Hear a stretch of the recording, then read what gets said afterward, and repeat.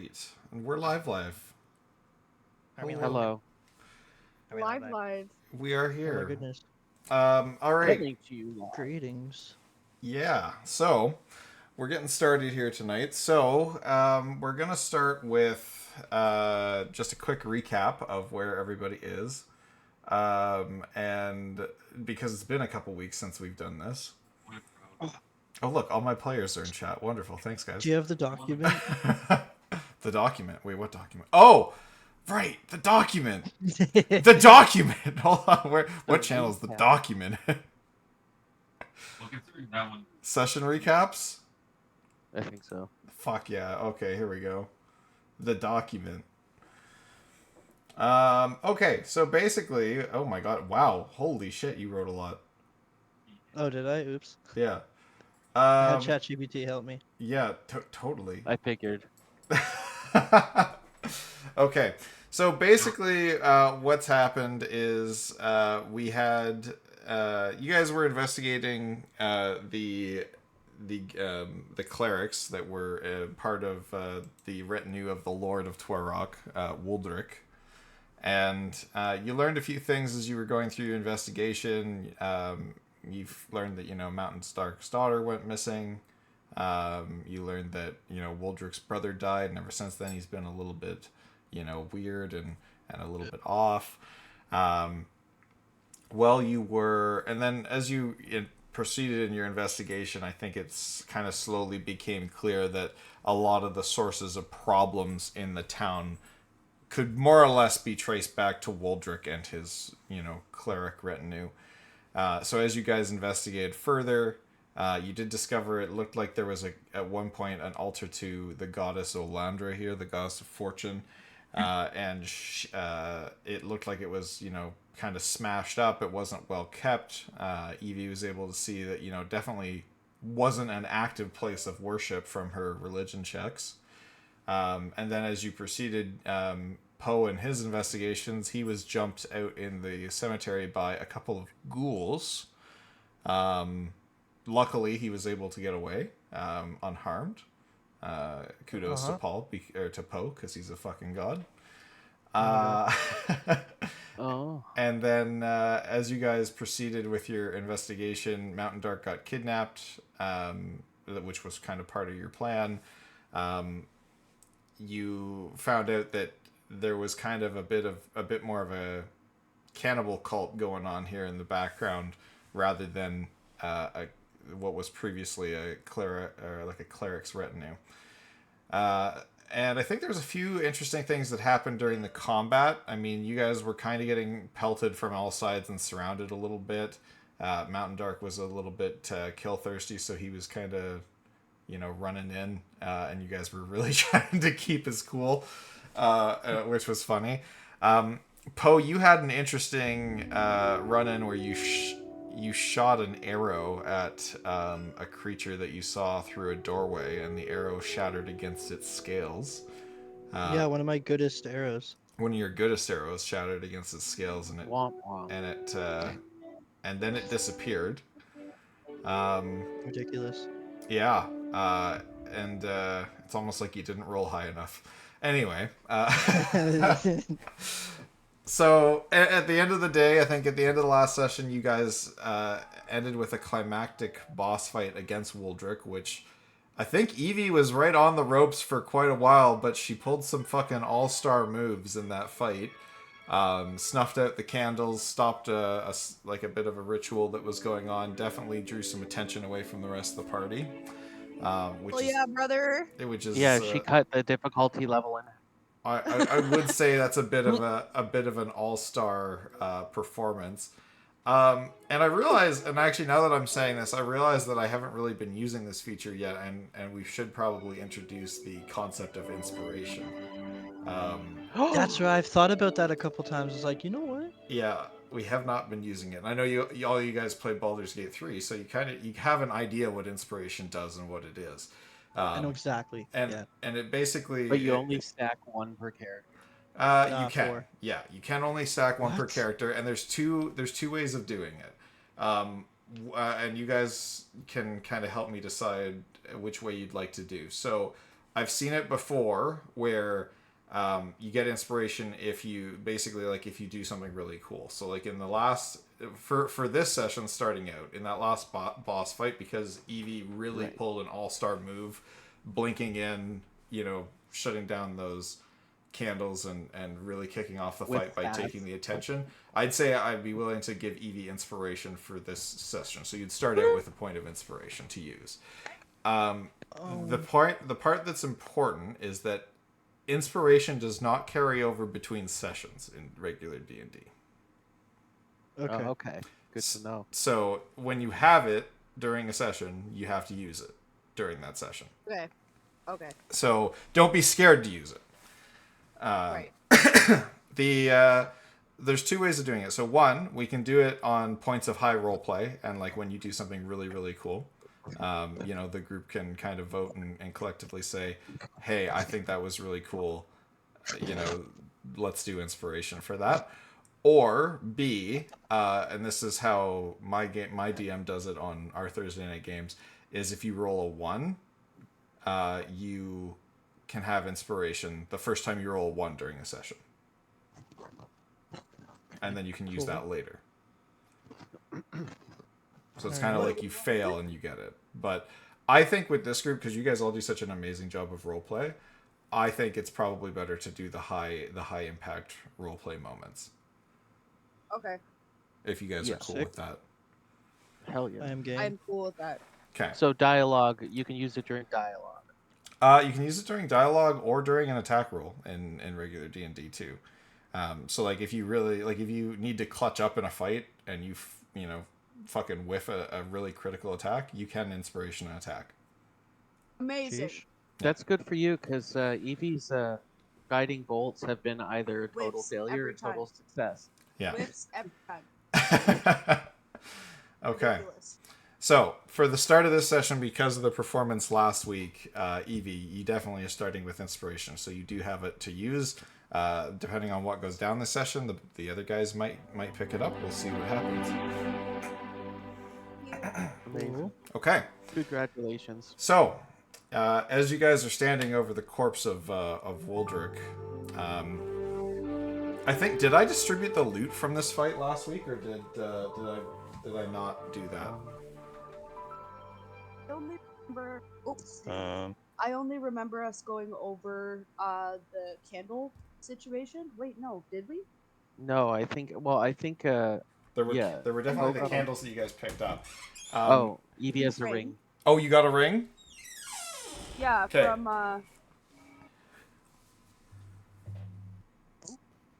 From Woldrick.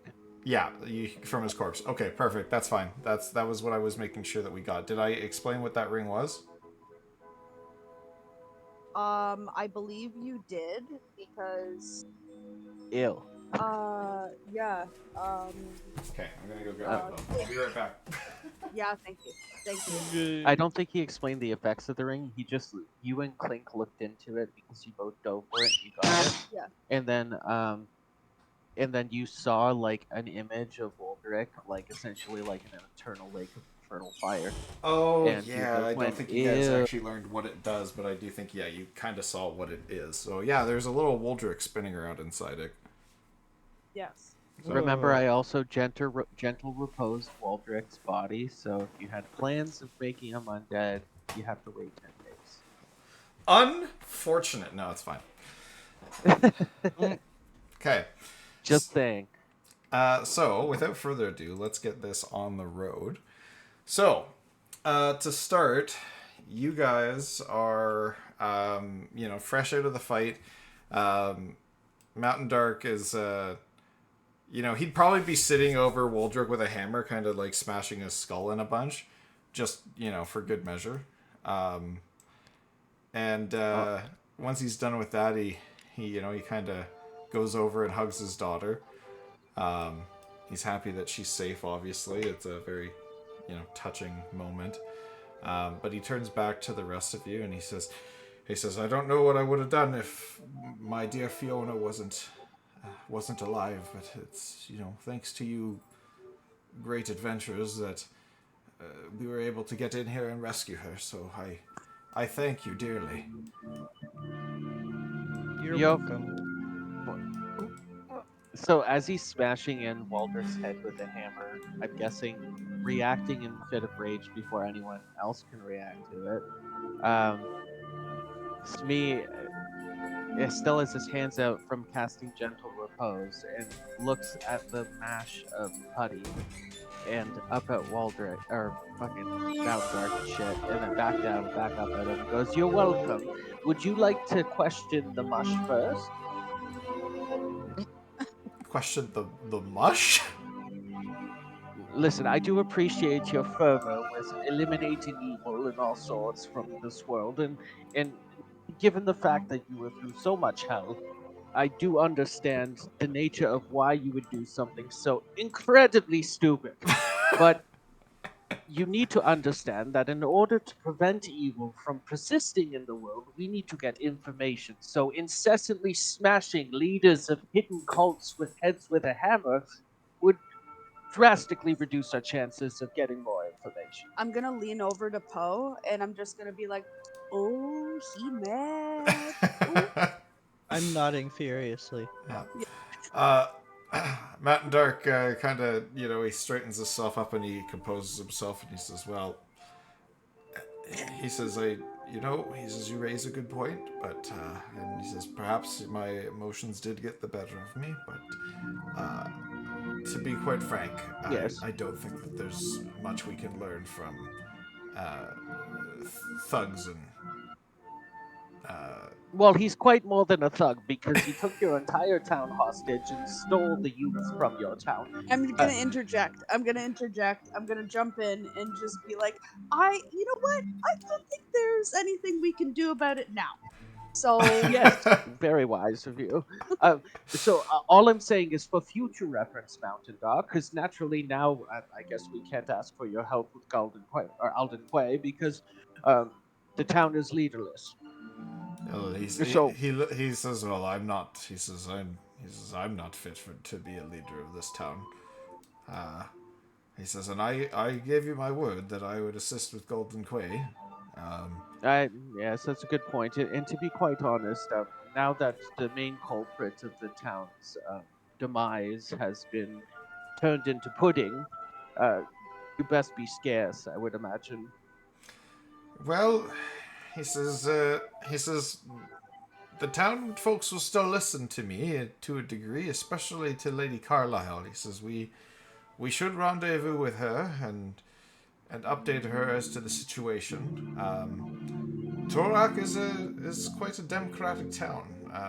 The Lord was elected some time ago, and he stayed in power long past his due, but. Torak will rise again, and they will elect somebody new to lead them, perhaps somebody with, more vigor and less corruptible than Waldrick. I'll do It it. may be more staunch faith than this one. Perhaps. You have the helm now. Lead away. well, are we Quite- gonna are we have we discovered everything we need to discover about this place? And should we be heading back to Lady Carlisle to regroup and figure out how to propose to this democratic public that we have killed their leader, and we do not currently have actually no. And I'll turn to Mountain Dark's daughter and I'll say, "You're the proof." Oh, I did not think of that. That's a good Yeah, point. she nods her head. She says yes. She says I will. She says I'll back you, and she says she says there were other prisoners here, and she says we could perhaps take some of their belongings back to their families so that we could verify your claims further. She says I don't mind going and collecting those things. And taking them back with us. One of the I should mention, one of the other things you did find while you were looting the corpse is of Waldrick is that he does have a key. And it kind of looks like, a manor key or like a master key to probably the manor and any doors that may be within. So Okay. I would look at the Mountain Dark's Wait, do you produce the key? Because you and Clink did it. Yeah, I can pull out the key and just hold it in my hand. Like everyone can like look or take it or whatever.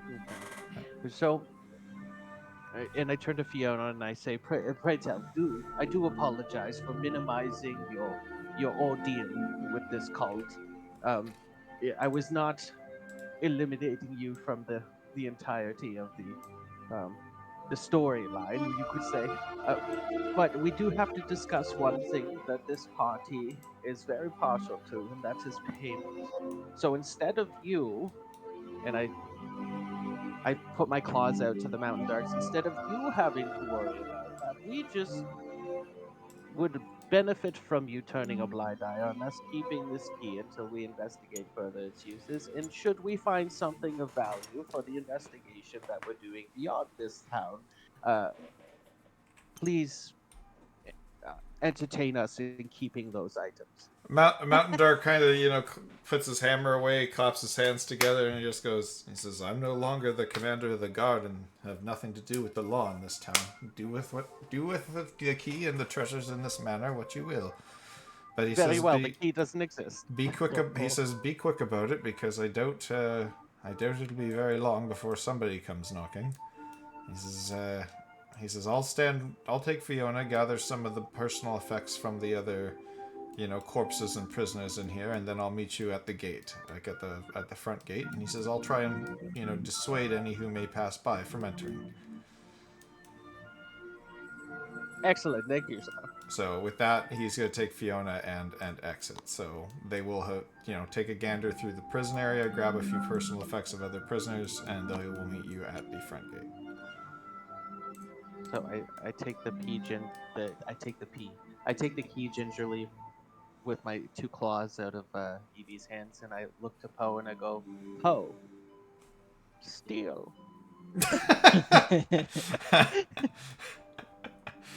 Sure. If you insist. So can Well, we well, can we Where just haven't like we been yet? well, I mean, I have a feeling there are some doors if I like rake my mind. If you rake your mind and you look at the dark spots remaining on the board, Exactly. there's probably some rooms and shit in those directions. To make this quick, I'll kind of hyperfixate you guys through this. So the first door on your right after you know what, Clink's gonna go hang out by the gateway here too. So the first door here that you guys enter, this is actually Woldrick's office. Oh shit. So, had you maybe gone about this slightly differently or more diplomatically, you may have ended up in here talking with Woldrick, but instead you guys were poking your noses where it should belong and pissed him off right away. So, Great. but That's cool.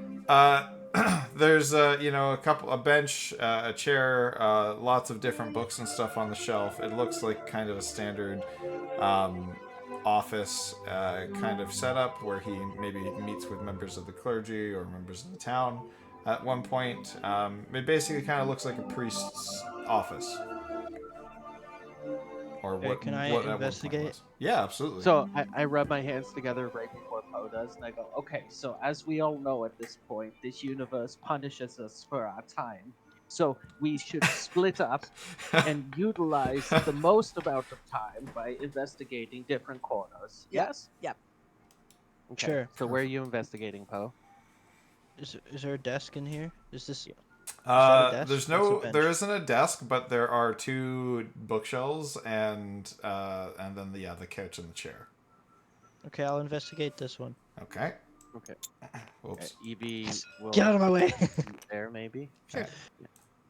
And I will investigate the room for any levers or switches. Okay. Very nice. So everybody give me investigation checks. We'll see what you find. Ba-da-ba-da. 14. 14. Okay. 8. 12. Oh man, you guys are right in the middle of the road today. That's still above average, so you're all right. So, Sick. Poe, on your bookshelf, you do find a few standard religious religious texts.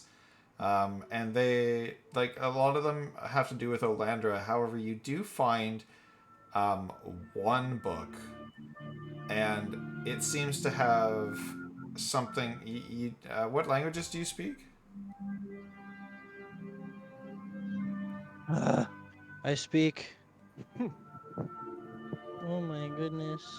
Hold on, this is gonna take a sec. I gotta find the thingy.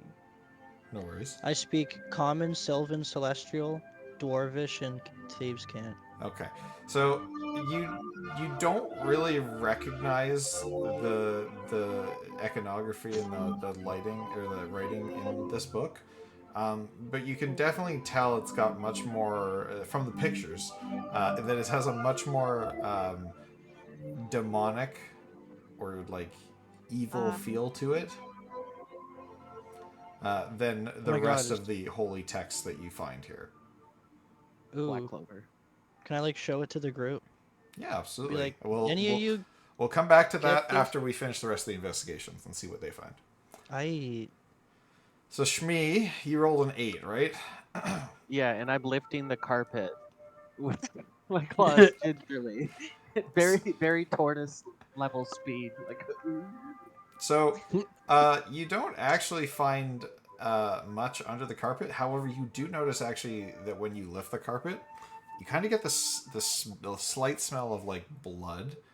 And as you kind of look closer, you can actually see that there's maybe a few drops of blood or something that were dripped on this side of the carpet. Maybe they hastily flipped it over, or like a servant didn't want to clean it, so they hastily flipped it over. Um, so there's a bit of blood here. I mean, in hindsight, knowing that this is a cannibal cult, you probably assume that maybe it was somebody's lunch. oh, okay. Okay, so I put the carpet down. Hey, Salty, Done. how's it going? And let's see, Evie. Well, you're investigating this bookshelf. You're pulling a few things off the shelf, and you do actually pull a book off that opens a secret door from this bookshelf into a hallway behind you. And it kind of looks like this would maybe be like an emergency way out if Woldrick needed to make a quick escape or getaway. Luckily for you guys, in the way that you handled this wasn't necessary. Amazing. As far as anything of value that you find on this bookshelf, there's not a lot besides old religious texts. It doesn't look like they've been opened in a while. There is one book that kind of sticks out to you though, and you can see that unlike the others which have been collecting dust and haven't been touched in some time, this one has been pulled off the shelf a number of times. And what languages do you speak? Draconic, Dwarven, and Sylvan, other than Common. Okay, so again, you don't really recognize the language, but from the pretty pictures and the general feel of the book, you get the feeling that it's maybe some kind of necromantic text. Like it seems to have something to do with raising people or things from the dead. And there's a few pages that are bookmarked, and there are like handwritten. You said you do speak Dwarvish? Yes. So there are a few notes written in Dwarvish, perhaps by Woldrick himself, and these notes kind of indicate that perhaps he was trying to figure out a way to resurrect his fallen brother, and maybe and trying to find some methodology to by which he could accomplish that. A tragedy. Ooh, Okay. that's yeah. Yeah. That's I'm going to share that with the group and say, this doesn't justify any of his actions whatsoever, but much like any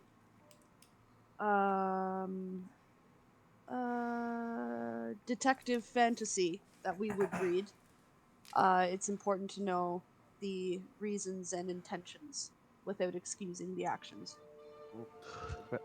Indeed. And a tragedy. Okay. That's what I was for. All right. That kind of concludes the office room. So as you guys walk out this way, who's holding the key right now? It's me. Shmi. So as you guys walk out into the hallway, you actually notice the key kind of starts to vibrate a little bit in your hand, and Oh. it almost starts like pulling you towards like a wall.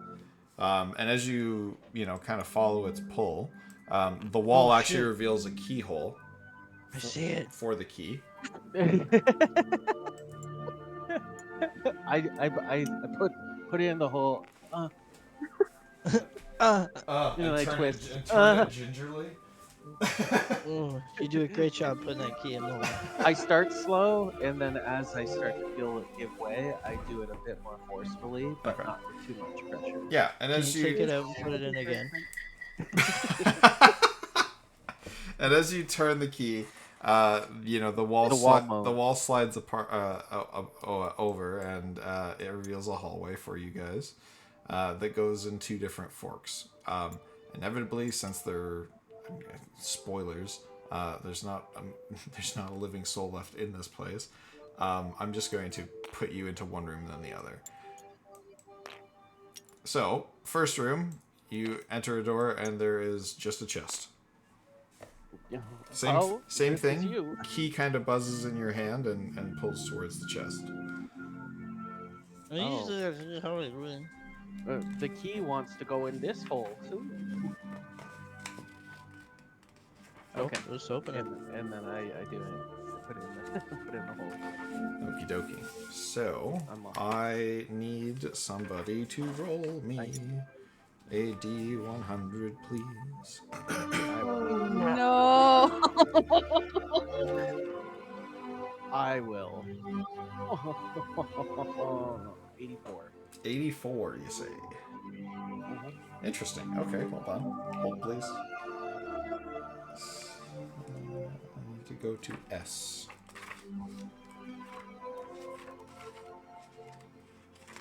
An item table. What? No. It's definitely a trap. So I rolled on. You guys rolled on the wild magic table. No. That's what I thought. No, you That's what I didn't. figured. Why not both? There we go. Okay.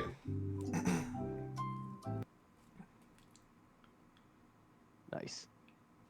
Oh, well, this is kind of sad for you, but you know what? It's what you rolled. So, you find a... What does it look like? Let me see. There it is. You pull out of this chest. It looks like some kind of wizard staff. And it's been carefully placed in here. The wood is very knotted, and at the top, it actually has like what looks to be kind of like a small bonsai tree growing out of it. Oh. Ooh. Okay. I want to I want to go meet a wizard master and change. Thank you. Can I sit on it? With my general. Yeah, go ahead, Smee. No. Let Paul ask. Let. You can ask the question again. Can he sit on it? Can you sit on a stick normally? Yeah. Can I do an Arcana check on the stick? Sure. Yeah. I'm assisting 19. him. 19. Okay, never mind. Are you assisting me? Okay, Well, I'm 20 holding it out So to you. you can Okay, tell. 22. You can tell that the staff is magical in some capacity, but you can't really like you're looking at it from like an Arcana point of view, and you almost get the sense that you're looking at it under the wrong lens. Like perhaps it's not the Arcana kind of magic. Hmm. Okay. We need a druid. Hello. Oh yeah, sorry. Wait, are you a druid yet, or are you a monk? Oh no, you are a druid. No, I'm a druid. Okay. You're a not a druid monk at monk, all. aren't you? Okay. Nature check? Well, I was. Yeah. Okay. So I was. I was going to assess it, and it reminds me so much of that tree that I want to overcome at Najir. So Yeah. I'm going to speak to it in Sylvan to tell me its secrets. And okay, so give me a nature Ooh. check. 17. Okay. 13 plus 4.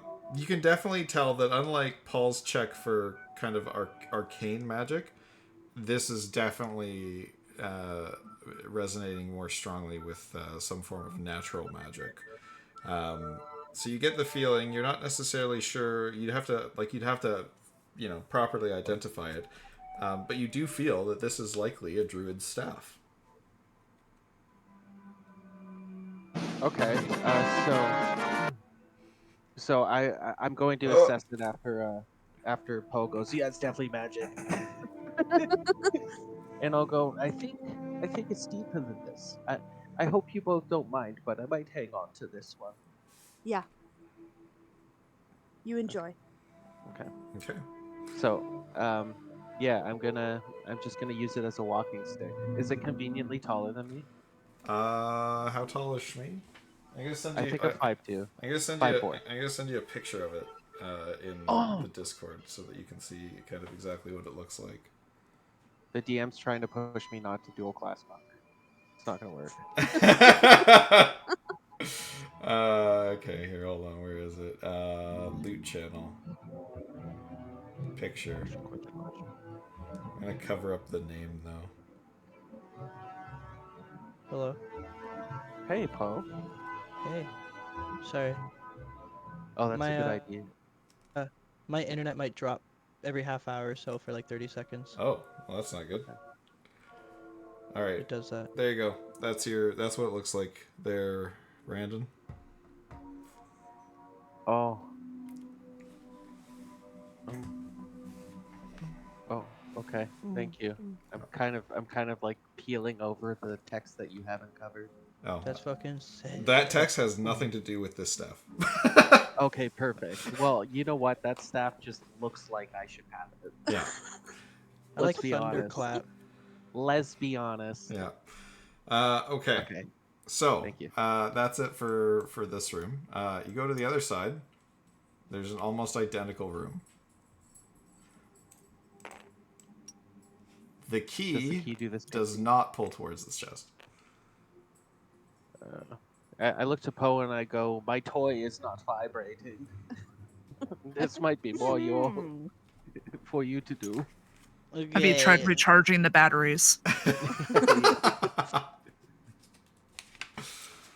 I will take it from here. Alright, I whip out my thieves' tools, Okay. spinning them around in my fingers all cool like, Uh-huh. and I'm gonna do the thingy. You're gonna do the thingy. Okay. Roll me What a is it dexterity again? saving throw. Alright. 13. Ooh. Okay.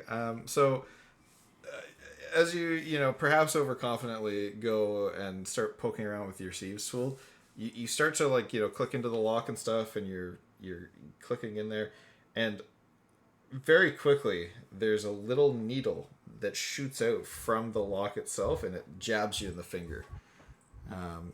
Cool. You take Ow. 2 points of piercing damage. Cool. Hey, fuck!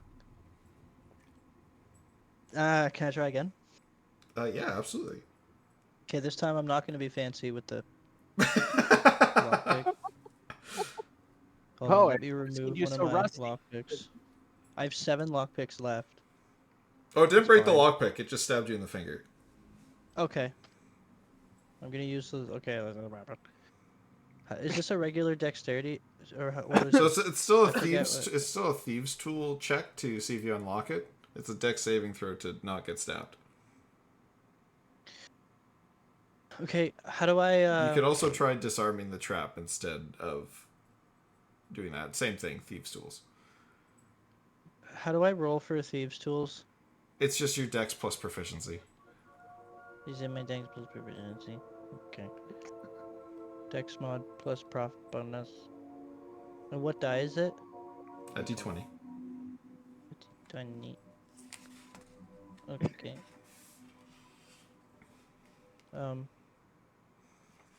Weird. All right. 20.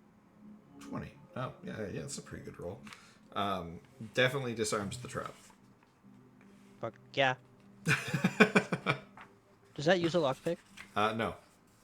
Lockpicks only Sick. break when you fail. Yeah. Oh, really? Yeah. Yeah.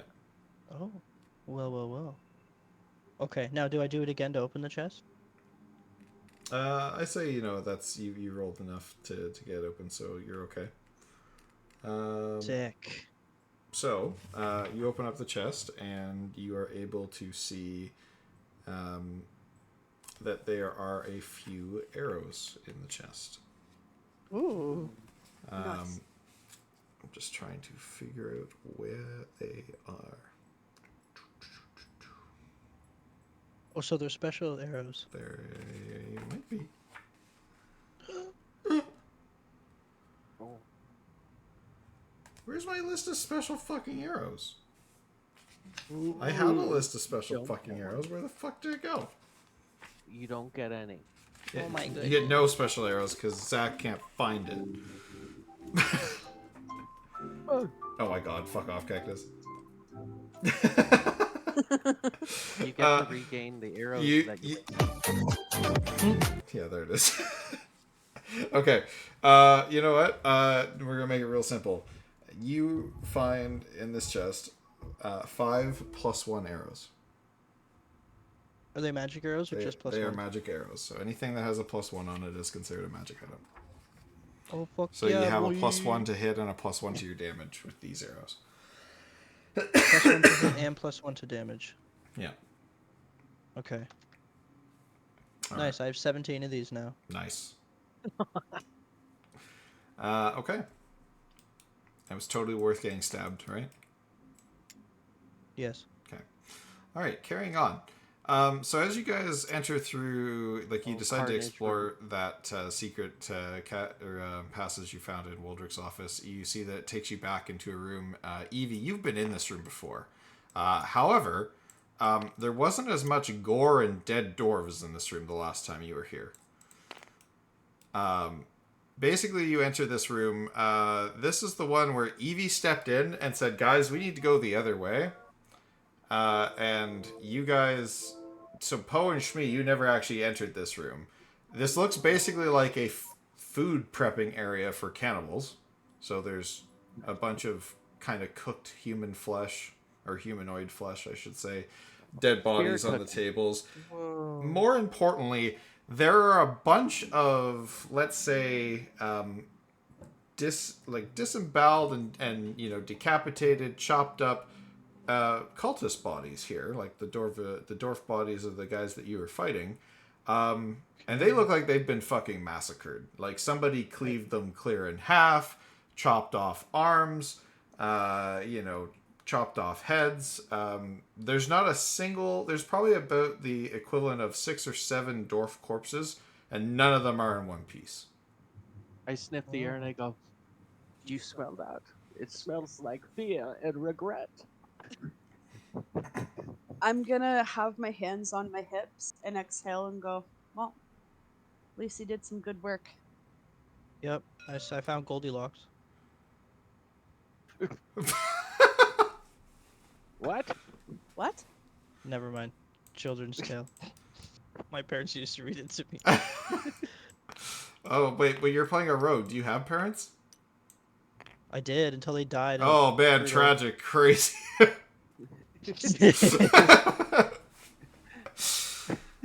Okay, so are we like should we investigate the room? Like, is there anything on these cultists or in the surrounding area? I just want to clarify Yeah. the thing you said, Evie. Did you say that out loud or under your breath? I did say that out loud. Okay, cool. For all to hear. For all to hear, no one's gonna question it. All right, we're fine. Yep. Moving on. As you all What did you say again? Oh, don't worry about it. As you all recall, we have limited time before people start to notice things. So let's find everything we can take All right. for the benefit of the investigation. Okay. Okay. In terms of, I guess, like there are some trinkets on the tables and stuff, like perhaps like little necklaces, rings, trinkets that might be important to some of these deceased people that the cannibals can't eat, so they were properly discarded. Oh. So I will Whoa. take them because we will disperse them to the families, also as proof. okay. No, we'll sell them. So you find collectively That's right. there's about maybe 3 bronze rings, 4 silver rings, and 2 gold amulets. That's good money. I don't think we should sell these ones, Poe. Are you sure about that? I think at this point, so we're not complicit in the incessant murder of a high priest, we should have as much proof as possible that we're not the bad guys. Aww. Okay. Next time, I promise you, next time we'll sell the dead people's things. All That's right. okay. Uh, You know what I still have in my backpack? oh I wait, still have what? a golden ox statue. Did you actually keep that? That's hilarious. Why this fog of war note go away? I guess fucking that's fine. I'll just do that. Whatever. Basically, the last area that you have to check out is just kind of like a ginormous sleeping area for the cult. So quite a number of beds in these areas. Other than kind of cult clothes and things like that, not a whole lot here. Okay. Okay, not interested. Okay. You don't give a shit. I don't give a shit. Besides that, the only other notable things that you guys noticed during your final sweep, and I think Poe, you were already aware of this, but as you come back to the area where you guys entered, you do notice that the black dragonborn corpse that was on the table is no longer there. Oh no. Poe, you were kind of already aware of this since you did take a shot at it. Yeah. So I'm And he went up pondering these. about it. He went on the stairs, didn't he? Oh, you That's saw right. him? I did. He went this way. The point over there. Perhaps I wonder if Waldrick had cast a spell, and there's just an ex-ghoul, you could say, just crumpled on the ground downstairs. He did not. I'll tell you all about it later. Uh-oh. Okay. Well. That opens up so many questions. But later it is. All right. Shall we leave? Yeah, you guys are able to head out and meet, Mountain Dark by the doorway here. So as you guys exit, he says, I trust you. You had a good time in there treasure hunting. Yes, we did. I tap my staff butt on the ground. I go, I found a walking stick. He kind of lets out a bit of a chuckle. He says, in my opinion, it's well earned. He says he does. I'm not giving it back. Yeah. He says I did hear some strange noises coming from the cemetery out back. Yeah, there's ghouls over there. He says, well, there's corpses, you'll find ghouls. And he says there's no shortage of corpses in that manor. He says that is a problem we may have to deal with eventually. Should we deal with it now? He says, as much as I don't like there being ghouls this close to the city, there's not a lot of ways out of here. Like this is a compound, right? Like it's a walled compound. So there's not a way into the city from out here. And Mountain Dark kind of indicates, he says, I've fought ghouls before. He says they'll only hunt and really they'll hunt in packs and will only attack if they outnumber their prey. He says a couple of ghouls on their own are not really a great threat, and they're not going to give a great threat to the city. He says the guards might even be able to handle them, but he says at the very least I'll advise the commander of the guard and say that he should post a watch up here by the gate just in case, so they don't spill out this way. But he says perhaps it would be something that would be worth doing. He says it is also getting late. He says fighting a bunch of ghouls in their home turf at night is not something that would be high on my to-do list. He says we'd be better to do that during the daytime when we have the advantage.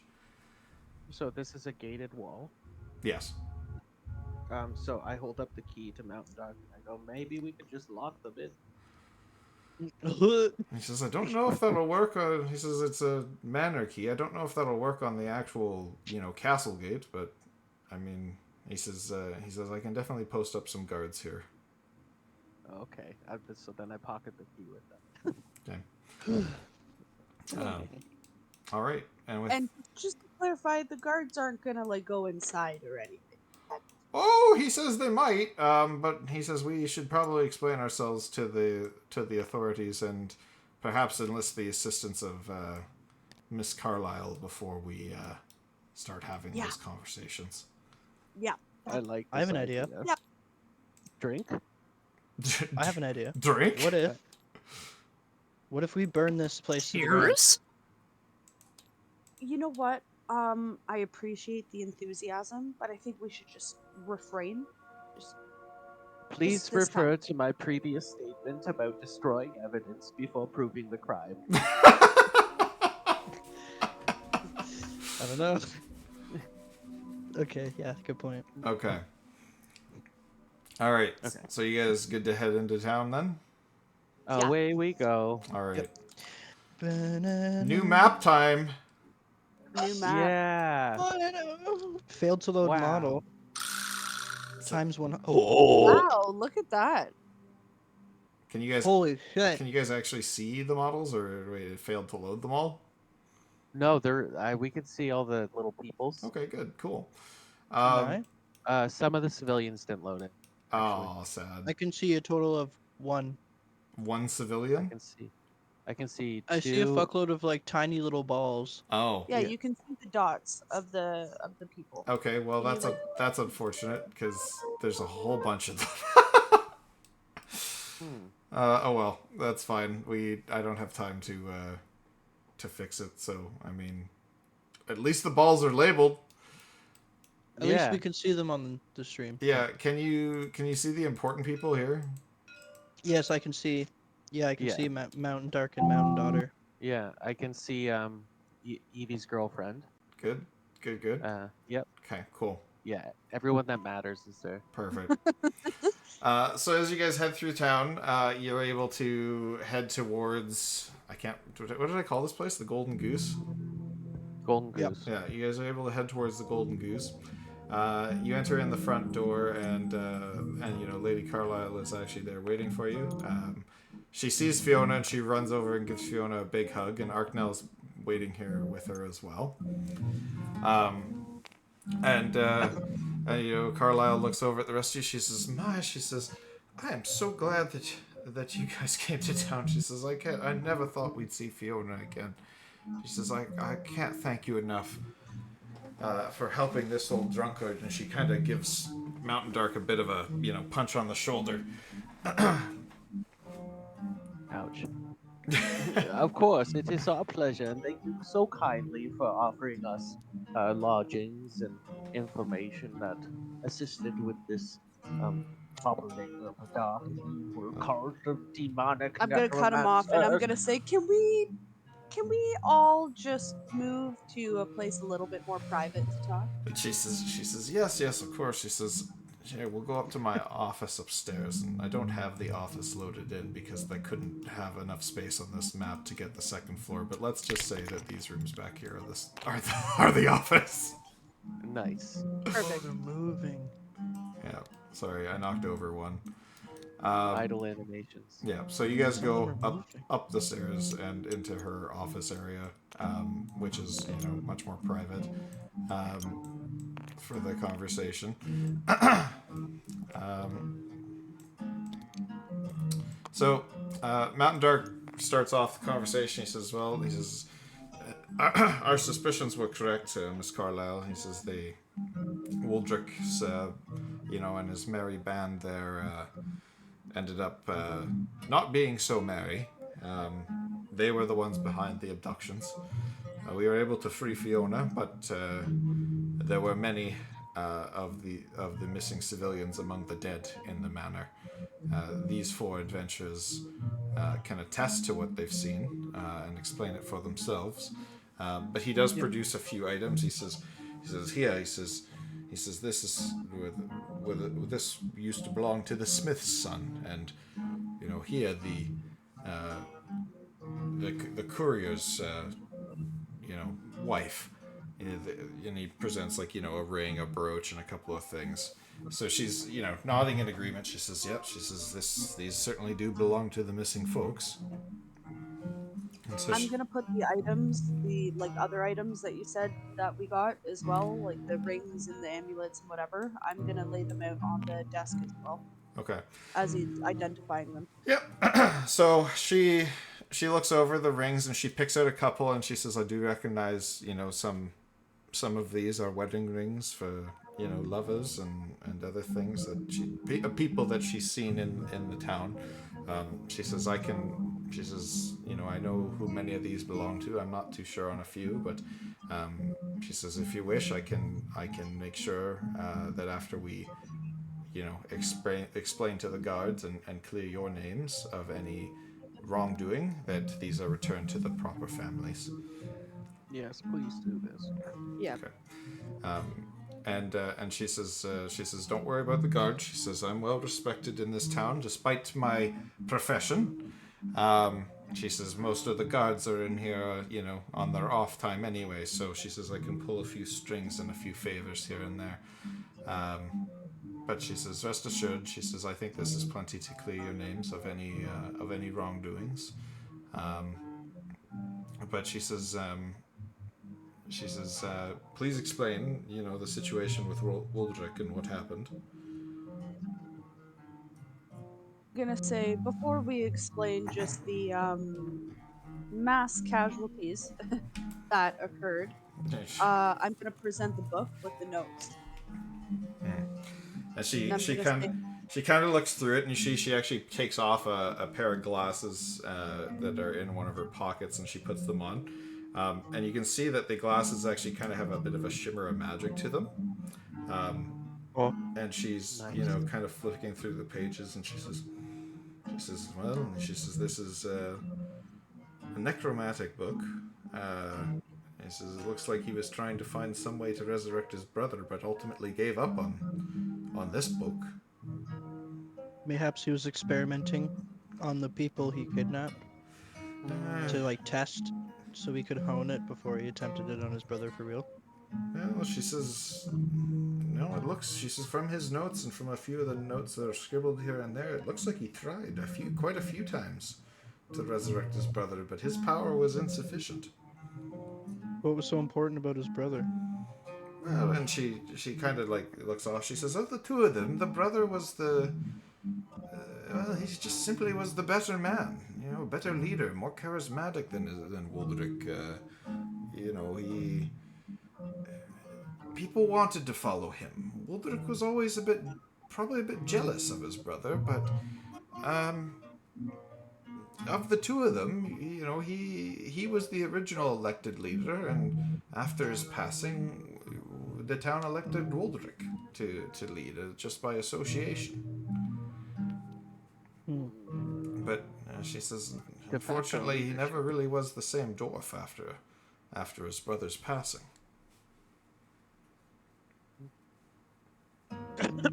Sorry, just coughing. Yep.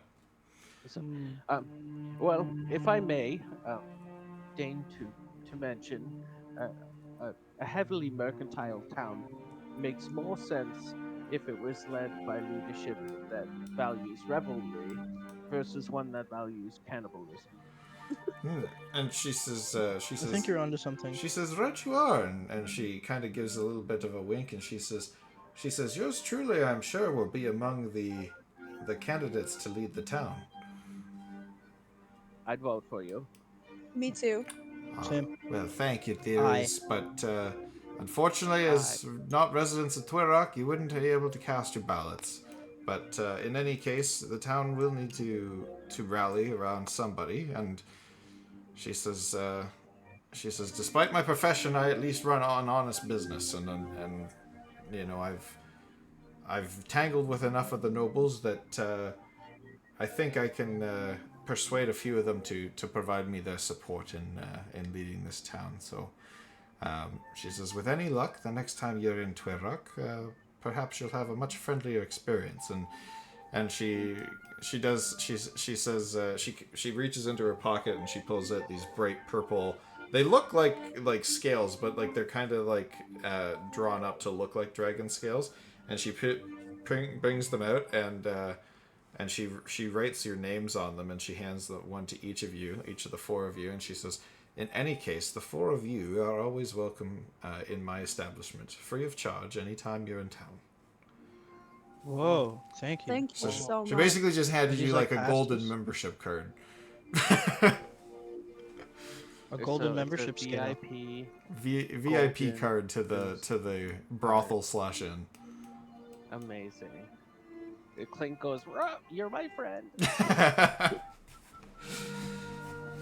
That is fucking If I sick. could ask, what are those glasses? No, she takes them off and she shows, and she puts them in her hand out in front of her, and she says, "Well, these are my reading glasses," but she says they have a nice little enchantment on them that allows me to comprehend any language that I'm reading into something that I understand. Whoa, how much you want for him? A more valuable possession I've never had, one that comes quite in handy during negotiation. Not for sale, young lad. I put my hand on Poe's shoulder and I say, "Perhaps a more beneficial question. Do you know who in town enchanted them?" She says, "No, unfortunately." She says, "I picked these up at the marketplace some time ago." Oh, Ah, do you know? Well. We have, in our greater journey, we have found some items of import. It seems like this cult that was taking your city and its shadow government was possessing some artifacts that need to be identified for our greater investigation. Do you know anybody in town who might be able to assist with this?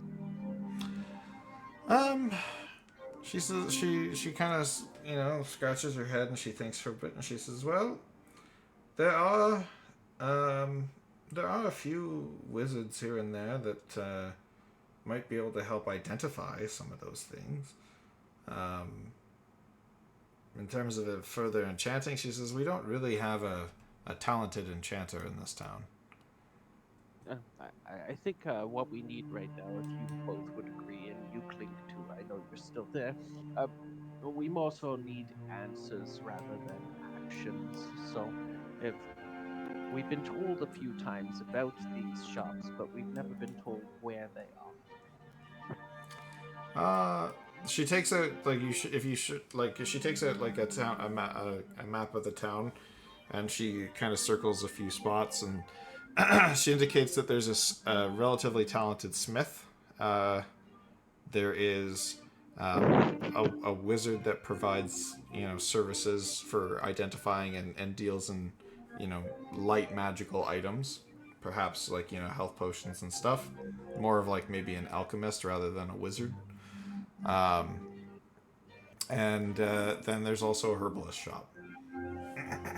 Oh, thank you so much. You're the first person. You've been so helpful, Lady Carlisle, in actually identifying where we can progress.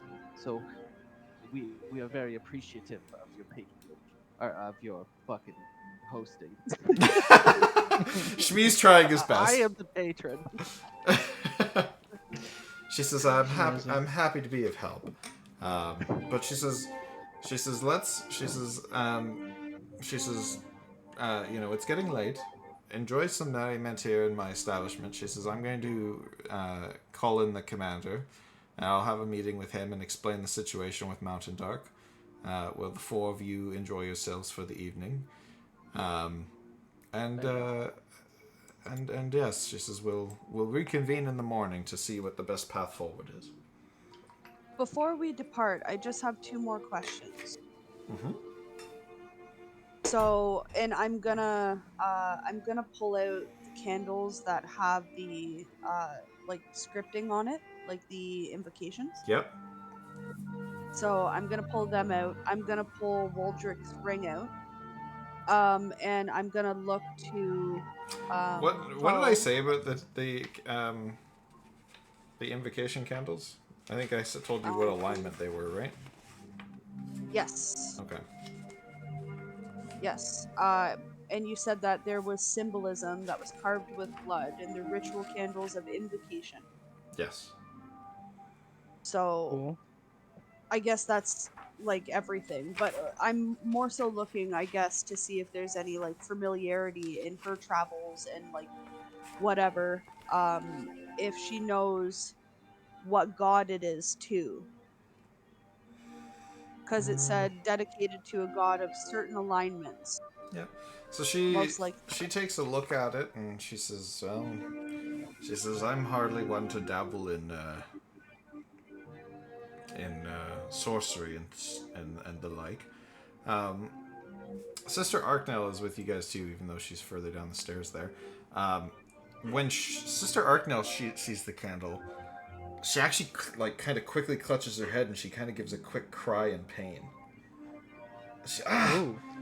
She says, "My God," and she's kind of like rubbing her forehead a little bit, and she says, I know those symbols." She says, "I've seen them before." Perhaps you can assist us with identifying. Are you all right? She says, "I'm trying to remember," but she says, I have a searing pain in my head every time I try and remember. She looks at she takes the candle and she's looking at it and she goes, these,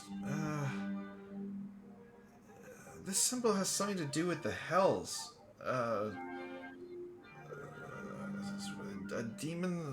demon specifically. What was? She's trying to remember the name. She says, like, I've seen these before. I know what they are, but I can't remember the name right now. That is more than we had to go You can off. see that she's visibly frustrated. She feels kind of useless. That is more than we started with, and that would explain why Waldrick was chanting in a language none of us can understand. Because as you can see, and I pull my hands apart to the group and like gesture them. I'm like, we are a very diverse crowd. We are usually quite capable on our own, but none of us understood what they were saying. And she So I'm gonna put the Clink's like, candles. I did. I'm gonna put the candles in back into my bag, and I'm gonna look at Sister Arknell and say, "That's really curious. We know that it's either time or we need to find someone that can help you with your memories. But if you don't mind, let me try something." And I'll pick up the ring, like Waldrick's ring, Mhm. and I'll start to walk towards her. Is she reacting? Like, are you holding it out in front of her visibly, or in front of you visibly, or like you just like holding it in your fist and walking towards her?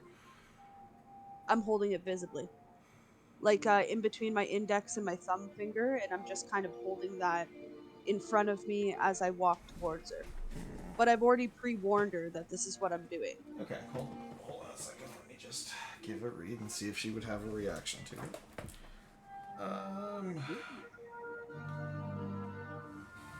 Actually, can I find it in here? Give me a second, please.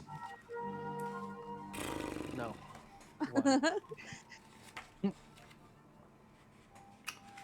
I need to find a ring in the alphabet. There we go.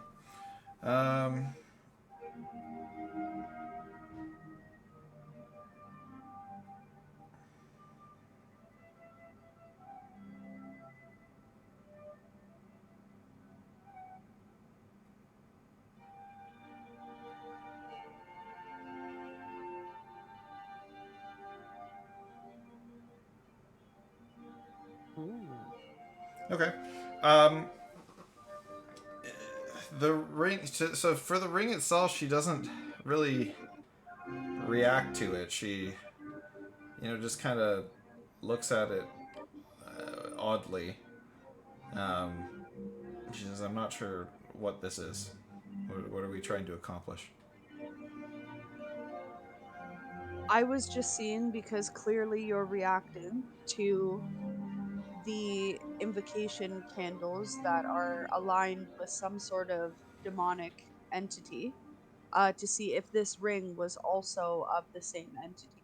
But since you're not reacting, perhaps it is, perhaps it isn't, but it was worth a try.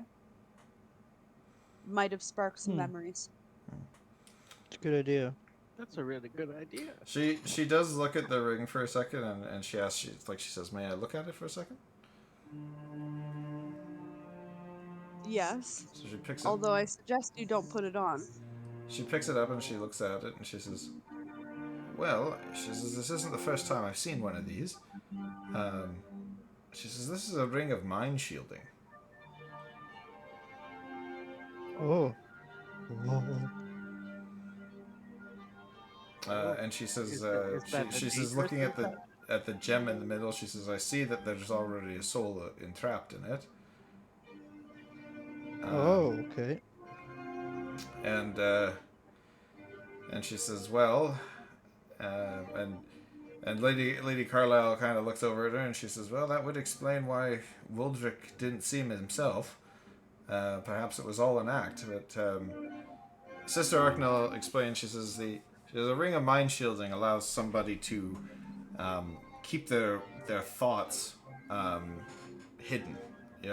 It makes them immune to any magic that allow people to read their thoughts, determine whether they're lying, know their true alignment, etc. So it allows one to present entirely differently from oneself. So is this a generally, for lack of a better term, is this a usable magic item, or would this? She would says this it. trap She says it fall is. into She it? says, however, the unfortunate part about it already having a soul in it is that you will gain all the effects of wearing this ring while you're wearing it. However, the soul inside it will be able to freely telepathically communicate with you at any given time while you're wearing it, which probably will get quite annoying for somebody that you've recently murdered. What if it's his brother's soul? She says, "Was the deceased wearing it while you killed him?" I Yes. believe so. Yes. She says, "Then I Yes. can almost certainly guarantee you that this is Wuldrick's soul." I stamp my foot and tap my new staff in frustration. And I say, "This is what I was talking about. We cannot incessantly kill targets." Fuck. What if we try? Maybe we could try to convince him that we can bring his brother back if he talks to us. She does say. She says, eventually, she says, a soul within a ring of mind shielding can move on to the afterlife. However, she says there is a risk. If you do die while wearing this ring, your soul will take the place of the one that's currently in there. Cool. What if you're brought back from death?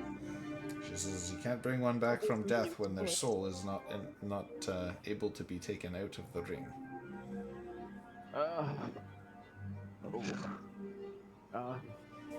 But if the ring is occupied and you unfortunately meet the Maker, what would happen to the soul in your body? The if soul ring in is the not- ring would be forcibly ejected to the afterlife, and yours would take its place. Okay, so it's like Cool. it's musical chairs. I don't know. I don't have a reference right now. Well, Okay. interesting. And so I go after pondering. I go, since you're so learned in magical items yourself, Arknell, and given all that we have learned from your incarceration, hence waking up, and why you were there, and from what I recall of where you were imprisoned, the writings that you confirmed were Druidic, does this ring a bell for any memories? And I hold the staff to her. She takes it in her hand and she says, "Well, it's clearly druidic." Yes, And she says, "I don't recognize this staff per se, but she says I did know a fair number of druids in my time, and there was quite a few of them that used to make staffs." She says, the staff definitely holds some power, but I don't necessarily know what it would be. You'd be better able to ask somebody who could, either identify it for you or a druid of higher caliber. I see. I was just hoping that, and I give her a look in her wing. With your learned knowledge of history, you might have known of some since defunct circles that might be associated with it. But thank you for the insight. Well, she looks at it. She says, "This is probably definitely a staff that would be."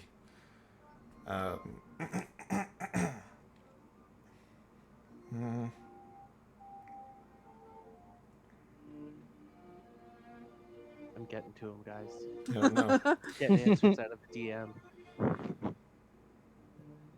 Okay. She just says. She says it. She looks at the staff itself and she says. She says it looks kind of similar to something I saw a druid use at one point. And she says, may I take this outside for a moment? Yes, as long as you give it back. Yeah. No problem. And so she takes you all outside and she goes back around to the back of the building where there's some grass. And there's a bit of a clearing behind the building. It's got a decent amount of space. She walks to the middle of the clearing and she actually puts the staff down, like she kind of like plants it in the middle of the clearing. Once she plants it, the staff actually transforms into a 60-foot high tree with a 5-foot diameter trunk. Whoa. And its branches at the top spread out in a 20-foot radius. Holy shit. The tree... Okay. Oh! So it appears ordinary, but... and Shmi, you can sense it because you're a little bit more attuned to druidic magic. It does radiate a faint aura of transmutation magic. I watched this back. Beep boop, I fucked up, my bad. That's okay. And Arknell puts her hand back out and she utters a word under her breath and the tree reverts back into its staff form. And she says I can't remember the name of the druid that showed me this, but she says that I've seen a familiar staff. She says perhaps this one was made by a similar druid, but she says there's more to this staff than just that, but she says at least it looks similar to that, so I thought I'd give it a try. That is brilliant and definitely more information than I expected from this. Perhaps I could find the circle it belongs to, and I just hold my hand out. She said she says it would definitely belong to a druid that would be more of the circle of the land rather than the circle of the moon or spores. Right. Well, that's a good point. What was that word you muttered to turn it back into a staff? If you don't mind me asking, I couldn't quite hear it. Hold, please. I have to find an online translator.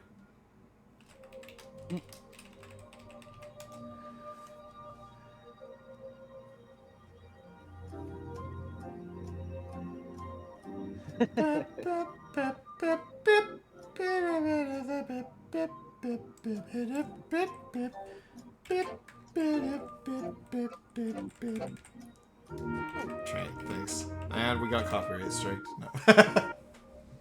No. Oh, there we go. Perfect. There is one. All right, you ready? Yep. Yeah. Verte. Vurte. Verte. And as you say that, the staff kind of like jangles a little bit, like it wants to be put in the ground. Sometimes I want to go.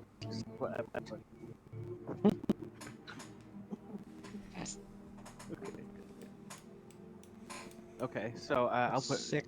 So if I put it in the ground, the same thing would happen. Right? Yes, but after you say the word, it like jingles for like maybe 3 seconds, and then it like calms down. Deactivates. Okay, cool. So I don't put it in the ground, but I go, interesting. Thank you so kindly. This could be useful in our journey. All right.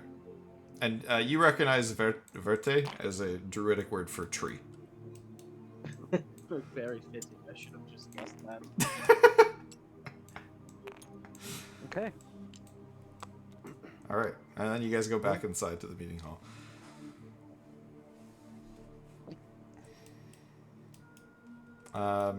So Okay. Sister Arknell says, she says, I wish I could be of more help, but she's, kind of at this point she's, rubbing her forehead, and you can tell that, even trying to remember even just this little bit has kind of almost physically exhausted her. So, Lady Carlisle says, I'm going to take Sister Arknell to a room so she can rest. Hey, Joe, come on, buddy. That's a good idea. And thank you both so kindly for your information. Yes, and thank you. It was our pleasure to assist this wonderful town in ridding itself of vermin. Those who bastardize the use of undeath. Yep. I'm Okay. gonna just start skipping down the stairs to go order a drink. Somebody's way too Oh, excited to shit. be drinking. I'll join you because I also want to drink. All right. Clink's like, get drunk! Oh shit! I just killed more civilians. Oh well. Not that you guys can see them anyway. Oh! All right. So as you guys go down, there are a few tables available in the main area. You guys have been in here before, so there are several rooms on the main floor. There's 2 performance rooms. It sounds like there's a couple of bards playing on the musical stage near the front of the house, and it sounds like there's a competition of some kind going on in the other stage. The bar area is in the other corner over there, where people are pouring their drinks and stuff. And this is kind of like more of a dining gaming area. So like you guys can play different table games, drink and be merry, etc. Oh yeah, I see that. Like chess and stuff. Okay, Yeah. cool. Hey, Smee, you Let's think get a of drink and drinking? see what's going on. Excellent. What's Very the good. competition? So where would you guys like to go first? And would you like to go together, split up, check things out on your own as a group? What do you want to do? Clink's like, get drunk! Squat! Get drunk!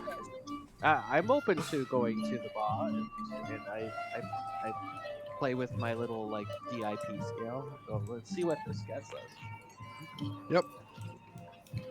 All right, so we go to the bar. Oh fuck! I killed a barmaid. Oh god! Uh-oh. That's fine. Oh god! Oh god! We're killing everybody. No, it's fine. I'm already drunk. Yeah, Looks Alright. like I can't see people, so I know. It's fine. It's hilarious that you guys can still knock them over when you can't fucking see them. I can hear them knocking over too. This is wild. All right, I'm gonna leave Clink at the table, so Clink will hold you guys' table. Yeah. No. So I walk up to the bar and I just slap down the VIP scale and I go, Oh, I and, am the savior of this establishment. and the bartenders look at that and they go, "Oh my!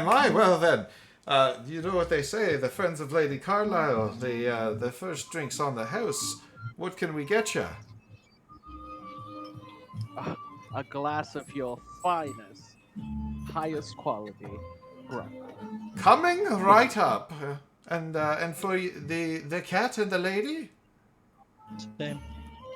I want Please. your most delicious, prettiest drink, sparkled with everything pretty that you can. Thank you.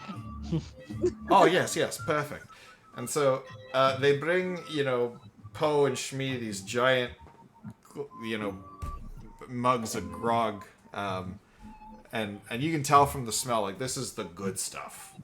And they clap this big fishbowl looking thing down in front of Evie, and it's deep purple with a bunch of gold sparkles on it, and they say, "This is the drink we call the Lady of the House," and they put it out forward for you, and so it's modeled after Lady Carlisle. You can figure It's red. it's purple. Purple. It's purple. I just immediately my Eladrin little thaumaturgy instincts just kick in, and there's sparkles all around me, and I have like uwu eyes, and I'm just like absolutely in a different world just looking at this drink. I'm so excited. Perfect. Um, okay. The bartender also kind of looks at you, Poe, and he notices that you've got like a bow and arrow strapped to your back, and he goes, oh, he says, have you heard about the competition that we've got going on in the other room? I am intrigued. I have not heard of this. He says, well, he What's that? says, happens to be an archery tournament. Ooh. He says it's a test of accuracy and agility. There's a professional here that's taking on some of the folks here in the tavern for sport as a bit of a gamble, you'd say. And she's trounced quite a few of them, but she says he says Lady Carlisle's sent a few whispers through the staff. She says you might be able to give this vagabond on the stage a run for her money. I'm in. It's a her. Honestly, I'm in. We could drink and watch Poe Yes. really decimate. Oh, I will decimate. All right, so Then I will go get the bird. So Poe, I take it you're very excitedly heading through the room, or through Oh, yeah. the next room. All right, Yep. and Shmi, you're going to get the bird. I'm gonna go get the bird. Okay, cool. So Poe heads into the next room. Shmi goes in there. Evie, I need you to join me in the one-on-one side chat. Okay, I'm coming. Uh-oh.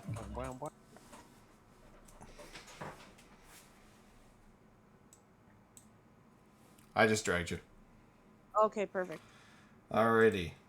So, once Poe enters the other room and Shmi turns to go get Evie, you hear a familiar voice whisper in your ear. And he says, wasn't that just such a lovely massacre down at the estate up on the hill? And as you kind of turn around, you see sitting in the chair that you were just sitting in is the Black Dragonborn who used to take up residence in your head. I thought you were getting out of here. He says, I thought I would stick around for a while. He says, especially after you gave me such a great gift of all those cannibals. He says, and he kind of, licks a bit of blood off one of his talons, and he goes, they were tasty. Nothing beats a cannibal cult for flavor. I love this for you, so why don't you go hunt them down everywhere else? I think that's a great idea. He says, well, I would, but cannibal cults are kind of hard to find, and I've got what you might call another calling. But he says, you, on the other hand, he says, I feel like I still owe you a favor.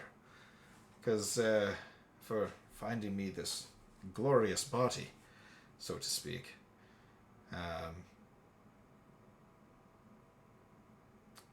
So I'm just sipping my drink like, okay. yeah. So he says, well, he says, I understand you've got a wee problem with your fancy necklace you've got on there. I'm intrigued now. Okay, continue. Sipping. He says, well, it's not the first time I've seen such a thing. And he says, I do happen to know at least one method of its removal. I know one method of its removal as well, which is, results in my death. So, are we eliminating that factor? A way that we cannot result in my death? And he says, my method would not result in your permanent demise. It would be rather painful. So you're presenting us conjoining again. Not necessarily.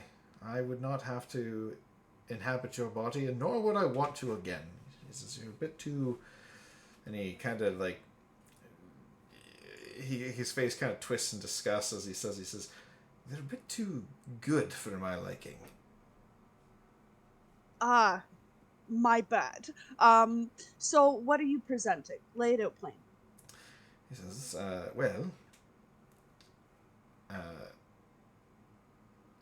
we would have to go up to a private room where I could carefully remove the collar and ensure that no harm befalls you during its removal.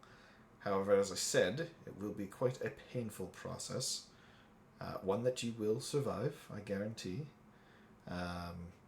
But nonetheless, it would be something that I would want to do in private, where none would disturb us.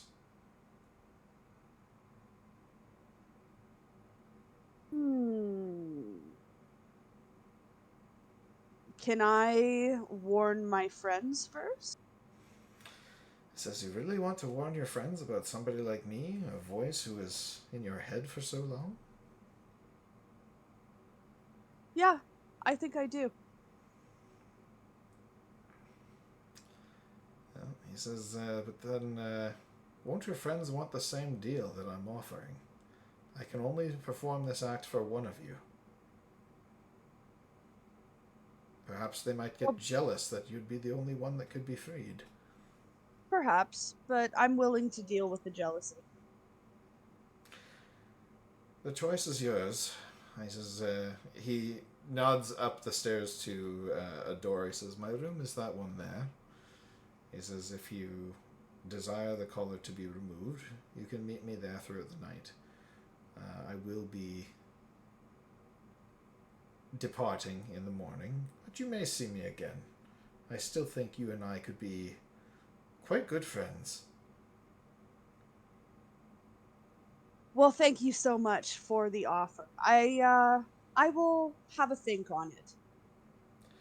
Very well, but you do know the fate of those who do not remove those collars. And he kind of, you can see that he swirls his hands up, and he actually kind of makes there's like kind of little shadowy figures in his hands, and he actually shows it's almost like he pulled it from maybe your memories, but your dwarf companion that you guys had right at the beginning of the game that got murdered by it and shriveled up and died. He kind of plays that image over and over, and he says, my, these boys are getting quite creative with these things these days. I'm just gonna have like a cavalier smile and say, well, thank you so much. I am going to finish my drink and speak with my companions, and perhaps I'll see you later. Very well. And as you turn, you do glance back, and by the time you glance back, he's already disappeared. Okay. Back we go. Beep boop. Beep boop, we're back. Sup, son? Greetings. Hello. All right, so Poe, you rush through onto the stage or into the stage area. Evie's right behind you. Shmi and Clink, you guys come through the side door, and you can just see that there's a woman on stage. She's very flashy, almost like probably a bit of a performer, right? Like she's got a cape on, she's got a very flashy outfit. And she's got a couple of guys up there that are, a bit drunk. They've picked up these bows that they've got lying on the ground, and, they're trying to, in their drunken stupors, like, shoot these arrows at targets, and they're, hitting the wall, hitting anywhere but the target, and meanwhile, she's got this basically, like, almost small cauldron of gold up there that seems to be the pot for the night. And these two guys have kind of just lost, and they begrudgingly put some more gold in the pot, and they exit the stage area, and she turns and she says, will none challenge the what the fuck should her name be? Lady Myriad. Yeah, let's go with that. Will none challenge the great Lady Myriad in her favorite sport of archery? Come, any who would give her a challenge. I yell it, and I hold my bow above my head. She says, My other challenge. hand's on my hip. She says, a mighty challenger. Savior of the city, from what I understand, if the rumors are true. Indeed. She says, well, you're welcome. bow. You're welcome up on the stage. She says, but I have a hefty buy-in for heroes. What makes you think we're heroes? I'm no hero. I'm just a humble traveler. At this point, you guys have kind of noticed that, you know, the different civilians and patrons of the bar have kind of been whispering back and forth and pointing your direction. You get the feeling that maybe tales of your exploits have exited the private dorms of Lady Carlisle and perhaps made their way through some of the townsfolk. The Carlisle Gossip Network. The Carlisle Gossip Network, we'll call it. Amazing. So, Poe, you're stepping up onto the stage? Hells yeah. All right. What's the buy-in? She says, for you. He says, oh. And she kind of looks you up and down, and she walks over and she puts her she takes her fingers and she like kind of crawls them along your shoulder and you know, grazes your tail a little bit as she's walking by, and she goes, she says, how does 50 gold a shot sound? Child's gold. play. I pull it out Hey, of my thank you for the pocket. raid, Salty. What were you Salty. streaming, buddy? Child's play, you say? All right. So, she you know, kind of kicks the pot and says, "Throw your money in," and then she tosses you a bow that she's got. I don't get to use my own bow. Roll me an insight check. Okay, I'm checking. Insight check, huh? 23. 23. Left 4 Dead 2 stream for all 30 minutes because I wasn't feeling it. You know what? That's fair. It's if you're not feeling it, you can't really push yourself to do it. 23. So she tosses you a bow and you catch it, and you can immediately tell that the bow that she's tossed you, it's just slightly warped. Wow. And she says no. She says we play with my instruments in this game. I'm gonna yell out, like, to the whole room, let him use his bow! Yeah, I'd like to. Give- I'd like to say I'm not participating if I have Give- to use. Give me a performance Well, check, Evie, shit. before Poe does his reaction. Okay, if I'm doing a performance check on this, can I also start, like, a fair fight chant? Like, fair fight, fair fight. Yeah. Okay. Yeah. Performance. Actually, get it. 21! 21. 19. Damn, can't get much better than that. I was gonna say I'll give it to you at advantage too, but you can't get much better than that. So yeah, successfully you're able to kind of garner the support of the onlookers in the crowd, and they say, like, you know, the chanting goes on, and he's a hero. Let him play. Use his own bow. Blah blah blah. Like, you know, they're chanting with you. Nice.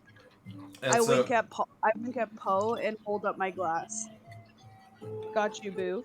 I Sorry, go nod. ahead.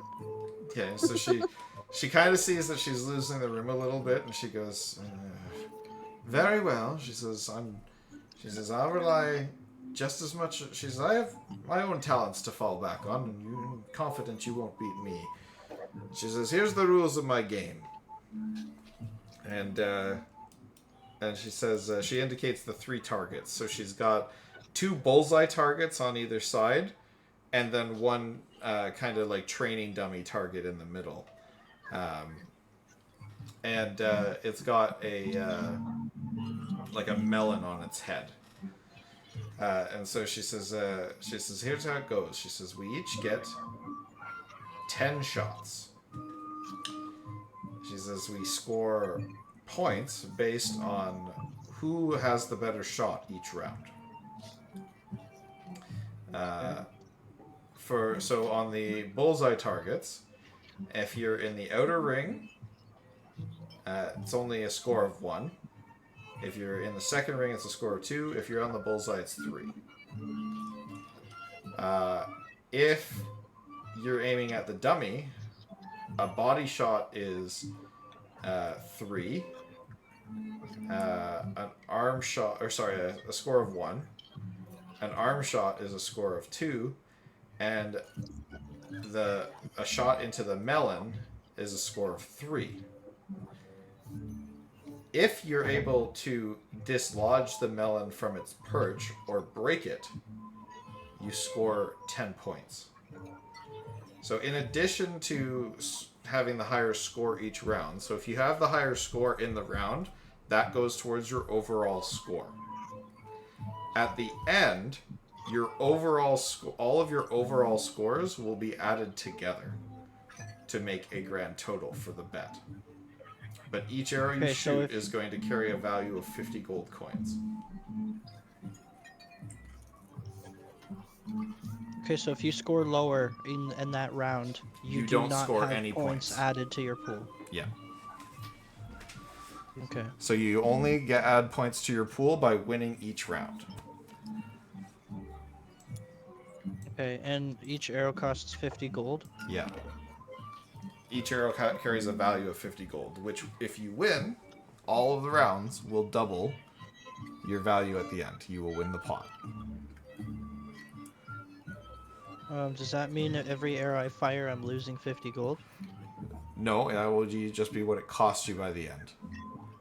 Okay, so if I come out, so I'll have to owe more at the end if you lose. If you lose, Okay, you'll be down 500 gold potentially. Okay, so if I don't have enough gold to potentially make it to the end, can I bow out early? If you don't have enough gold to make it to the end, you can lower the total amount of arrows in the game. I have 150 gold left after my entry fee. Okay. Well, your entry fee includes your first shot, so technically you'd have 4 shots, right? Technically. Okay. So if you want to have a game with 4 shots, then that's fine. Yes. Okay, so the game will include 4 shots, so that'll be 4 rounds. I will put 50 in for another shot. All right, so that would be a 5-shot round. I'll put 100 Thank in you. for 2 shots. 7-shot round Oh. Thank you. to a Much max of appreciated. 10. Okay, so that's 7 now. Okay, so you want to go with 7? Yes. All right. So each round you get to select which target you're shooting at. The bullseye targets are easier to hit, so they have lower, like, basically what you're going to do is roll against an AC that I've determined for each target. Okay. The bullseye targets are the same, so basically if you want to shoot at a bullseye target, you're going to be shooting at the one over here. She's going to be shooting at the one on the other side. If you decide at some point you want to shoot for the one in the middle, then you can shift to that target. The AC on the dummy, it has a lower AC for hitting a body shot, but it has the highest AC for hitting the head Okay, and I gotta pick which one I'm aiming at before I fire. before you fire. So it's Alright. gonna be easier to hit the body of the dummy than the bullseye targets on the walls, but harder to hit the head of the dummy than the bullseyes. It's easier to hit the body of the dummy than the bullseye targets. Than the bullseye targets' outer rings. So Okay. basically, the dummy's body is a bigger target than the bullseyes themselves, like the bullseye targets in overall. So you have a less of a chance to whiff on the dummy, but a lesser chance of hitting the 3-point shot on the dummy than on Okay, the I'm bullseye. gonna interject just for 2 seconds. I am like consistently like, hyping the crowd up and stuff and drinking my drink, but I have to step away to go to the restroom, so that's what I'm doing. Okay, bye. Okie Cool. dokie. Sick. All right. Did you say? She looks to you and she says, as a hero, she says, I'll let you have the first shot. Cool. Sick. All right. Go for the hardest. I'm gonna go for the melon. You're gonna go for the melon. Yeah, let's go high for the first shot. All right. Give me basically an attack roll. Okay, it's not a sneak attack. No, it's not a sneak attack. There's no advantage provided here. All right. 22. 22. You're able to land an arrow directly into the melon. Oh, all the goals, man. Give it all. Oh, she says, my. She says, what an excellent shot. And so she's going to roll now. She's aiming at the bullseye. Oof. She aims at the bullseye target and she gets the inner ring, but not the bullseye. So she only scores 2. So Poe, you win round 1 with a score of 3. Sick. Let me just. So remember, there is a bonus if you're able to either explode the melon or dislodge it from its perch. And that is worth 10 points. Okay. That means I have to roll high enough to dislodge it. It's not like a damage. And every time somebody hits it, it gets a little bit damaged and potentially loosened on its perch. Okay. I shared my screen in the Discord, so you know I'm not with. Yeah, no worries. I trust you. All right. Take the next shot, Poe.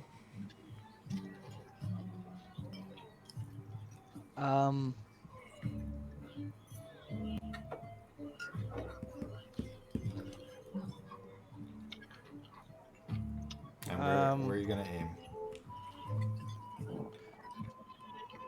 I'm gonna aim. I'm gonna aim for the melon. Okay. Roll the hit. 14. 14. So you land a big body shot that time. Only 1 point. Okay. It's better than nothing. And she says, beginner's luck, so it be.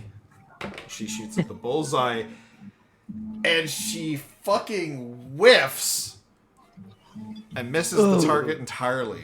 Poe, you win the round with 1 point. Woo! Damn. All right. Ooh. Oh, split the arrow. What's a melon? I got 3. Okay. Sec, I'm logging this. Yeah, you're at 4 points total right now, and she's at 0. Damn. Alright. I'm gonna go for my melon. Okay. Roll the hit. 23. That will hit the melon. Oh.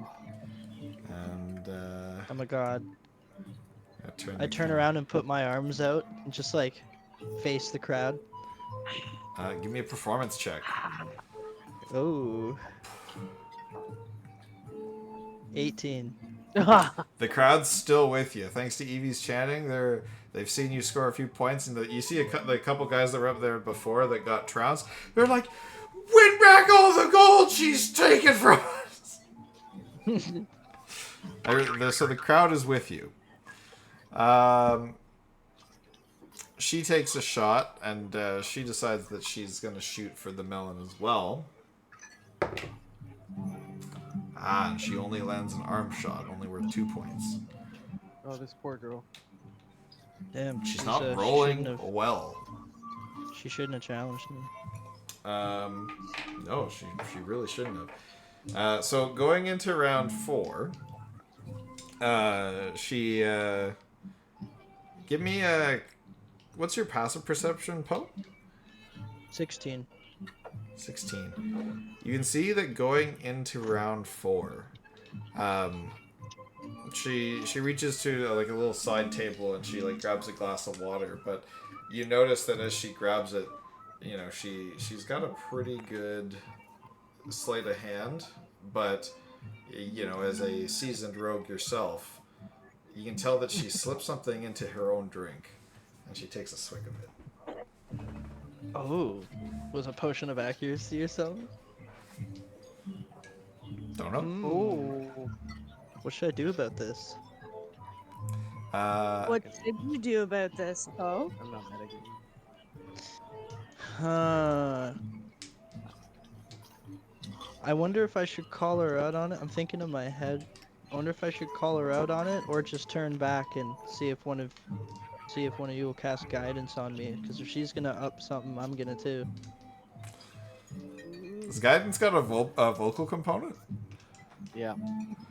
So it'd have to be a stealthy guidance under your breath, and I think guidance is a touch.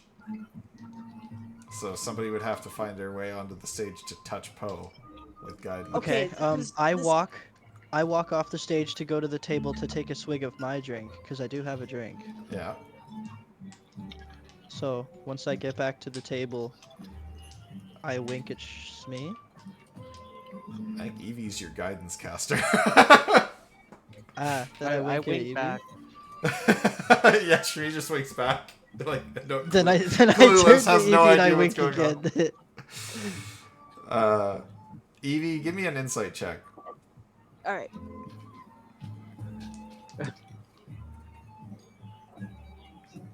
19. Why do we never roll like this during fights? During fights, you guys are... Because this is the roleplay group. Yeah, we're the roleplay group, exactly. Yeah. We're not Holy the combat. bananas! Like, Yeah.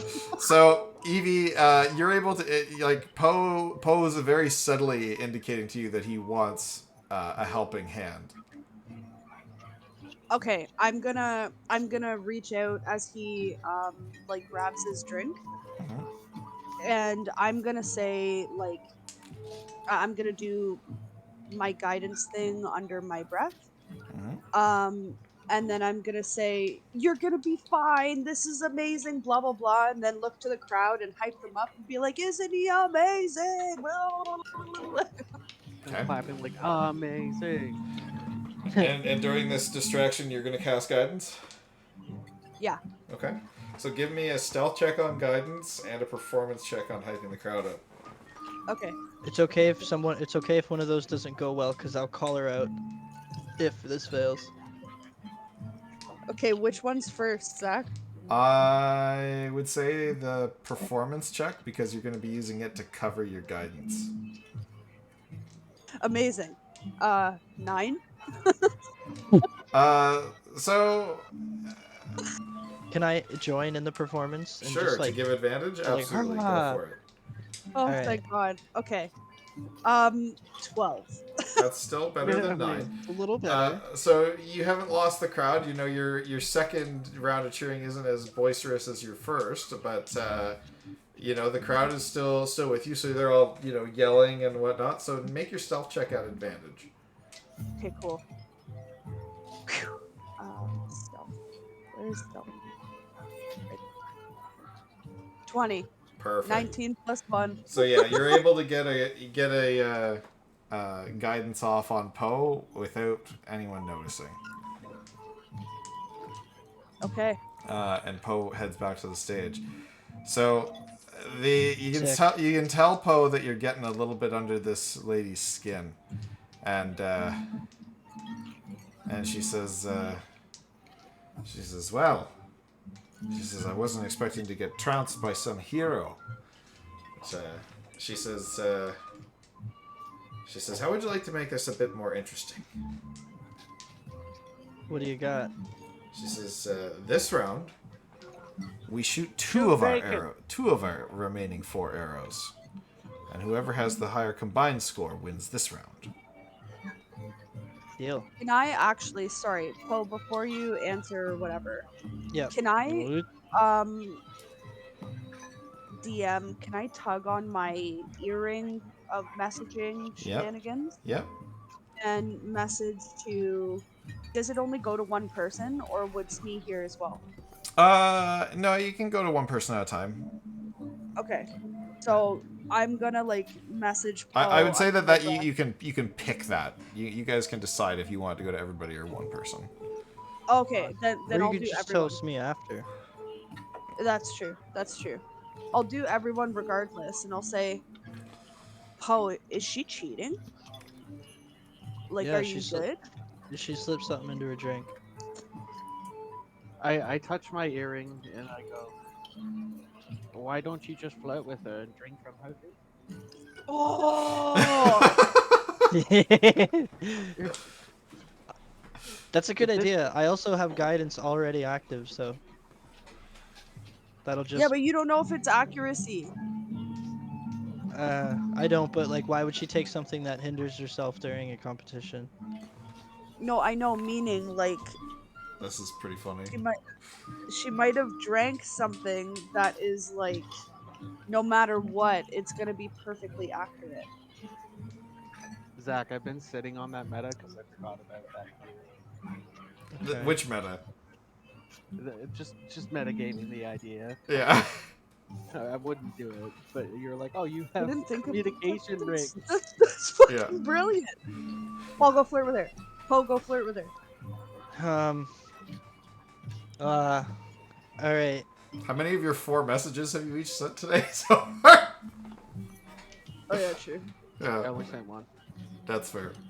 Okay. So Poe, what's your play? So right now she's asking if you want to do a double or nothing round.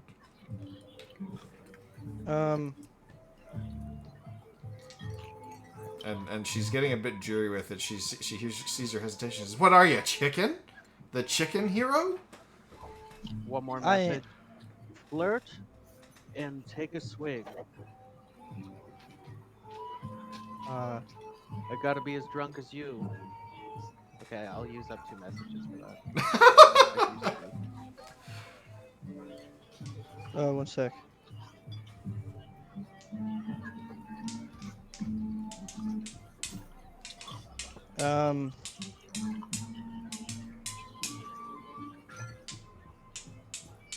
I strut over to her. And I put my hand on her shoulder. I'm like, hey, what are you drinking there? How are you gonna say that? Are you gonna say that in kind of a way that is a bit accusatory, or are you gonna say it in kind of a bit of a? I say it like kind of accusatory, but I'm raising my eyebrow like I'm trying to give off the vibe like I'm cool with it. Okay. If she is. Let's How many see. Because I'm so confident that I don't like All right. Oh, I'm So it doesn't matter what she does. She kind of goes a little bit wide-eyed at the end, like at the indication that you know that she drank something, and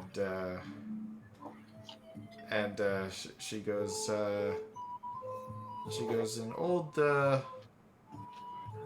old family brew. She says for one's silence, one might be persuaded to share said brew's ingredients at the end of the competition. Can I quickly do a would it be a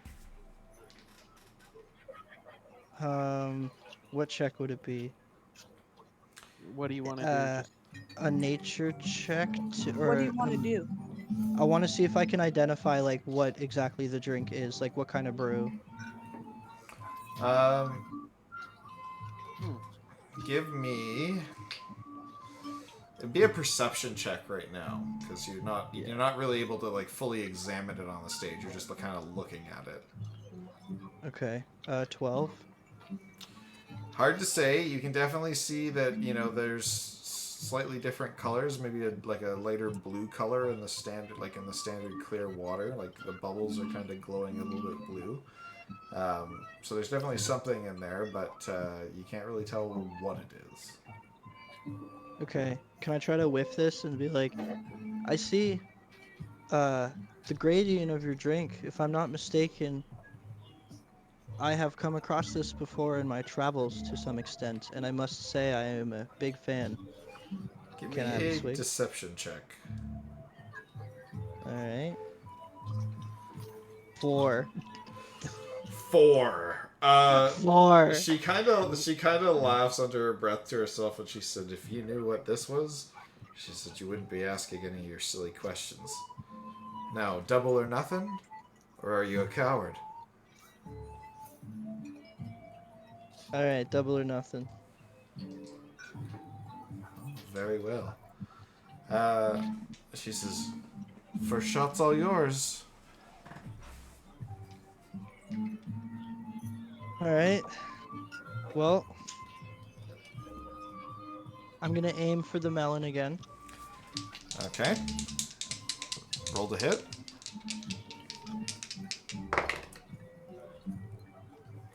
8. 8. Your guidance? Oh wait, What no. Yeah, did- add your guidance. It's a +4. Add a guidance. Yeah. 11. All right. So, the same time you loose your shot, and it looks like your shot's actually going to hit the body. You actually see she shoots her first arrow the same time you shoot yours, and it actually hits yours, and yours goes wide while hers sticks into the arm of the dummy. Oh. Oh. All right.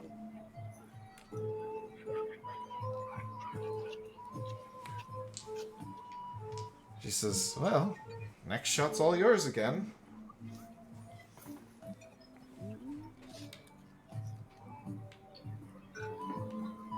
Um, I'm gonna look at her and say, one shot at a time.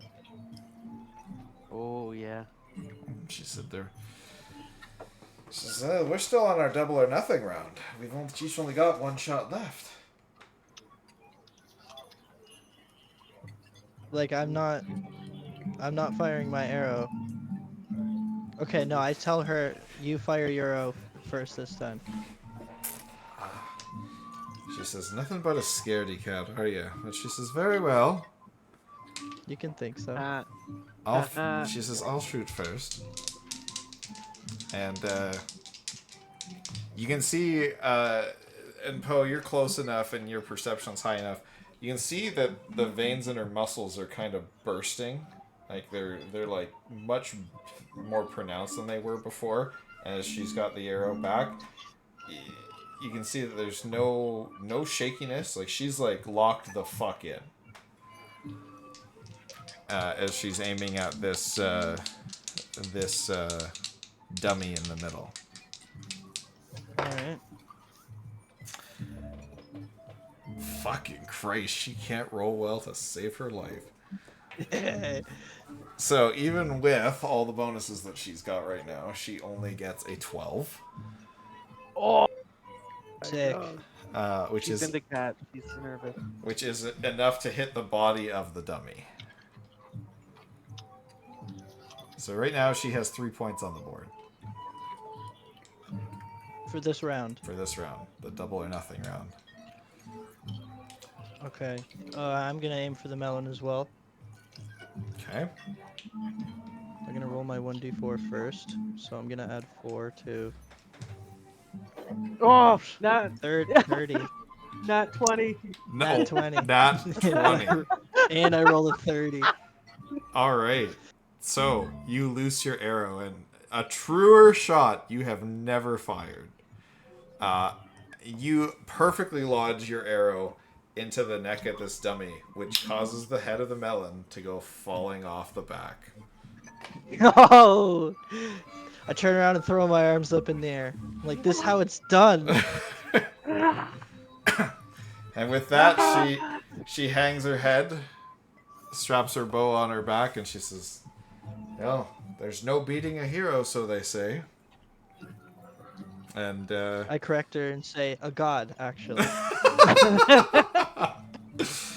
and she says, "With all due respect, I cut my losses here." I bow. Everyone Thank you for clap. the opportunity for a fun Rapturous game. applause. So with that, you guys shot a total of 5 arrows. She didn't complete. She bowed out of the 7-hour arrow game. Yes. But you shot 5 arrows at 50 gold a pop. So you are the proud recipient of 500 gold in total. Damn. So we got the other 2 refunded. Yeah. Okay, cool. Okay, so I'll right off the hop. Where is it? Evie, I give you your 100 gold back, and Smee, I give you your 50. hmm That brings me down to 350. Yeah.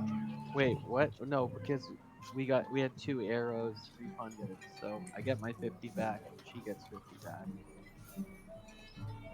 Yeah, That's and now what's we have. confusing. Oh Now we no! have Wait, 350 sorry. left. Sorry. You should be receiving 600 gold back, or sorry, 650.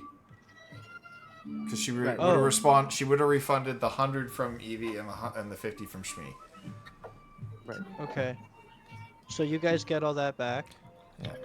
I'm gonna give you back that, and then I'm gonna give both of you an additional 166 gold. Oh, that's so He specific. wants an even number, doesn't he? Yeah, that's 6. That's 500 divided by 3. Thanks, I'll Bo. be right back. I'm getting food. Yes. All right. Well, I feel like I wouldn't have done so well without your assistance.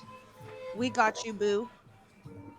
Hells yeah. The archery like the lady kind of walks over to you and she hands you a slip of paper and it has some alchemical ingredients in it and she says as requested and as promised for your silence of my show, which is this will create the draught that I was drinking. Ooh, Uh, thank and, you. and I so shake her hand. you do receive the alchemical ingredients to create a drought of accuracy. Fuck yeah. And what it will do is it will allow the next 3 shots you shoot to be made with an added d4 to the attack and damage rolls. Ooh. Sick. So wait, she gave me the recipe for this and the ingredients to make it once? No, just the recipe. Just the recipe. Yeah. Cool. Okay. And with that, you exit down to your table of comrades.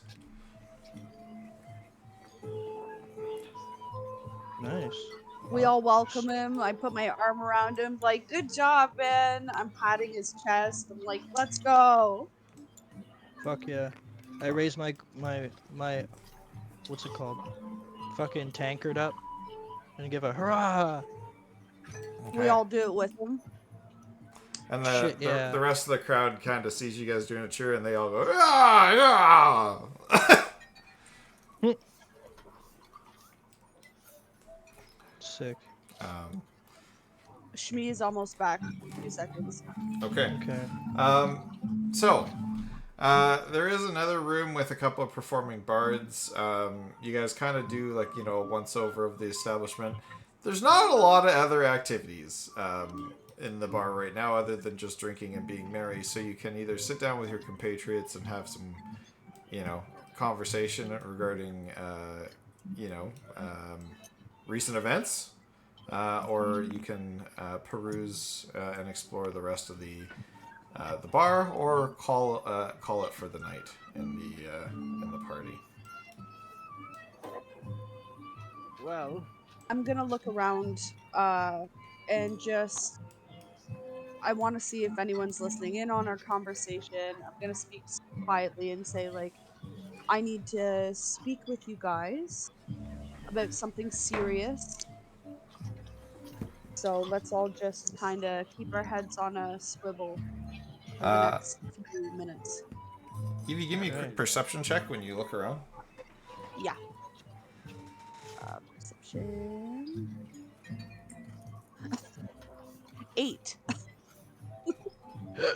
Yeah, no, you don't notice anything.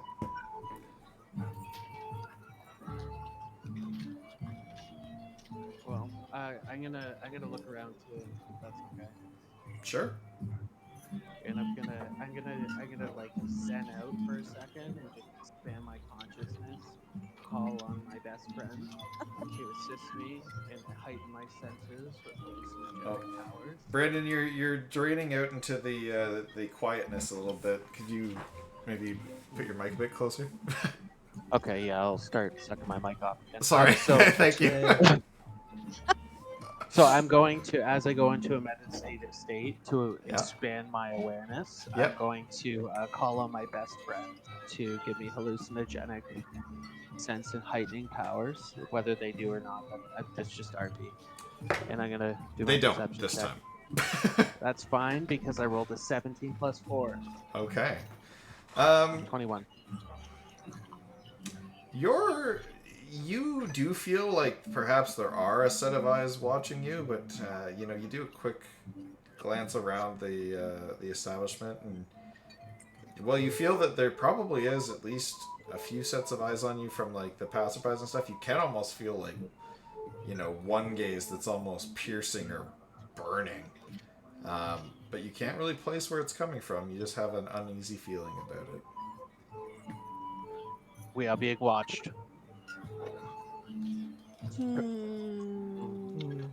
Perhaps this isn't the best place to speak.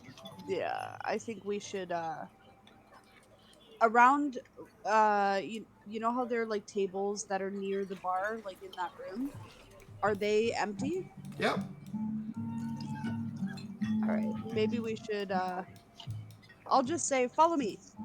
You guys also do have access to private VIP rooms. Cool. Oh true. Okay. Okay, let's go up to a room. I'm so Yep. used to being impoverished that I forgot. Okay, so here, I'll just grab you guys, and oh, I killed the barmaid again. I'm just gonna throw you up here. This is a private room for now. Okay. Sure. We're just like huddled in a stairwell. Yeah. Do I feel that sense once the door closes behind us? No. Okay.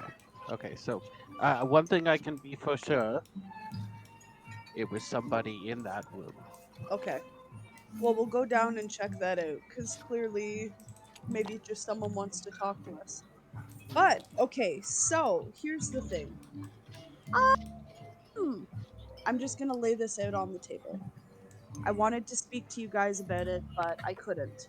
So when we were in the mausoleum, that dust that kicked up, you guys were right. I did have terrible accompaniment up until this point.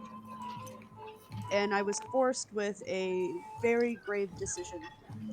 So I had Oh. to find a body that his name is Tralgor. He is an emissary of Tiamat.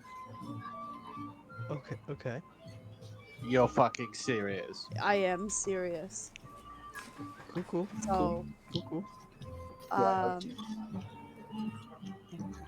I'm going to just kind of flash the flail that I still have.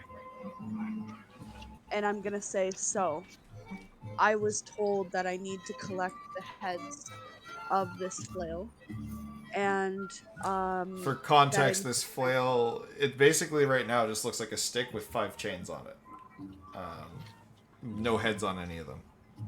Thank you. All right. So here's the thing, is the heads that go on this. This flail eventually will, apparently, my understanding, open the doors for Tiamat to come into this world. So if you're not familiar, we very swiftly will become familiar. However, I just want to relay this story as fast as I possibly can. I tried to stave off this emissary as much as I could. He did help us a few times when we were dealing with that crazy cannibal in the forest. That's why we weren't killed. Oh. Yeah. Well, I mean, if he's assisting us in staying alive, is he really that bad of a person? Let me Yeah. finish. So here's the thing. There's no good intentions here per se. Um, Regardless of him helping us, it's a means to an end because we are good souls, much like Lady Arknell, and I have a feeling that this is history repeating itself. Now, um, the Dragonborn that was already dead in the manor that we were in, he said, "This is your chance," because I wasn't willing to kill anybody to further this evil cause. Um, and I had a choice to either do this and give this weird spirit mist thing, emissary, into this already dead body, or I can still host it and not be able to tell you guys anything. If I told you guys anything, you guys and myself would be killed. He would just take possession of my body. It was a whole shenanigan. So, Wow. so I did it. And he was the one that massacred all those bodies and kind of helped us. Now, with that being said, he said he was going to leave, but he will meet with us, specifically me, again in the future because he basically wants to harvest my soul. So there's that. But then, as you guys were also, yeah, I'm just going to overwhelm you for a minute.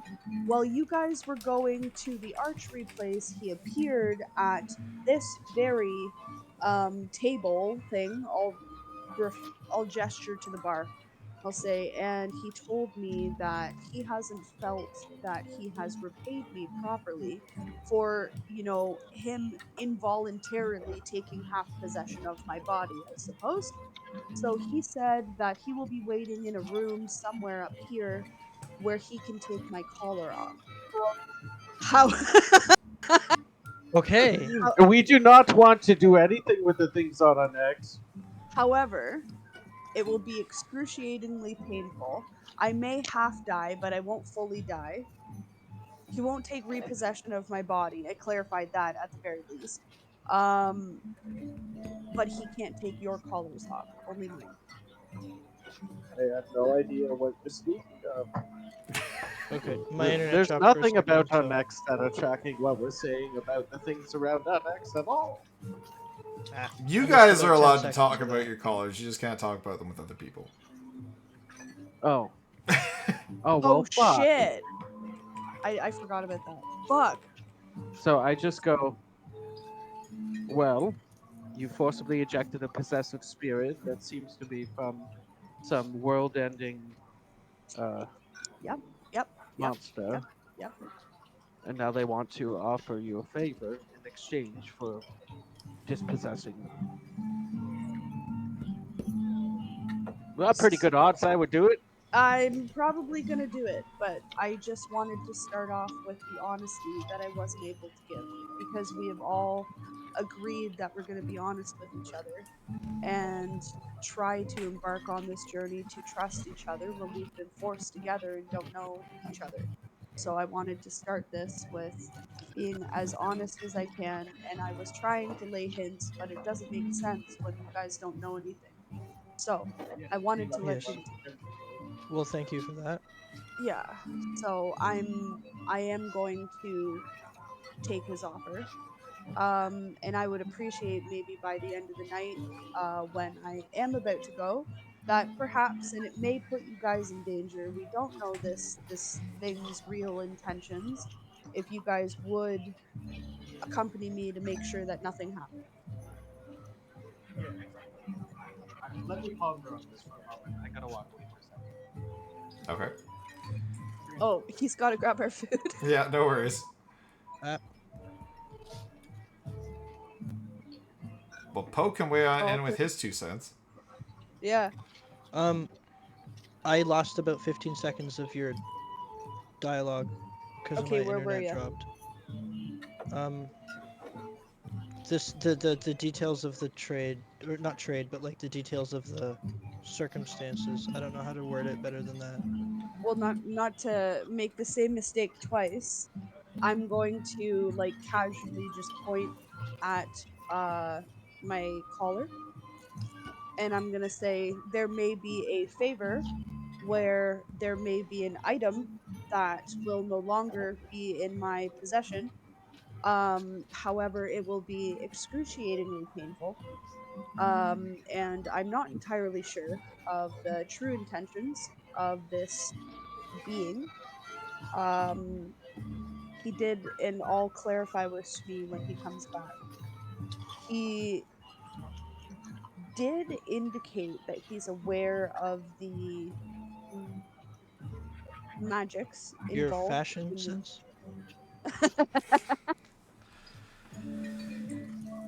Can you hear me okay? Yes. Okay, good. Okay, good. He did indicate that he's aware of some people that have fallen to a specific item, um, Yeah. and the magics involved in that specific item. So that's an interesting thing to note. Okay. If you are confident you will come out okay, cool. I mean, I'm not entirely confident, but I believe that it's worth the risk at this point. Should you be accompanied by someone? Yeah, I figured we'd all roll up there. Okay. Yes. We can still enjoy our night. I know I've dropped like an insurmountable amount of information. That's And we can okay. go play games and all of that. This person, let's say lightly, said that they won't be leaving till the morning. The offer stands all night. So we can enjoy our night. Um, but I do have to make my way up there at some point. Okay. I mean, that's fine. Last time we relaxed in a bar, I dropped some pretty heavy shit too. And we have to get back to that too. I want to hear more of what we can do. Oh yeah. Yeah, so we're good. We're solid. We're just a very colorful group. Yeah. Yeah. Yep. We're good. Well, before the night is over, I am down to accompany you. Thank you, Poe. I appreciate it. I appreciate the faith too. I know that I've just like admitted that there was a lot kept from you guys, but I hope you guys can understand that the soonest possible moment that I found to tell you guys what's really going on, I did. Agreed. Thank you. Yeah, of course. Mm-hmm. Okay. What do you want to do with the remainder of your evening? Um. Oh. Smee said that the package has gotten lost, so he needs 5 minutes. All good. Okay. So, in that case, okay. So,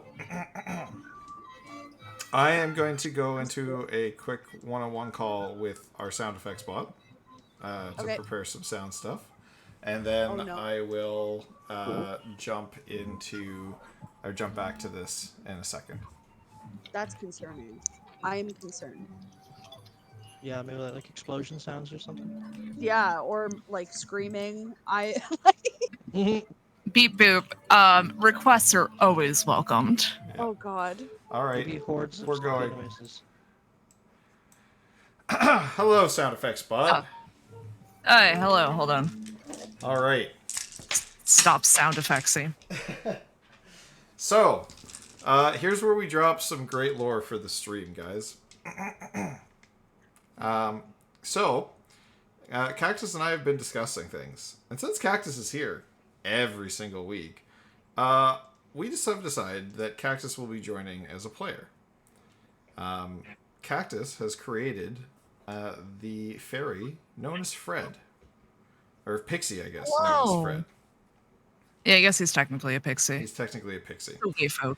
A wee folk. So, at this point, Fred, you will have heard of the regaling tales of these heroes through the gossip vine in town. And you get a sense that these are maybe the group that you were sent to find, because you have been sent by your patron, Fraldari, to seek out this group known as Group 27. You know their group makeup. There's a turtle. There's a Kenku, a Clink that you're supposed to convene with at some point. They're traveling with Sister Arknell. There's also an Eldarin and a Tabaxi. So it's a very specific kind of makeup of the group. And you're hearing rumors of this Tabaxi that just won an archery tournament in the local bar. You've heard rumors of this group of 4 heroes that took down the local cult or something that was going on with the local lord. They seem to fit the description of the folks that you're looking for. And as you enter the bar, I mean, as a pixie, a wee folk, you're hardly. It's like if you want to be, you can be very not noticeable. You can just flit around and not really be noticed by many of the common folk. They, depending on how fast you're moving, they may just even mistake you as a drunken hallucination that they're currently having. But you find your way through the tavern. And you do sense the presence of a very powerful being, and you feel like that may be Sister Arknell, who you were also tasked with finding. So you enter a room that has a single elf woman in it, and she looks to be a fairly old elf woman dressed in the robes of the Silver Flame, and she's just waking up from what looks to be a fairly deep meditation or sleep. And she rubs her eyes and she looks up at you, and even she's not sure what she's seeing at first, but she says she blinks a few times. She goes, "Oh, no, you do appear to be quite real, unless I'm still dreaming. Who are you, little one?" Oh, hello. It's so good to finally be here and meet you. Listen, I know that you've had a little bit of a rude awakening kind of lately. However, I am here on behalf of a good friend of yours. She says, "Oh, as I've recently discovered, most of my friends are long dead. What?" Well, She I says, can assure you this one is alive and very, very, very active. "Well, she says that's good, but she says I'm not sure you understand the situation, dear one. But she says most of my friends died hundreds of years ago, and unfortunately, even if you tell me who your friend is, I fear I may not remember the name. I've got quite the case of amnesia currently." Well, I suppose she cracks knuckles. Does the name Fraldari ring any bells? And you can see she kind of grabs her her temples, and she's Fraldari. And it's at this point you recall that Fraldari gave you a little potion, and he said if you were to meet Sister Arknell that she would need this. Oh, well then very clearly I'm like, here, maybe this will jog your memory, and I hand it to her. Okay. So she takes it, and it's in a very it's in a pixie-sized bottle. So she grabs it very. Yeah, I was gonna say, do I just pull a comically oversized bottle out of my pocket, or No, is it me? It's in a very pixie-sized bottle. So she grabs it very tight, tightly, and she goes, "Well, this Symbol of this will help." She goes, "This is a first," and she takes it and tosses it back, and you can see she closes her eyes and she keeps saying Fraldari, and she goes, "Oh yes, the wayward champion of Sardior. He said he's Got it? She says, I can't remember his name and his purpose. She says, I don't. She says, I'm not sure if I'd call him a friend, but she says, I do recall he seemed to care about this world a great deal, but he showed up at the most inopportune times, either to encourage us or hinder us. He never was truly on our side, but he helped at some points and hindered us at other points. I remember having mixed feelings, but if you claim he's currently a friend, and she says from this potion it seems that perhaps he is. She says I can at least hear you out.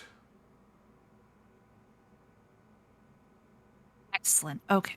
So, a lot of bad shit is happening. And the fact that you can't remember all of it isn't great. However, I do assure you that I am here to help. I have heard word of a group of adventurers or travelers of the sort that have been doing some good in this area. Are you known to them?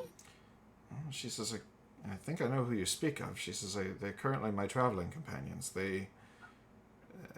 I think they inadvertently awoke me from some slumber, and I don't. She says I don't recall why I was in such a state, but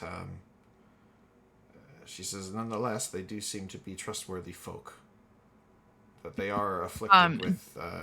She kind of looks around and indicates that she shouldn't be talking about this, but she lowers her voice and she says they do seem to be afflicted by some sort of contract, and she draws kind of like a little line around her neck to indicate kind of like a collar.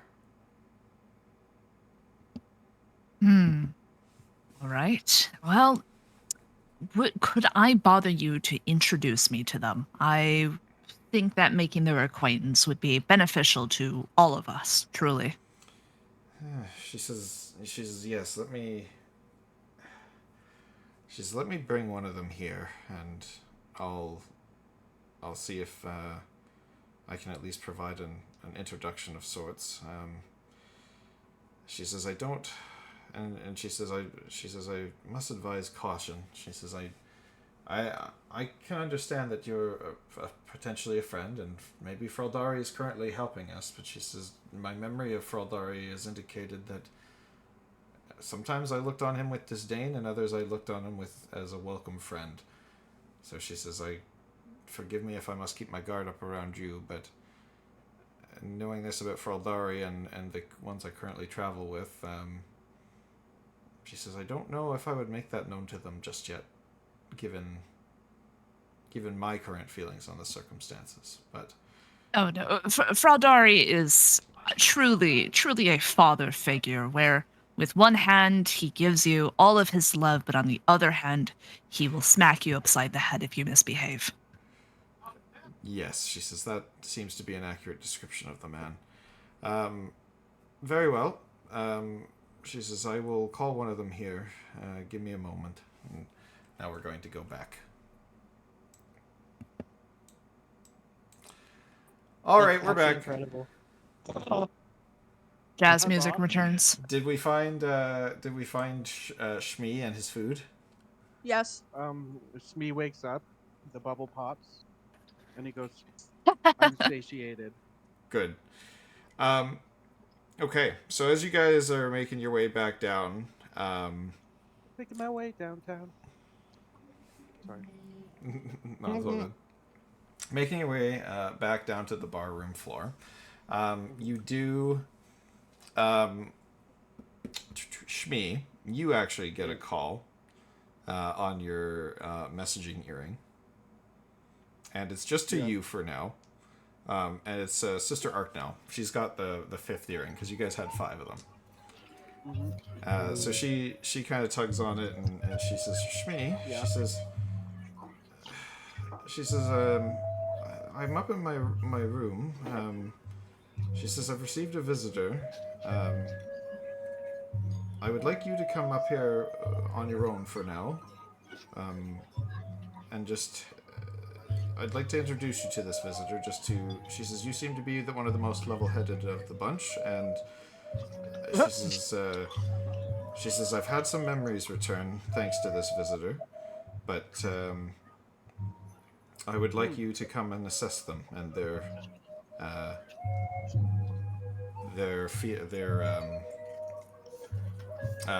intentions.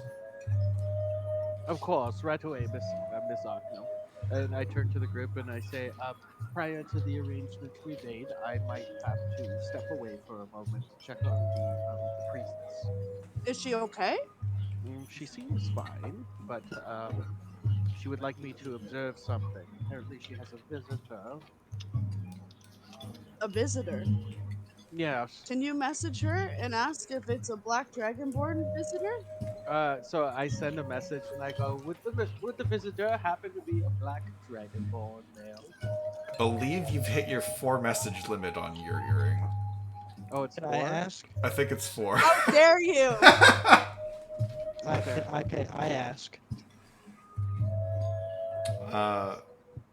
So she gets the message from Poe, and she says, "Oh, I was hoping Shmi would perhaps keep this to himself." But she says, Wait, did you say anything to us?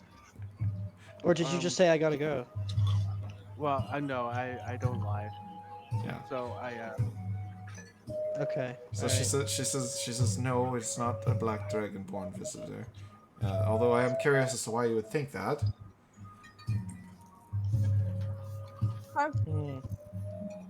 So as you're talking to her, I go, well, let's not keep her waiting. I'll be back. Okay. Okay.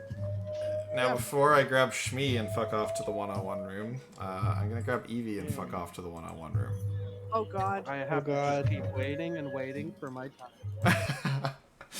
Okay. So, as you, as Shmi makes his exit, you do hear the whispers in your ear again. Okay. From your previous mental companion, Trollgore. And he indicates, he says, I sense a being of one of my enemies. He says, I must change the terms of our deal. Either come now, or this opportunity is forever lost. Come alone.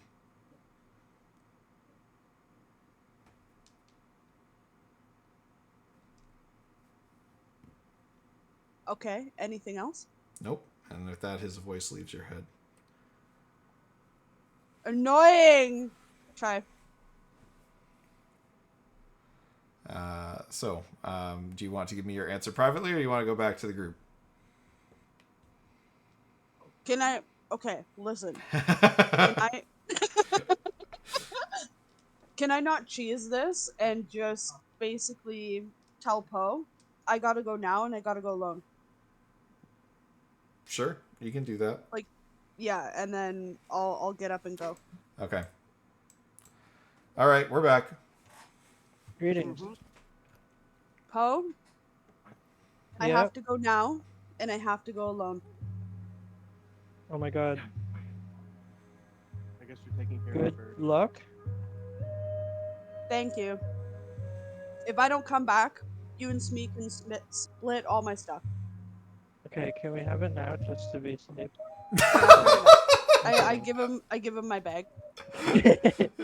The rogue. Can I just have all your stuff now? I'll start scratching your fox friend behind the ears. Okay. Yeah, he just gets your fox summoning thing, and he just pulls one out. He's like, "Oh yes, this is what I wanted." Okay. All right, Evie. With that, you and I are gonna go back into the one-on-one sidebar for now. Before I take All Shmi. right. Shmi must continue to wait for his time. Smee is eating. He's happy. All right. All right, Evie. So, you head up to the room that Trollgore indicated. And once you enter, you actually see he's not even waiting for you. He actually almost seems like he's pacing. What's up, your Jimmy's? What's the matter? Well, he says, I can feel the presence of one of my enemies here in this very establishment. He says, and I'm a man of my word, so I will give you I will take this collar off of you, but we must do it now, we must do it quickly, and then I must swiftly be away. Okay, that's fine. However, so you have an assurance that nothing will be done to my body, my soul, my spirit, nothing. I will just walk away from this without the mechanism on my person. You will walk away with from this without the mechanism on your person. There may be some damage to your body. What kind of damage?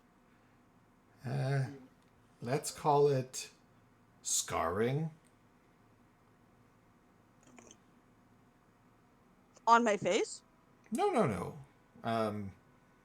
Think of it as mental scarring. What's that mean? He says, well, you indicated before that you've seen one of these come off via death. He says, the goal of my operation is to bring you as close to death as possible, absorb the magics of the collar as it engages, and remove it before it has a chance to kill you. Okay. That doesn't answer the question. Well, we have to bring you close to death. So, will I have my soul intact and my spirit intact? Oh, yes. Just, most people don't like dying and have an issue coming that close to death. You may have some side effects for some time. Like what?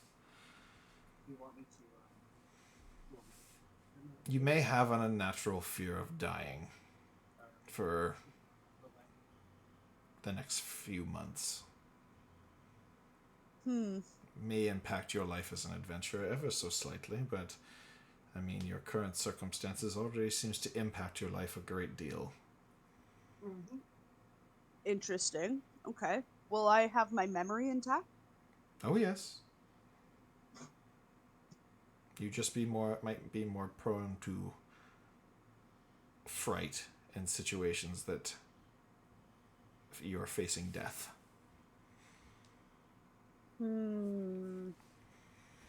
Fascinating. I'm just wondering, because I don't know. You seem like you would want more out of this deal than just that. So what do you get out of this? He says, well, I get a fancy collar to play with, but hopefully I also gain a bit of your trust. I still wish for you to be on my side. You carry the flail of my lady. He says, I'm aware that you mentioned it to your companions, but it can be a powerful artifact for you heroes to wield on your journeys. Why? That's why You know what? I'm willing to risk it for them biscuits. Let's roll. Very well. He says, lay down on the bed. And he says, I will attempt to make this as painless as possible, but forgive me, as it will not be pleasant. And I do it. All right. I lay down and wait. Okay, so you lay on the bed, and you can see he takes a sharp inhale, and then he gets very close to your face, and he exhales a breath weapon. This breath weapon that he exhales, you can, as he breathes it into your face, you can actually feel, and this is basically the polar opposite of the magics you wield. This magic is necrotic in essence. You take necrotic damage equal to all but one of your HP points. Okay.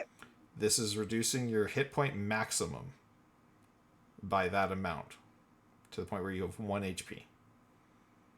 All the time. For now. Oh, okay. And after you're like, and you can feel the life energy kind of seeping from your body. You are as close to death as you have ever been. Like you've been knocked down in combat, unconscious a couple of times. You've never felt pain like this. Because your body is shutting down. Like all of its systems are shutting down due to this necrotic overload. And with that, you see he raises his one hand and he summons a battle axe, and it's a very it's kind of just materializes out of the shadows. And he brings it towards your neck, and he says, this is the part you're probably not going to like. And you can feel as he presses the battle axe blade against your neck, and then very swiftly pops it up, and your collar snaps off. Wow. But during that process, you do get cut on the neck, which will deal 1 slashing damage. Okay, so I'm dead now. You're unconscious. And as you lose consciousness, you do see he brings out a potion, presses it to your lips, and lets you drink it. It is you heal 1 HP, and he takes the collar in his hand, and he says, I do apologize for any side effects, but I do hope this may indicate that I am not your enemy, and that you should not be so quick to trust others that would be enemies of mine. And with that, he kind of snaps it, like you blink because you're still kind of like fading in and out of consciousness. You blink and he's gone into the shadows. Okay. But you currently have only 1 HP, and you have the condition. I'll tell you when you can get rid of the condition, but you will have it for the next quite a while for experiencing such a horrific kind of effect on your body. That when you are at 3 HP or lower, you have to make a wisdom saving throw at disadvantage, or you are frightened. You receive the frightened condition. I'm writing. Yeah. Frightened. Okay. Okay, so whenever you're at 3 HP or lower. Okay, so with me having 1 HP right now, that's not a condition. Like, I can go heal and I'll have my full maximum. It's just that when I do get to 3 HP or lower, I have to make a wisdom saving throw at disadvantage or I'm frightened. Yes? Yeah, I would say you still have to make that save now. Oh, okay, sorry. Okay. So roll 2d20, take the lower. Oh my god, Zach. I just got a natural 20 plus 6. Yeah, but it's a disadvantage, so what's your second roll? I know. I got 11 plus 6, 17. Okay. So not bad, You're not bad. So you're not currently frightened, but you are incredibly weak right now. You're moving at like half speed. You're like fading in and out of consciousness. Like if you were to walk right now, you'd be using like, the bed, the table, like things to keep you, like you'd be stumbling from furniture to furniture to find your way out of this room, basically. Okay. Can I like do that and try to just stumble my way to Poe, where I last found Poe? Yeah, it'll take some time, but you can exit the door. I'm actually gonna go grab Poe and bring him in here. Okay, cool. Okay, cool. Hey Poe, how's it going? You're in here now with us. Oh my god. Hey, how's it going? What would What's you up? be doing this whole time while Evie's disappeared? I'm sitting in that room just like talking to Smee. Well, Shmi's gone to see Sister Arknell, so you're off by yourself. Or you can potentially Oh. maybe I'm watch. drinking. So you're drinking. Would you have watched Yeah, but where not a Evie lot. goes? Yes. Okay. So you Okay, would see. one second. I'm not metaing at all. Yeah. Pose with us so you can like. Poor Brandon's been talking to Poe. Like Yeah, he I'm just didn't know he was vanished. gone. That's hilarious. Okay. He So was just saying to me like, I've never had a one-on-one before. Like, what's it he's gonna so be excited, and I stole you to have And then I just to join the disappeared. one-on-one. That's hilarious. So, you watch Evie go into this room, and she's in there for about 20 minutes. And when you see the door open, you see Evie like barely standing. And as she opens the door, she kind of just falls out, and she's just face down on the floor. And she's upstairs. So what would Poe do in this situation? I run for it, like towards her. Okay, perfect. We're gonna leave it at that, and now I'm gonna bring Brandon in here and put you two back. Okie dokie. Oh my god.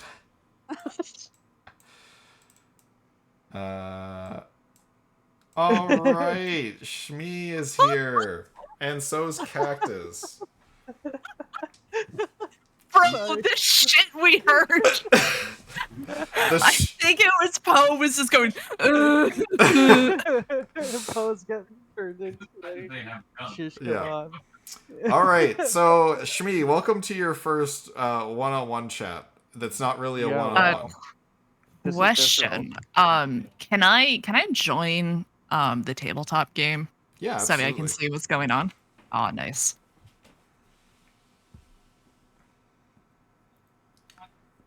I don't think I have it Cactus. password protected. I think it's just friends only. Cactus is eventually see. just gonna make a character. So God, I don't have time for that. I know. So you enter the room that Sister Arknell has been in. I knew she was into turtles. And she's completely naked. No. Nice, finally.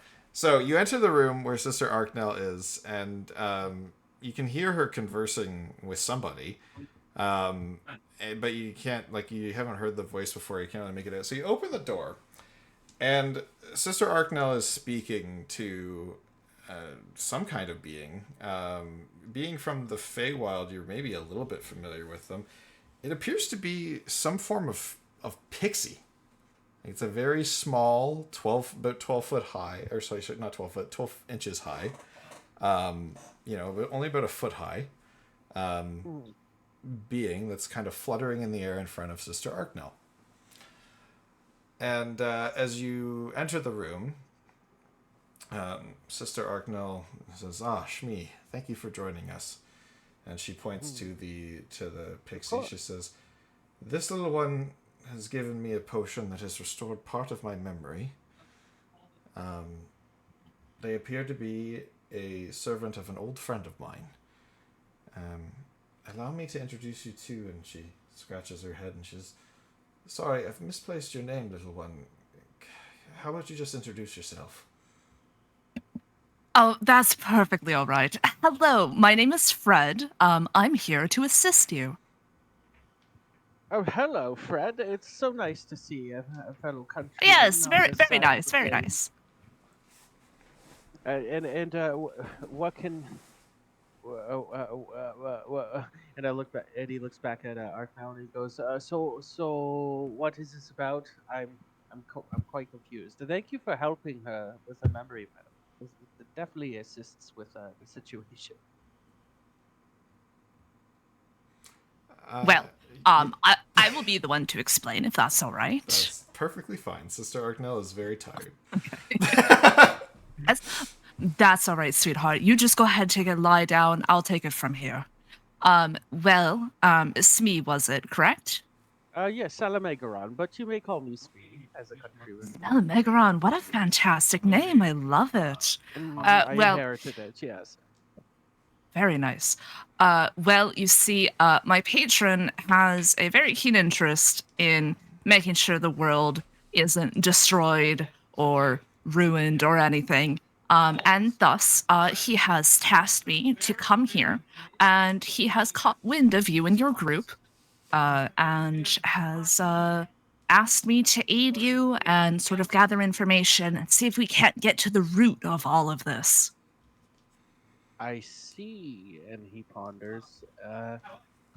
Which patron would this be, if I might ask? Oh, it's. Are you? How familiar are you with the Fey courts? I'm a bit of a vagabond, but Amy has assisted me in some general understanding. Try me. Sorry, roommates are talking. Well, it's one of the. Not really sure how to say. He's kind of a new upstart. You may not have heard him. He's from a minor house, and it was really just a fantastic underdog story. But I'm afraid if you haven't been, really deeply invested in the Fey court drama for the past 20 years or so, that recent really, you probably wouldn't know him. But I can assure you that I'm here as a friend, honestly and truly. And Sister Arknell Yeah. pipes up at this moment, and she says, Fred's patron is one that you can trust. She says, I have been both friend and foe of their patron before. But Fred speaks true. They always seek to bring balance to things. Ultimately, a good person to know. Surely a simple name wouldn't go amiss, just so I'm aware of who is speaking. Hold on, deadass. I need to look at my notes again because I keep forgetting the name. I was like, oh fuck me, I Catches. stall a little bit. Sorry. No, it's all No, good. you're totally fine. Let's see, where the fuck is it? I'm trying to find it for you too, because I remember I fucking have a hard time spelling it too. Because I remember that it's kind of similar to his name. Was it? I know I called him Freddy as a joke because I'm already like Fred. And Sister Arknell speaks up. She says, sometime they refer to him as the. Hold on. Where was it? Oh, I just had it. Where did it go? Fuck. Dude, we both fucking suck at this. We do. However, this is more inexcusable because you're the DM. I know it is. I'm gonna call him Frank because I know they both started with F. No, they call him the Lord of the Isles.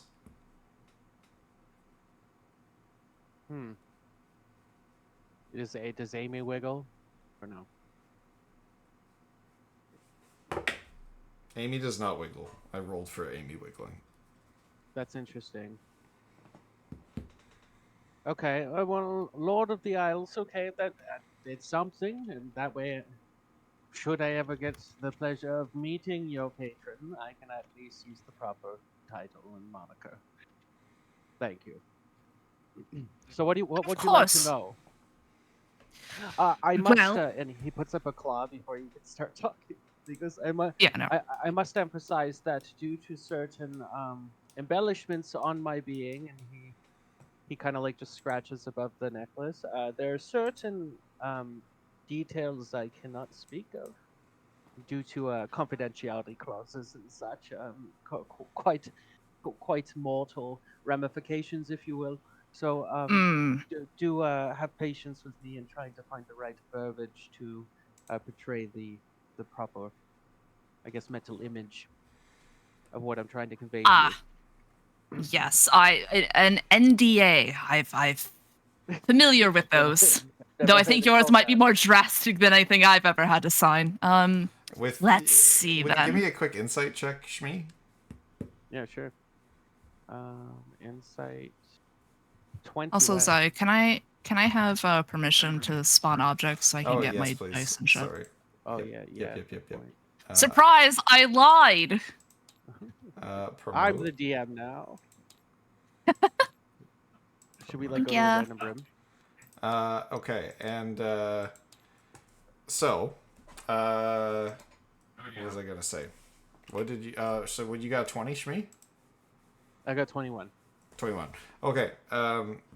Your insight check indicates that, based on that comment that Fred made, that they are aware of your collar situation. Ah, okay. Well, glad we could come to an understanding so quickly. Now, your patron is worried about what? This realm splitting apart, or all realms splitting apart? Or is it... Specifically, for the sake of this conversation, we'll say this one. Okay. How to broach this topic? Well, it seems, well, as I'm sure you are well aware, there is minimal Fey presence here. Probably why it went to shit. And there seems to be a little bit of an undeath problem with the incompetent nations of this realm. So you're currently Yes. floating in the last bastion of modern society. Oh, how quaint. Yes, it's quite rowdy for a tea party. But with this realm, there seems to be a little bit of a issue in the hierarchy that governs. And there seems to be some missing pieces from the chessboard that are required to be found. I see. Yes. So, Well, to thank you very much. That is good information because knowing the specifics of what's going on currently is it's a little hard until you're knee deep in the sauce, as they like to say. Um, that's but one way to put it. all sauce is knee deep for me. So one of the things that concerns my patron, the Lord of the Isles, is that he is concerned that with the Sisters Awakening, that something has been unleashed. We don't know what. I have an inclination as to what sort of nature it is, but the sooner we find it, the better. With and then he looks at Arknell and goes, with her awakening. Oh well, it seemed. I'm so glad that you spoke to me now and not an hour ago, because I've learned that there may have been some infiltration, you might say, in the search party.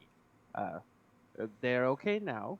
However, it might be related to Tiamat, and he says that tenderly to Fred, wondering how the reaction would be. Yeah.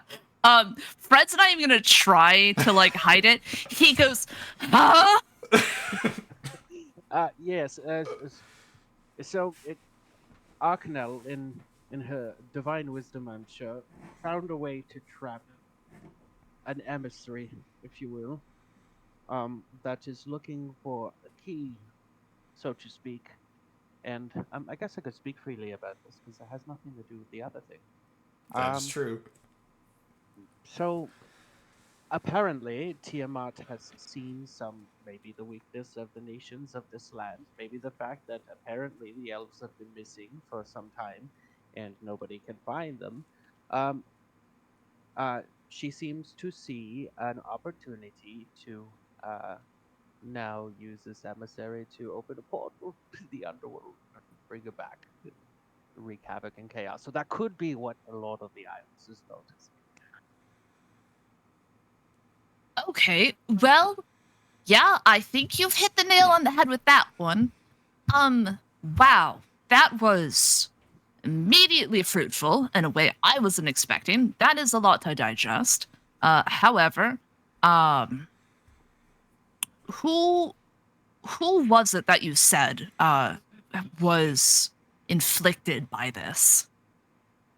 I would say, I mean, you could say that as a unit who has been bonded by so much strife and torment and survivability, and the greatest of odds, it might have been all of us who was affected. Okay, he does Let's not just- believe you. That's okay.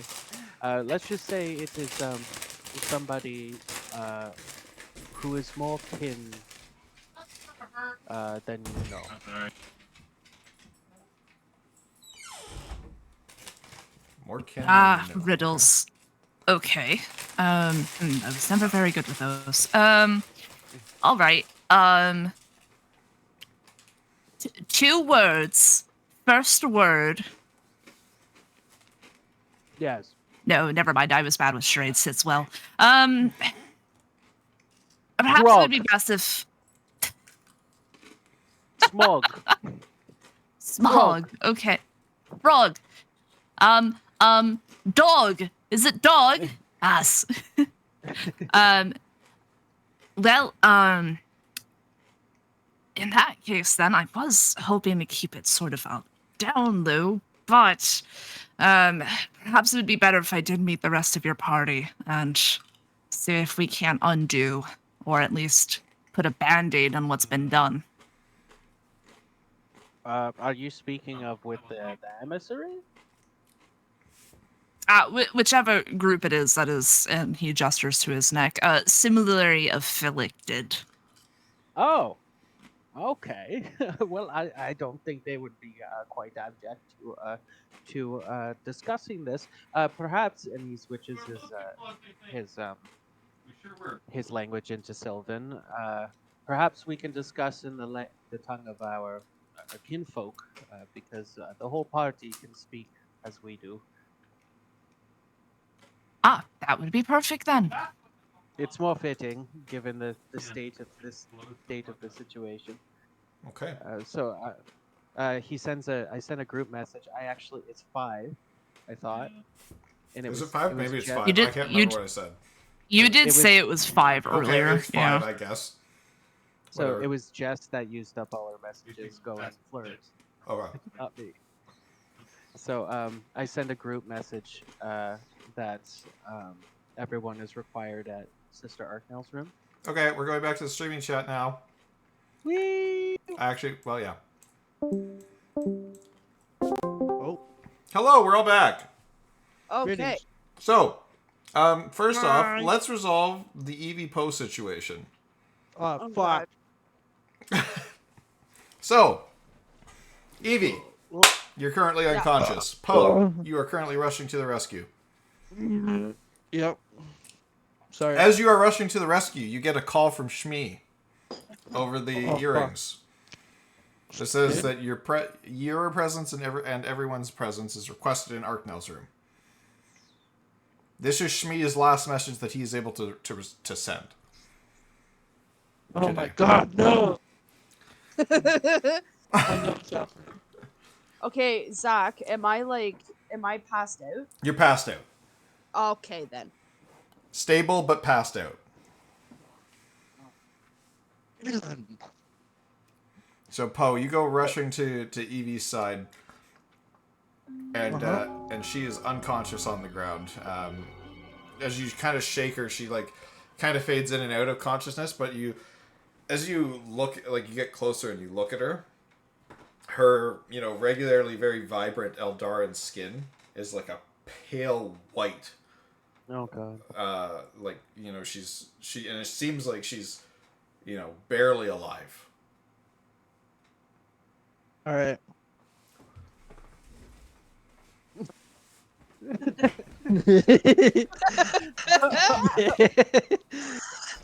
What the fuck? And Shmi's like, what the fuck happened while I was gone, guys? It's like, Wow. oh no. What are you So, gonna do, Poe? I don't have potions on me or anything. There's no one else in the give room, me a right? quick Like medicine this- check, Poe.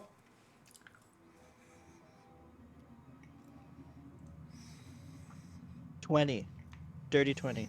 You can tell right now that even though she is unconscious, she is stable. So she is alive. She has Okay. no risk of death. But she does not have the strength to move herself. Okay. Is there a bed in the room I'm in? The room she came out of, yes, there's a bed there. Okay, I pick her up and I just put her on the bed. Evie, remind me what you are wearing. I am wearing the Yeah. armor of. Hang on, hold please. Sorry, Which is a I'm heavy wearing armor, my. correct? Yeah, it is. Poe, remind Yeah. me of your strength score. Which one? Your strength 9. score. 9. Okay. I'm going to need a strength saving throw for you to effectively move Evie on your own. 14. 14? Oh You know what? no! That's okay. You're able to not necessarily lift Evie, but you are able to, kind of pick her up by her feet and drag her into the room. It doesn't look like, very heroic, as you'd hope. It more looks like you're almost dragging a body. But, you're able to get her into the room. I got you. Now you go try and lift her onto the bed. I'm gonna like roll her up the side. And just sit her on No. the on the edge of the bed, or not even on the edge, just up against it.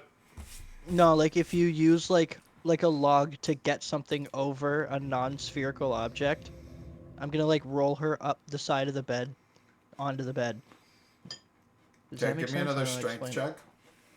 it. All right, 8. You're not able to do this. Okay. Oh I my say, God. "Aw, shucks," and like hit the air with my fist. I tell Fred on our end, like, they take time sometimes. Maybe they're just getting a drink. Poe, do you have any messages left on your earring? I have 4. I have 3. Okay. Might be an opportune time. That's Yeah, the, sorry. I was about to. I'm just chugging a drink and just realized. Oh, that was good. That shit's so real, though. What is what was the last thing Shmi said to me again? I don't That remember. you all need to go to Sister Arknell's room immediately. Okay, I call it. I'm just like, hey, Evie's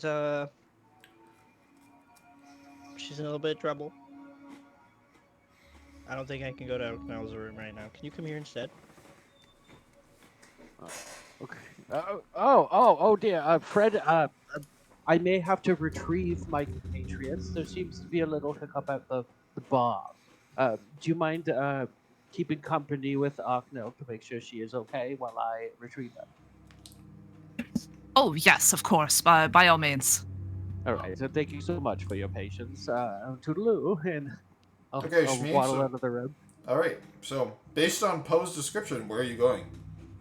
I have no idea. I'm gonna knock on every door. That is exactly what I was hoping to hear, because Poe did not tell you I got you, what dear. room he was fucking in. No. I got you, DM. So Poe, about 5 minutes goes by. Shmi's still not there. Give me a quick history check. Oh God. 4. 4. Nope. You think Shmi's a fucking idiot. So whether or not you call him again is totally up to you. I like poke my head out of the door and I scream like, Shmi! Do I hear it? Uh, Perception. yeah, give me a perception check. It sounds good. 9. No, over the hustle and bustle of the bar, you can't hear shit. Okay, I Fucking- look at Evie's Can like, I notice? Can I notice that they're Evie's taking like- a long time? Can I go look for them? Yeah, you can also exit the room and go looking. Fucking thank you. I'm about 4 doors down. I exit my room Yeah. and I'm just like, before I exit, I look at like past Evie and be like, I'll be right back, I'm sorry. And I leave the room and I start screaming Shmi like over here. All right, Oh, Evie, you we're said going to the absolute one-on-one. I'm so sorry. Hello. Hello. Okay. So while you Hey. are fading in and out of consciousness, our favorite shadow figure comes back. He grabs the flail off your belt. And he says, "Perhaps one day I'll return this, but for now I think it is safer if this comes with me." And I, he- in my frail state, managed to lift my hand, and I just slowly raise my middle finger. Perfect. All right. Back we go. All I right. did. Okay. Poe, Fred, and Shmi, give me perception checks at advantage. At advantage? Yeah. Okay. 22. 24. All right. Nat 20. Perfect. Oh, You are all able to see each other, and Poe! Fred and Shmi quickly Fred! meet up with Poe just outside of the room that Evie's in. Poe, as you turn back into the room where Evie is, give me a quick perception check. 25.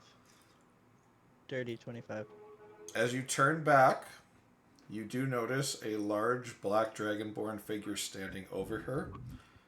It appears to take something off her body, and then as you blink, he gets gone. I lunge at the air. She's way back at the back of the room by the bed. You're So nowhere near. You're like 30 feet away. He doesn't even shoot an arrow. He just like loses. I just ragdoll into the air. Gary's mod that shit. Okay. Yeah. Shmi is accompanied by what looks to be a small fairy-like being, but smaller than like a fairy. Because you've seen a fairy before. You've traveled with one before in your history, from what I understand. This is more akin to a pixie. It's only about 12 inches high, fluttering next to Shmi. What the fuck? Is oh yes, I guess yeah. So this is Fred. They're from my land, and they might be able to help us. And what the hell happened? Oh, Fred, this is Poe. I forgot. Whoops. Hello, Poe. Greetings. Oh, the bird is Clink. The bird goes. Hello, Clink. Hello, Clink. This is our friend Evie. She's sleeping. Hello, Is she Evie. Oh, sleeping? she doesn't look too well. Yeah, as Can I you go? guys, as Shmi and Fred lay eyes on Evie, I mean, as an Eldarin, like, her skin is usually very vibrant, very colorful. There's no color in her skin. She's just pale. She looks as white as death, and she's barely conscious. All right. So I'm going to cast. Well, actually, can I, looking at her pallor and with my knowledge of medicines, can I assess if it is poison symptom in nature? Give me a medicine check. 8. No, it's definitely not poison, but you don't Okay. know what it is. So I'm going to, without, like, that's like a split second thought. So like without even like asking any further questions, I'm going to summon a healing spirit right on top of her. Okay. Expend your spell slot. Put your healing spirit out. Okay. I don't have one. That's okay. It'll just be in her space. It's on Evie. So, you do this. Your healing spirit light envelops Evie, and you know from being able to use the spell, you know what's supposed to happen. When the healing should go off, it's ineffective. It doesn't heal anything. What? We're gonna lose a character tonight. Okay. Wee! So I use one of the first 1d6s, but I command the spirit not to do anything else. Okay. Actually, yeah, I command the spirit not to do anything else, and I waddle up to Evie and I go, Evie, wake up! What are you doing? We have things to do. Evie, you're fading in and out of consciousness, but you do see a turtle face in front of your face as you blink your eyes. You're able to maybe form like 3 words. Okay. I'll like. Can I still like lift my arm? Like, can I do a motion? Barely, but yes. Okay, I'll just like touch his arm or touch his face, like whatever is closest to me, that would be the maximum that I could reach. Mhm. And 3 words. I will recover.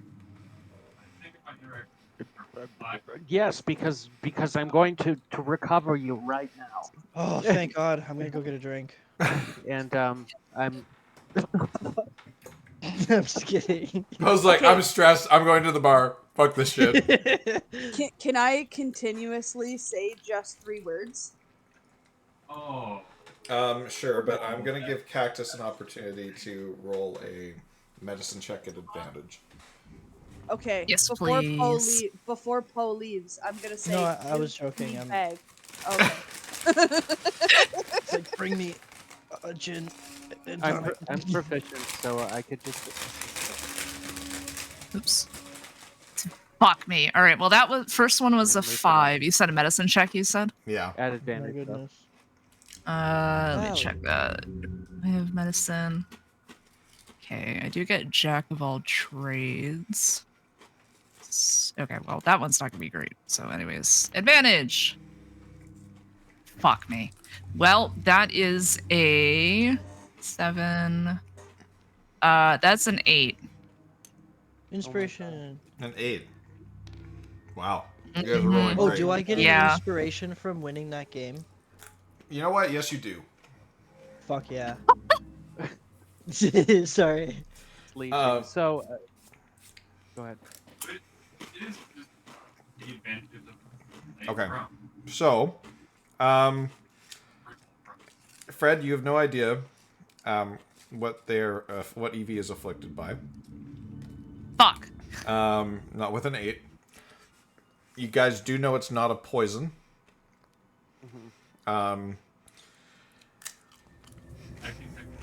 Poe, you want to take a stab at it? Medicine check? Me? Yeah. You're the last one who can. No pressure. 8. Sorry? 8. Oh. No way. Wow. 8? If only somebody had inspiration. Wait, do I have advantage? No, you can re-roll it if you burn your For my inspiration. inspiration? Yeah. Okay, sure. I'll re-roll it. Okay. 14. 14. That's enough. Poe, you've seen this kind of stuff before in some of your travels. Evie appears to be under the impact of severe necrotic damage. Oh shit, I relayed that to the group. Oh dear. From this, you guys do realize that, well, I mean, basically her life force has been permanently affected for a certain amount of time, but you realize that any amount of normal healing will not abate this condition right now.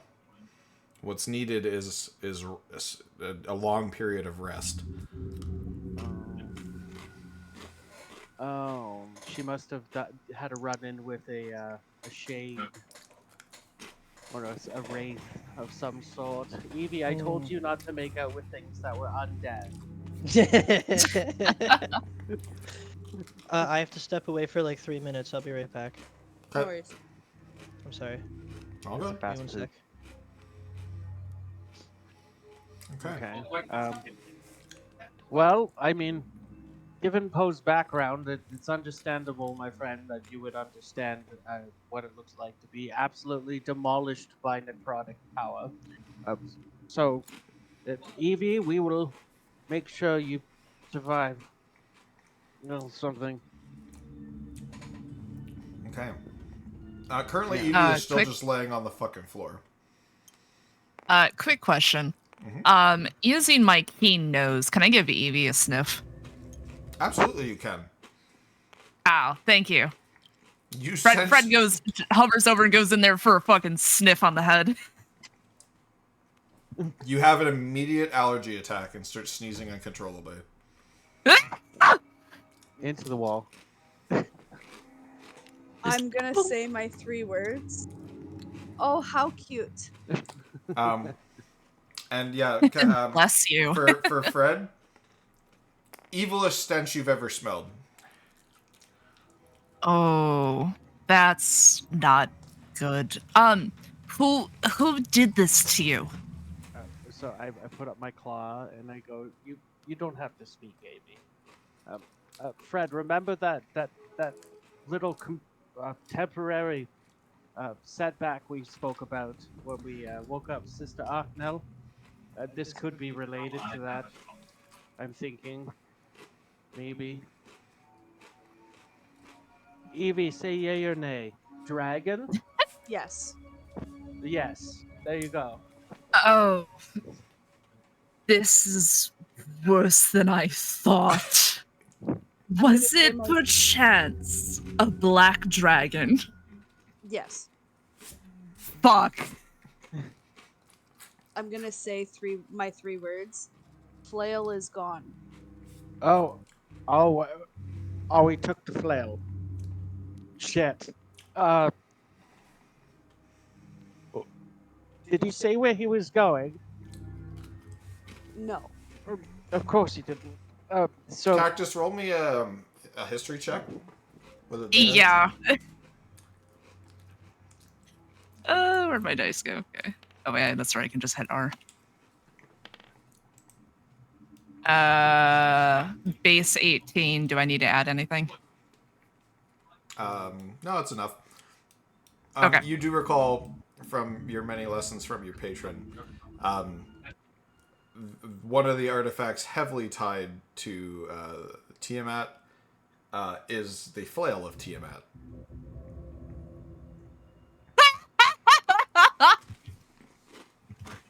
oh, what's so funny? Fred is going to start panic laughing and zipping around the room before ultimately sitting on the floor with his head in his hands. A head in his hands. Oh dear. I don't know if this was a. Does this look like a mental breakdown to me? 100%. I'm not even gonna have you roll for it. 100%. This looks like a mental breakdown. Fred, you need to calm down.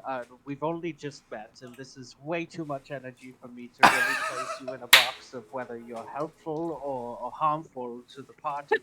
But here, I do have something that can help you. Amy, I need your assistance, please. And then I will take some spores, and I will just hold it out to Fred in front of his face. How does Fred feel about taking mushrooms? Oh, he's a fae, so he knows how to party. He will happily take that. He It might snorts cool that you line down. directly off your finger. Excellent. Ooh. All right, So, that's better. Okay, now let me explain why we're all fucked. That, okay. and then Fred tells them that it is, what the fuck did you say it was? An Flail? artifact of The flail. the flail. Yeah, the flail is directly tied to Tiamat and pretty much basically what happened is that his champion now has the thing to usher him back into the world. Her. Tiamat is a her. Her, sorry. Mother dragon. Yes, well, that lines up with what Evie was telling me before Arknell called me to speak with you. I don't even know where to begin. To be honest with you, we were looking for the chess pieces I told you about. This is completely out of the jurisdiction of our initial goal and plan. And to be quite honest with you, I see no reason not to go just back to the Paydock and forget about this.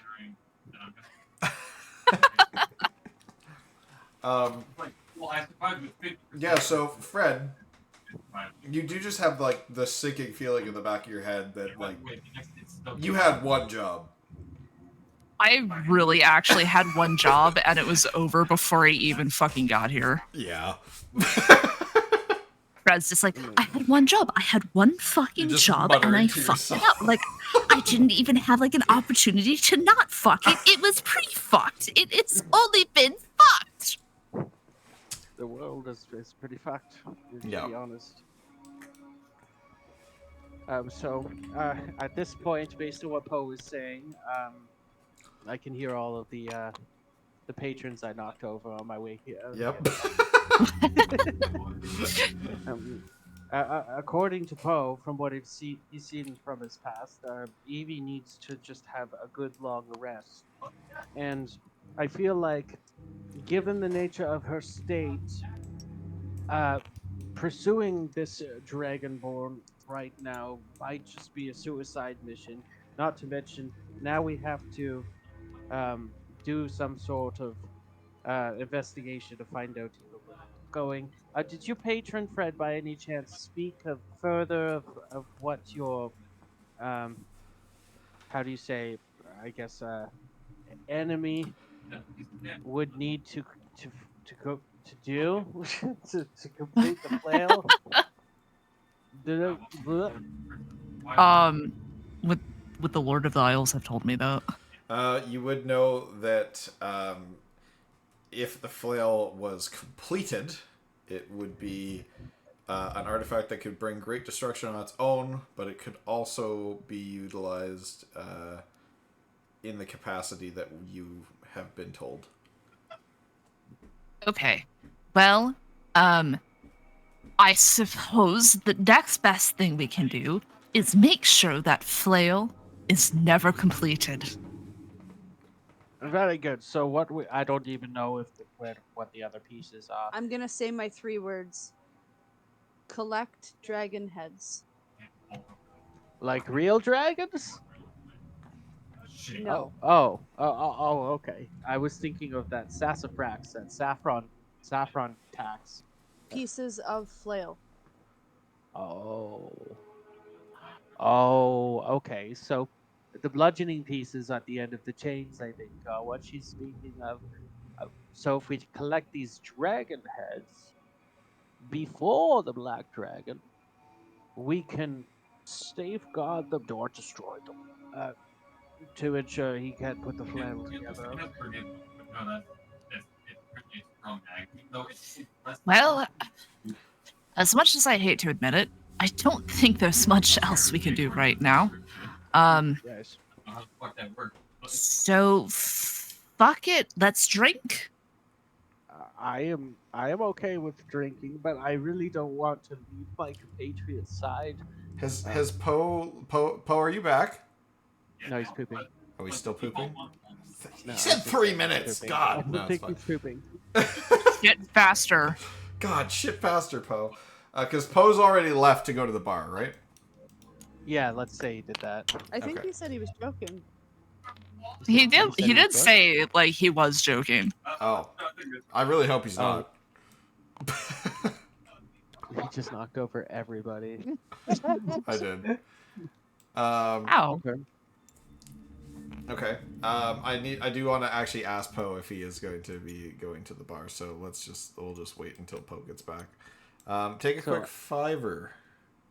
Okay. I'm gonna hit the bathroom myself real quick. Me too. Oh. Okay. I will return shortly. Poe and Shmi and Evie can speak more with Fred. Okay. Yes. So Is she feeling better enough now to like? I think it's Oh, how generous. Okay. amazing. It's like weak message. Okay, actually, I got one. Okay. Acid, fire, lightning, poison, and then when Zach comes back, he can fill in what the last word is. But those are the 5 words that I'm using. Isn't it ice? Let's just say ice, and if it's incorrect, then it's incorrect. I think but it's an ice dragon. yeah, okay. If I'm thinking of chromatics. Oh, okay. So these must be. And I turn to Fred. Smee turns to Fred and goes, "These must be, I guess, the elements that these heads represent."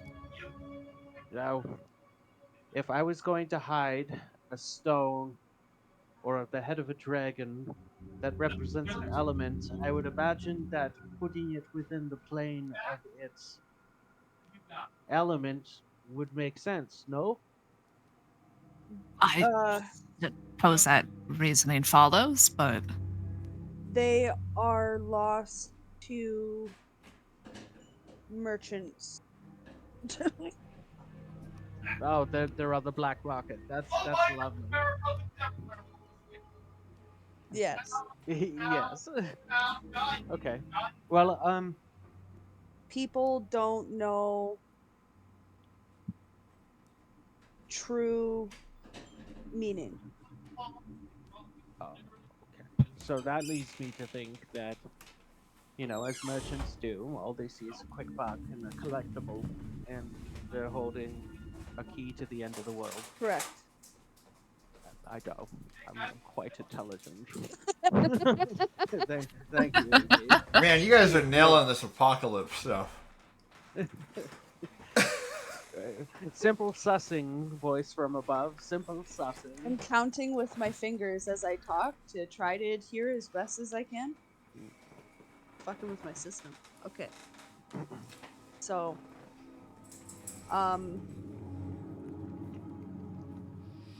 mm, Bam, bam, bam. You are shit. Hang on. No, those are your 3 words. Shmi, you are shit. Hang on. I know I smell, but I figured I smell more like compost. Fred, who are you? right. I suppose that if you're aware enough for introductions, or well, to divulge this information, you're aware enough for introductions. Hello. He flies back up from off the ground and he gives a very courteous bow and he says, "I am Fred. My patron is a friend of the priestess, Sister Arknell, and he has tasked me with coming here and aiding your group in unfucking this, apparently." Who is friend? Well, according to Sister Arcanel or my patron? the patron, it's the same question as I asked you. Oh, and, yes. He is the Lord of the Isles. He is an upstart. Unless you're very familiar with the Bay Court drama gossip of the last 20 years, I don't reckon anyone here would know who he is. He's a new archfey of the lesser houses. From what I'm gathering, Fred Sealy, or the Court of Good alignment, correct? Oh, fuck. That's a good question. Yes, it is a good question. Hey, DM. Yep. It would be helpful if I was better at knowing D&D stuff, but I don't, so... Sorry, we're asking the alignment of the Lord of the Yeah, Isles. is Lord of the Isles like a Sealy? What do you mean, Sealy? Sealy or unsealy court, but moreover, just the Good or alignment. bad?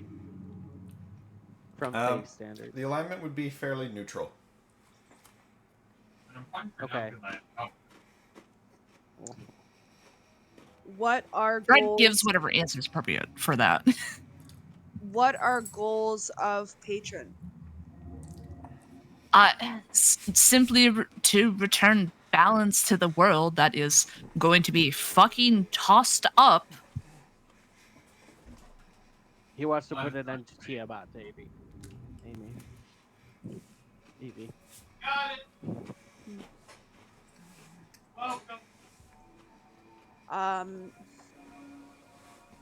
Dragon All Tongue I is know just is one word. my goal right now is to prevent Tiamat from re-entering this realm. Yes. Little late, aren't ya? You motherfucker! Fred slaps Evie, Oh, deals 1 point of bludgeoning damage. No, she no, doesn't. no. It does like Well- 0.5 damage. And tickle the chin. Well, It feels like a butterfly kissed you. no. Um. Oh, Claire said something. I'll be one more minute. Almost done a massive fucking shit. Awesome. So Plus. real for that. Yeah. I knew it. I know him. Okay, so Dragonborn said one of enemies. Mm. Who?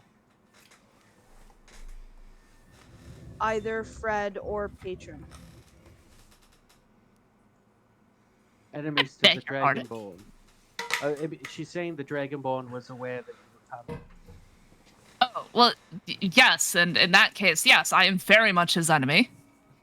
Yes. Okay, so I mean, look, the conversation might be easier once Evie has a full rest and we speak fully. And I don't want to waste your energy, my friend.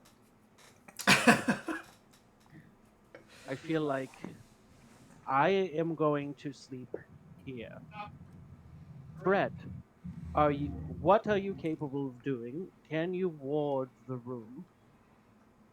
At Can all? I word the room? Let me Quick see. Let question, me check my character sheet. Fred. Do you have access to a certain ability that allows a certain melody to be played of rest? Yes.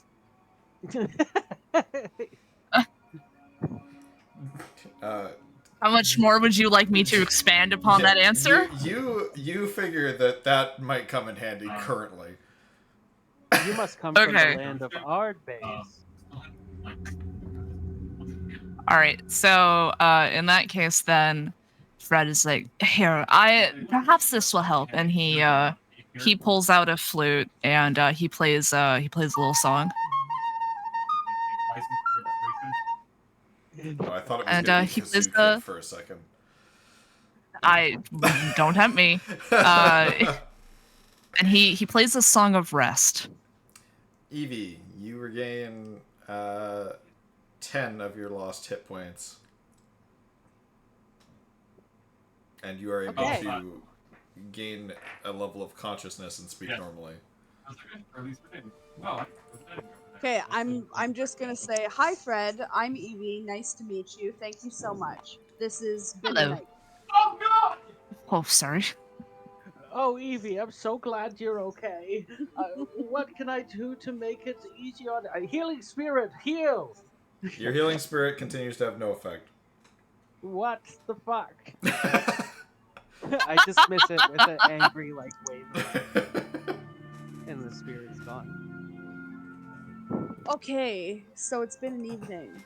As I'm sure that Smee has already explained to you what's happened with this Tralgor, the Yeah. Black Dragonborn. I didn't tell the name. I forgot the name. I was sitting on troglodyte, but I realized it was a slur. And even though he is a troglodyte, but Any reaction from Fred? He goes, "Oh, okay, that motherfucker. Got it." Yes. Yes, indeed. So, I had to make a series of swift decisions. And he said that I had to go now to this room. Said there will be no permanent damage, but there will be side effects of removing the collar. oh, And I suppose that's the Oh, necrotic by the way, damage you that guys you're do currently dealing with. Shmi, you do notice Evie no longer has a collar. oh, excellent! I was coming to tell you that Fred might be able to help us with that, but I'm glad you had the situation figured out for you. What? Wow. Well, No. lovely. Now, mind you, Fred, you weren't very convincing when you said you may be able to help. So, I'm just glad that one more of the party is free from scrutiny, we might say. Good on you, Amy. Thank you. I would have done the We're same happy thing. for you.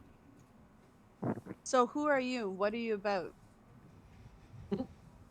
As I have stated previously, my task here is to stop Tiamat, not checking my notes, Tiamat from returning to this plane and just plunging the world into death and chaos. So why wouldn't you meet with all of us together instead of one person? Well, you see, That's a good I question. I had should have asked that. I had spoken to Sister Arknell before. She was the first one I approached. She back in the day, she knew my patron, um, and then she summoned one of you to the room. I didn't really have any say on that. I didn't realize that that's what she specifically requested. But Clink squawks up at this moment in time, and Clink's. I'm gonna do my best Clink voice that I can. This is why I was hoping Deanna might be here. But Clink squawks up and just says, "Squawk! Umberly is an ally of the Lord of the Isles. Squawk!" Oh, that's good to know. I never put two and two together. Water, islands, Amberley. She's still hunting me with that fucking squid. Right, I forgot Okay. about that. Oh man.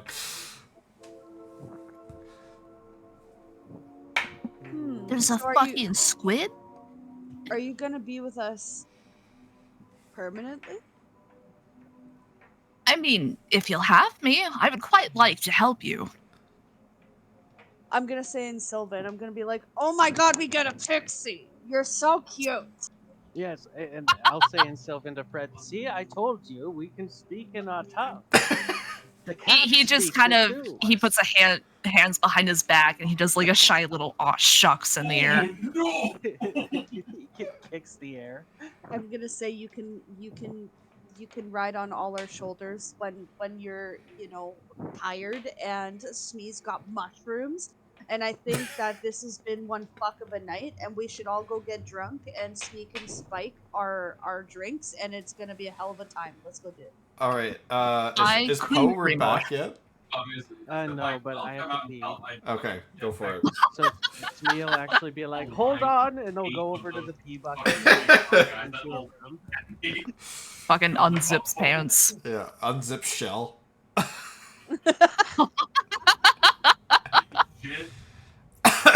Okay.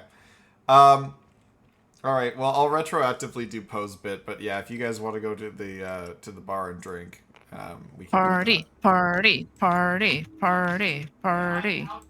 I bar's I join Fred in the party chant. Party, party, party, party, party. All right. He's decided he's like Evie, so he's gonna sit on the counter by her. Good. All right.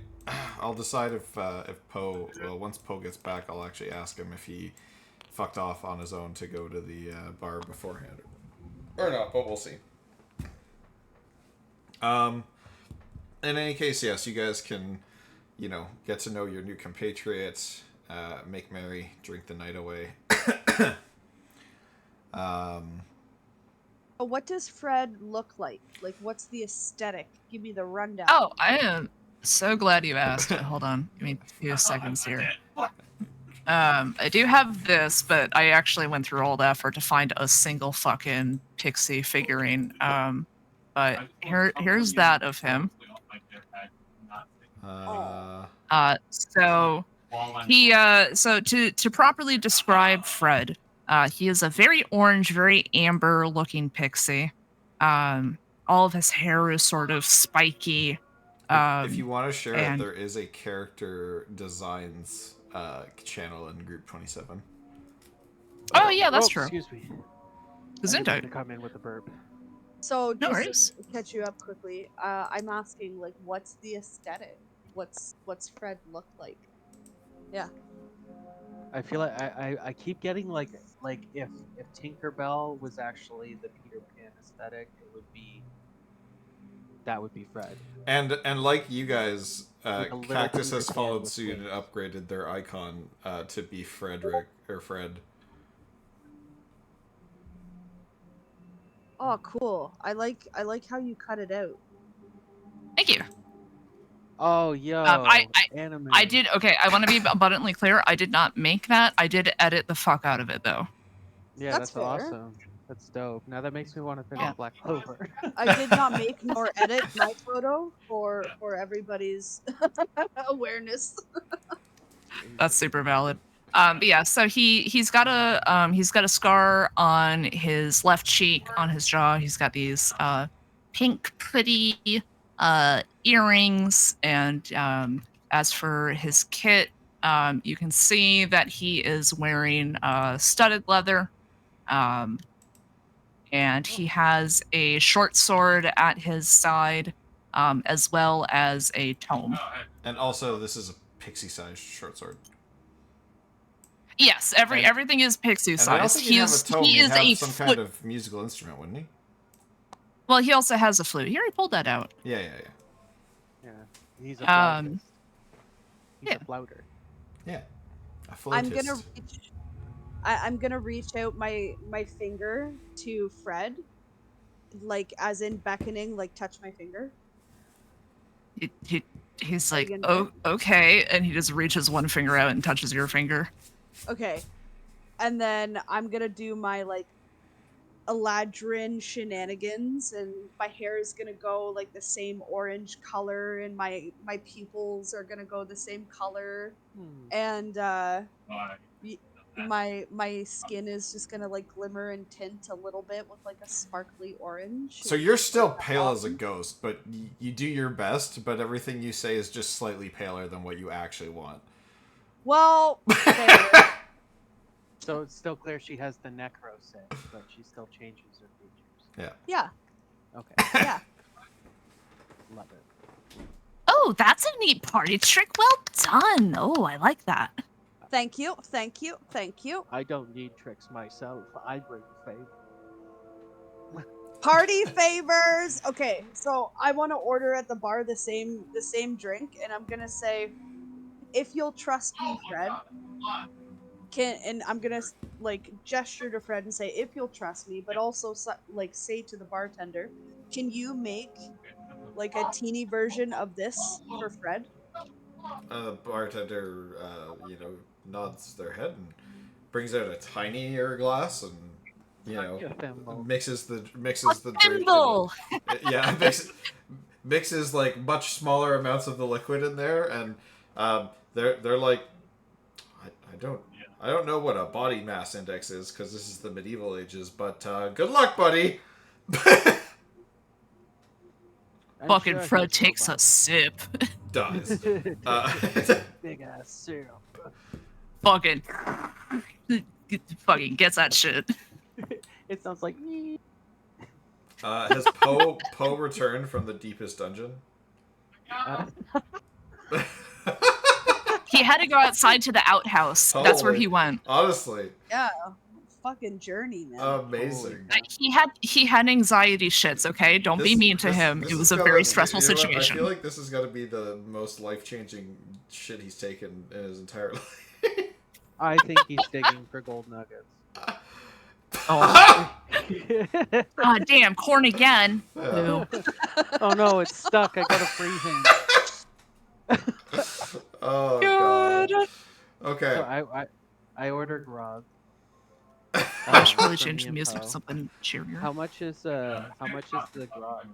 The grog is like I don't know, like 5 silvers. Okay, so I'll buy one for me and one for Poe for when he gets that, All right. and then I'll also buy one for Clink because They technically exist here. They do.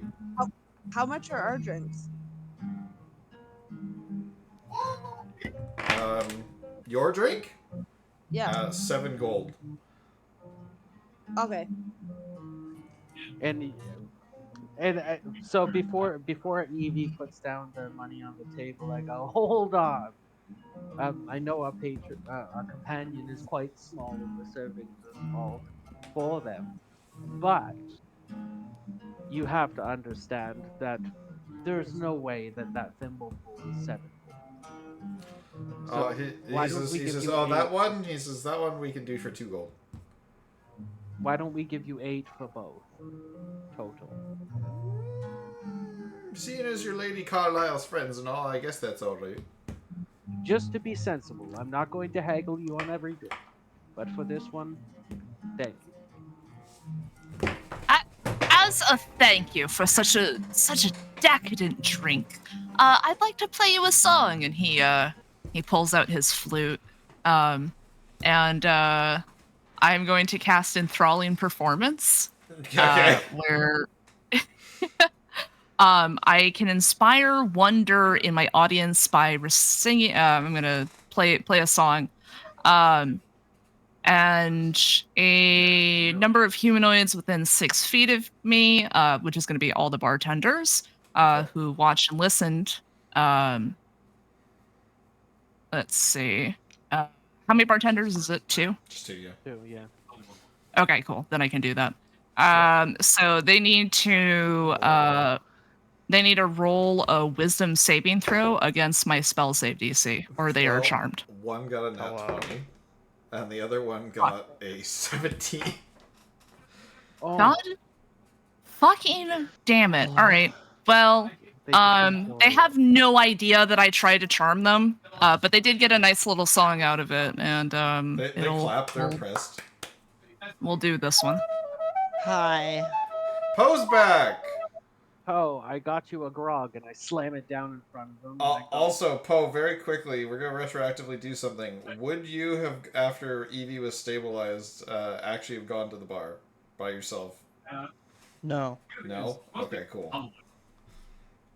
Yeah, no. Sorry about that. No, it's all good. We are just questioning that. Alright, and then we're good to continue. Okay. No, I mean, like, sorry for my delay. No, it's all good. I hope you Shit feel happens, better." literally. Here's. I took a break. I'm not done.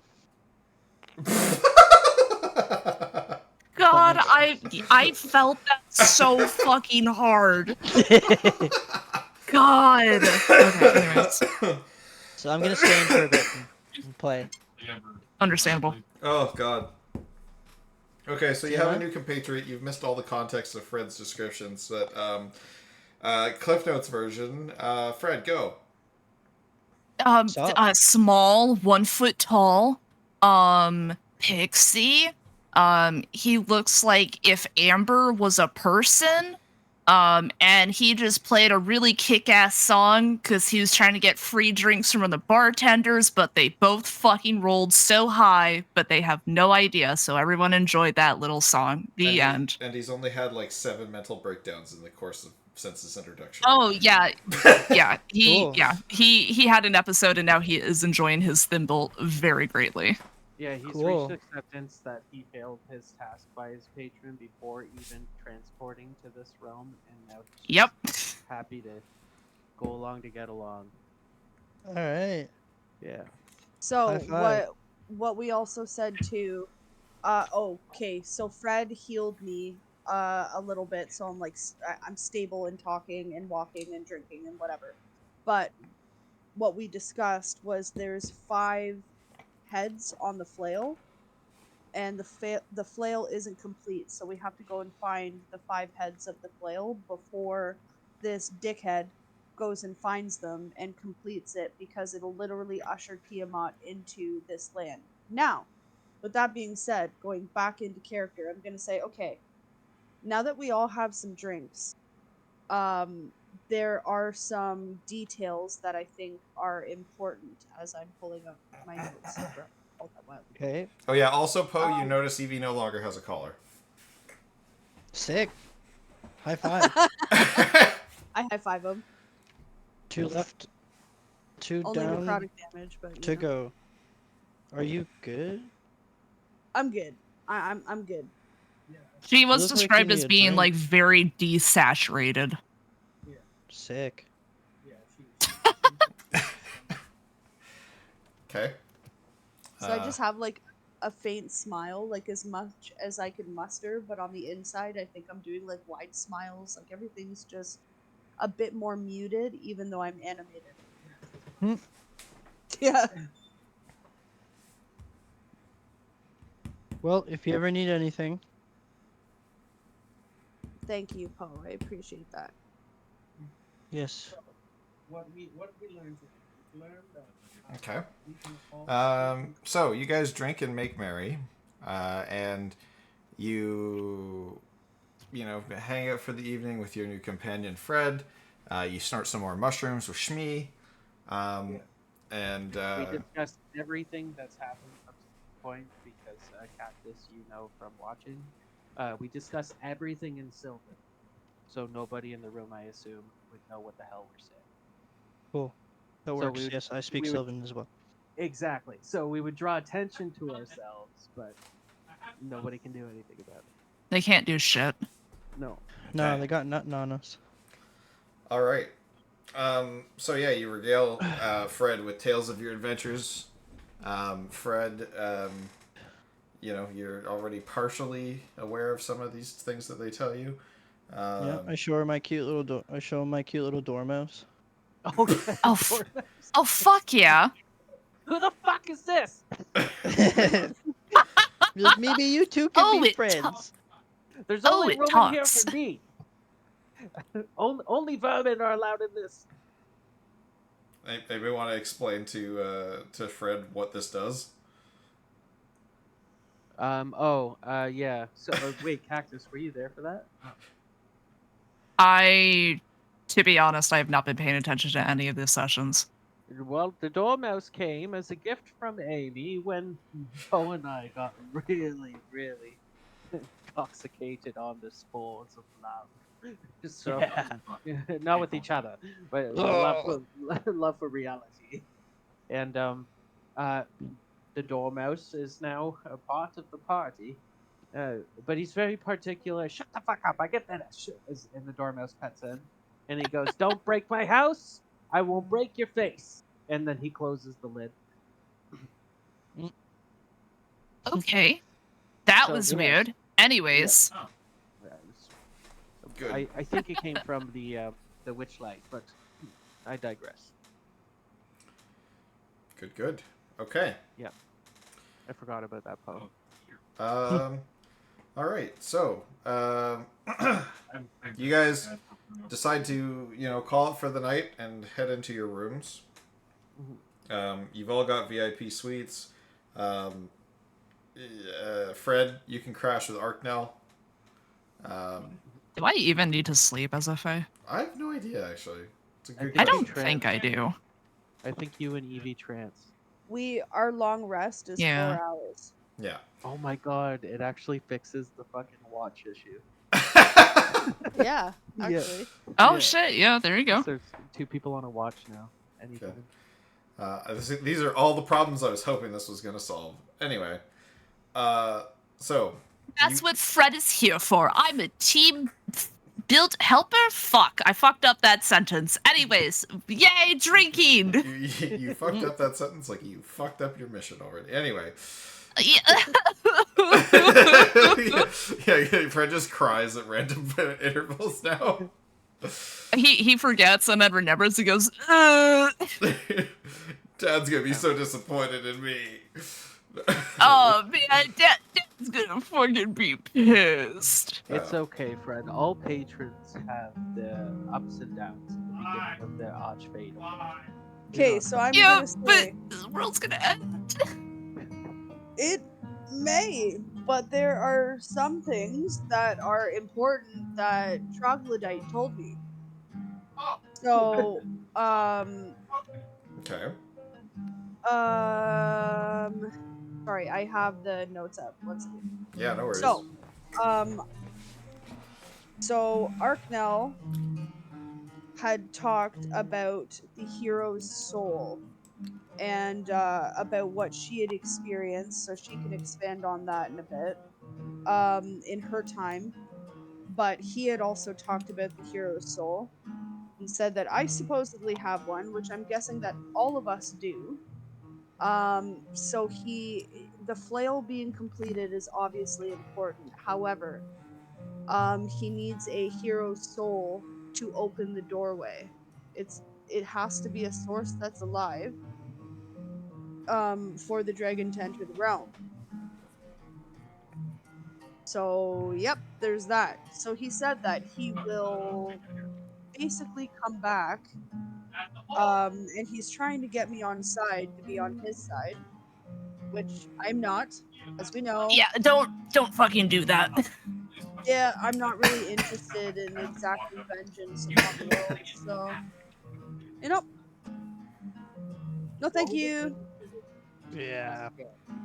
A member of the folk for assistance. That's what I Like said. we care. I literally told him that. I literally told him Oh God. like why the fuck should I care? But then he said that he'll like, kill everyone here, and then possess my body and then just do it anyhow. So I was like, well, You can fuck. try.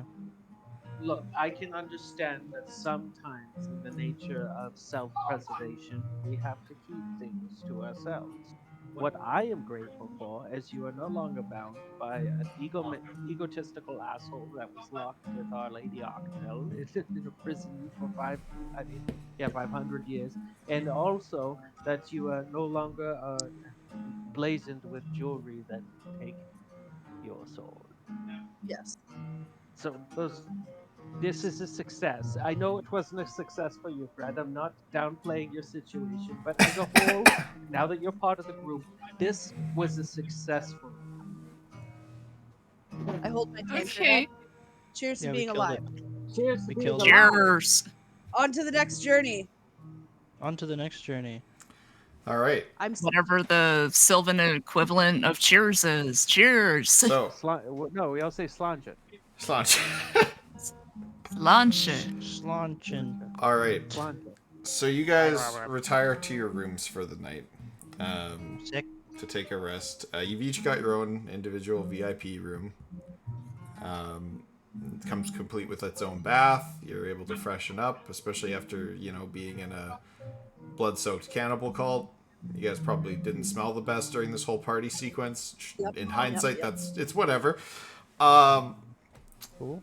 But as you guys are all, settling down to sleep, Poe, you and I are gonna go into the one-on-one.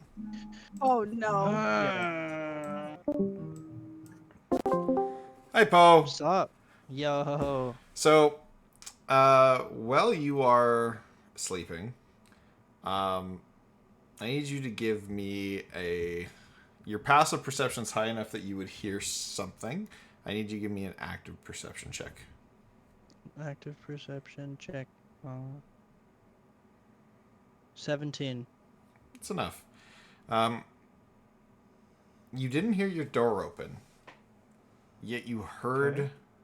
somebody step in your room. Oh God. What would Poe do?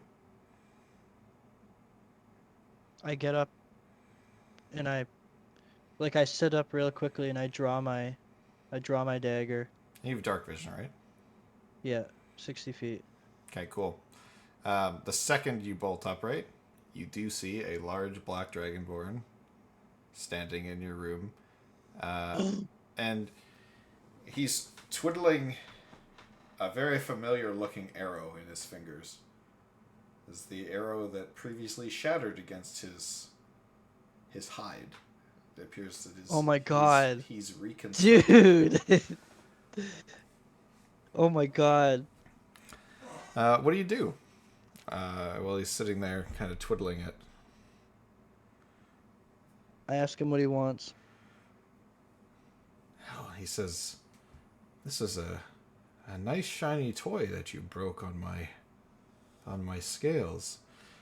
And he's kind of, twisting it between his fingers, and you can see that and this is the first, you've glanced glimpses of this guy a few times now, and he gets that your senses are fairly keen. So, he's keeping his form stable right now, but he's just kind of fondling this arrow in his hands, and you can see he's kind of weaving some magic into it. And he says, I just wanted to give you this back. He says, I feel it's, it was a shame that it shattered.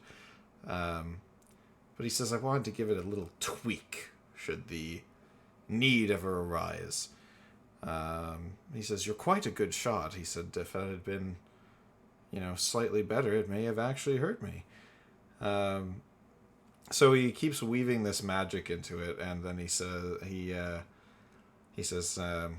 what do you make of your new friend?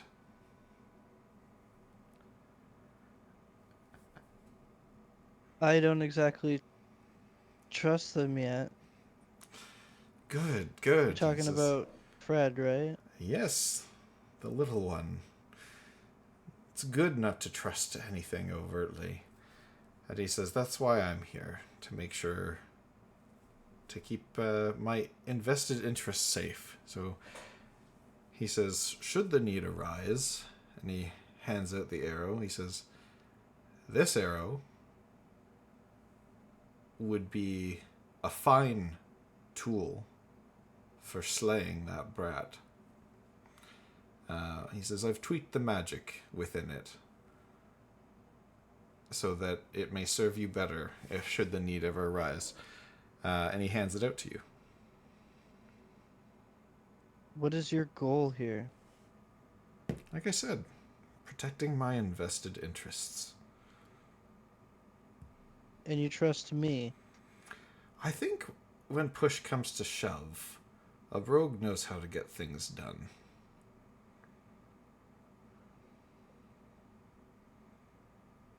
Alright. So are you taking it? Yes. Alright. So, you are receiving an arrow of pixie slaying. In addition to the regular damage it will do, it is a +3 arrow that will do an additional 6d6 damage if it hits a pixie. Okay. Can you say that again? It's an arrow of pixie slaying +3. +3. Okay. So so it's a magical arrow. So we'll already have a +3 to hit, and it does an additional 6d6 damage if used against a pixie. Okay. Alright. So he gives you the arrow and he says, I'll be back around and I'll watch your group with great interest, but be careful who you trust.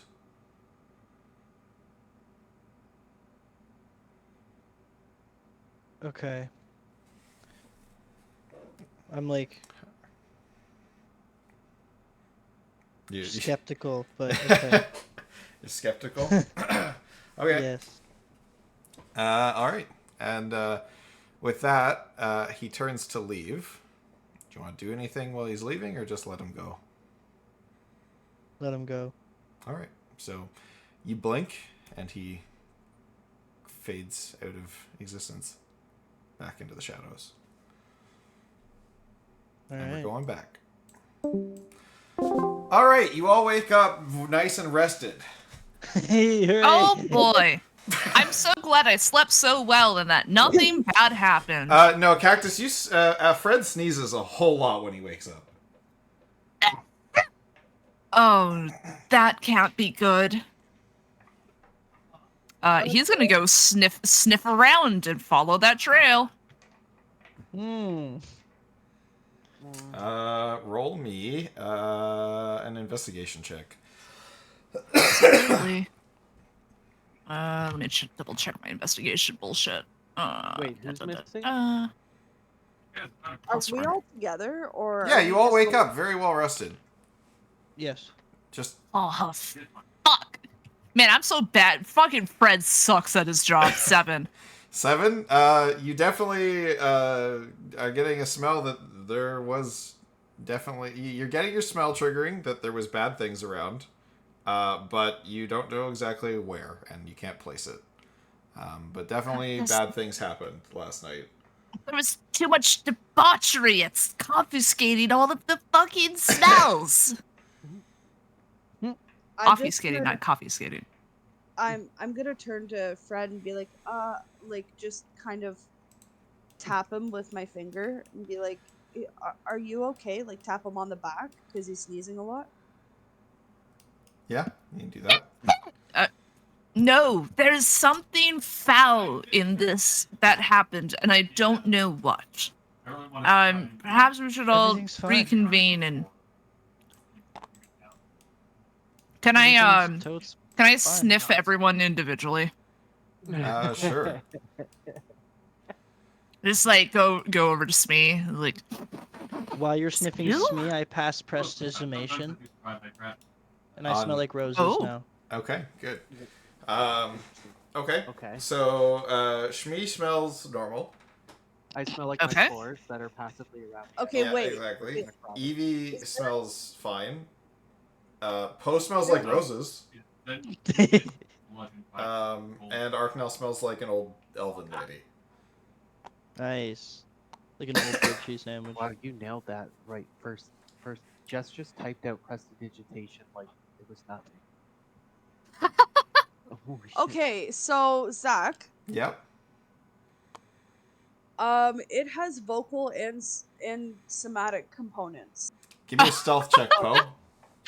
yeah. Oh, I don't care if it's stealth or not, but alright, 27. Cactus, what's your passive perception? Oh yeah, bad. no, definitely for sure. It's Not 16. Yeah, okay. No, you don't notice. Poe's got it. Oh my god. So I smell like necrotic because of the spores. I'm just saying that. Oh, there you No, go. you smell like roses. No, Poe does. I smell like necrotic because my spores are necrotic. And Yeah, they're so always- Shmi Oh, smells, Smee does. Shmi Okay, smells sorry. a little necrotic, but not necessarily setting off your allergies. Like, no, that's the right kind of stink. Thank you. All right. As you guys are getting together and conversing in your room, whatever, I killed Yeah. it. It's fine. And Killed just them. It's outside- fine. We don't just- need them. just They're outside- dead. Just Get over outside it. your rooms, you guys are getting together, and Fred is eagerly smelling all of you guys. Lady Carlisle comes rushing up the stairs with Sister Arknell. Oh, hello. Whoa. How are you? Did you both sleep well? Yeah, good morning, beautiful. Good morning. Carlisle says the pleasantries will have to wait. You all must leave quickly. Oh shit. I'm guessing, just on a whim, Mountain Dock was not convincing, was it? No, Mountain Dock is fine. He's waiting for you outside the city gates, but there's a commotion in the town square. She says, are any of you familiar with the Order of the Platinum Knights? No. Give me a quick history checks around the board. Evie, Hey-yo. you can give me a history check at advantage. I got it. Nice. Order of the Platinum Knights. History. 20. Dirty 20. 14. Okay. 14. Actually, Fred, you can give me an advantage too.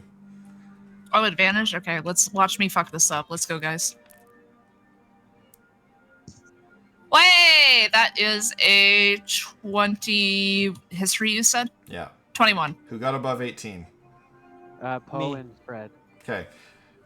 Fred and Poe, you both recognize, and actually this makes sense. Poe, you recognize the Order of the Platinum Knights because they are the order of knights who look after the eastern border where you were actually captured. Oh, Great. Fred, you recognize that's the bad, Order right? of the Platinum Knights as you have been told about them by your patron. Oh. They lean the opposite direction of the individual that you just failed to see. okay. And they Say less, I got you. They serve the opposing deity.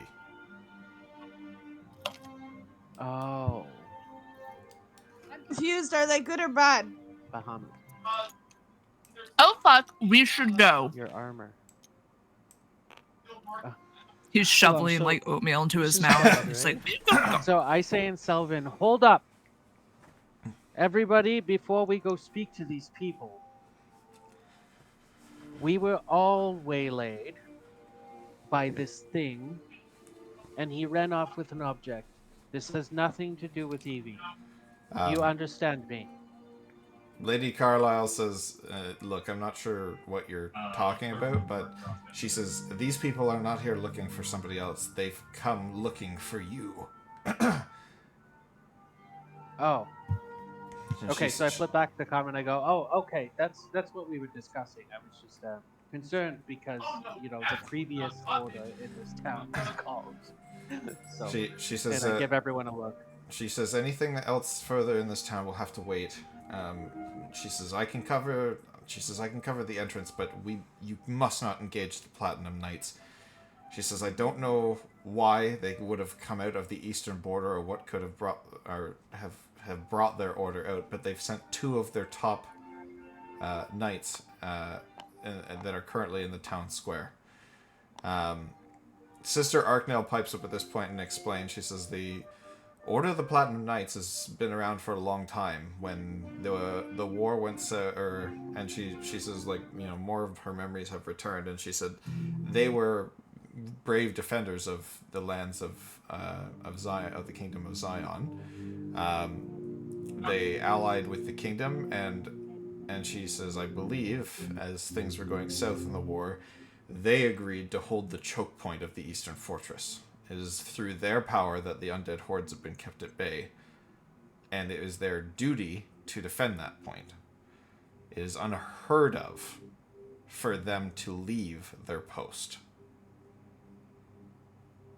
Oh, Okay, so hold up. So I'm confused why it would be a bad thing to talk to them. I'm thinking that we should trust the big dragon lady and that we should skedaddle, per se. I I'm prepare an thinking- arrow. She so says they have your pictures. They are seeking your arrest. Oh dear. For what? She says they would not say. Have we made a phone call to the dude we're supposed to talk to every 24 hours? I did not. We'll deal with that. He's later. been a little bit more lax lately, as if he has maybe other more pressing matters than dealing with you.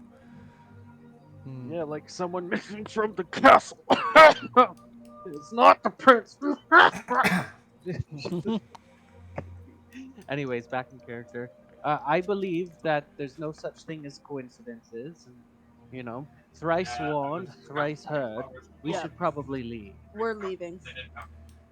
And Lady Carlisle brings out these fairly heavy-duty cloaks, and she gives them to you guys. She says these should perhaps help you make your escape. We have pies.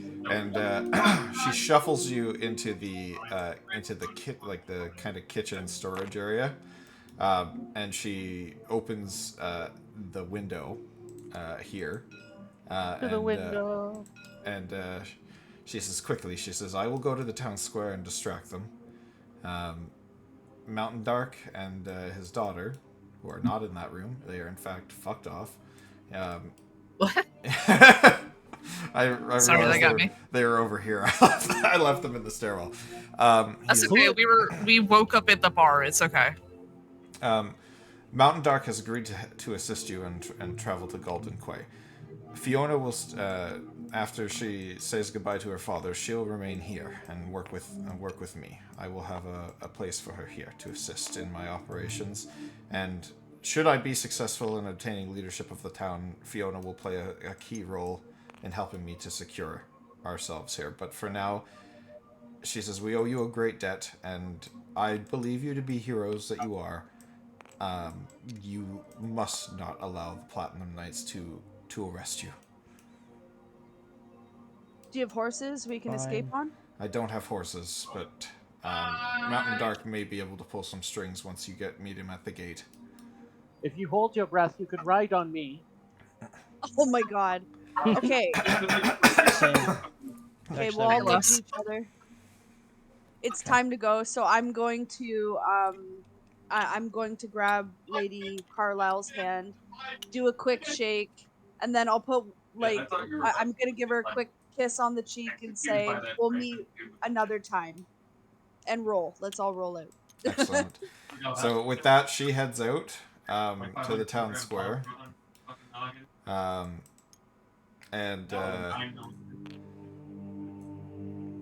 and you guys all head out the window here. Now you are traveling with Arknell.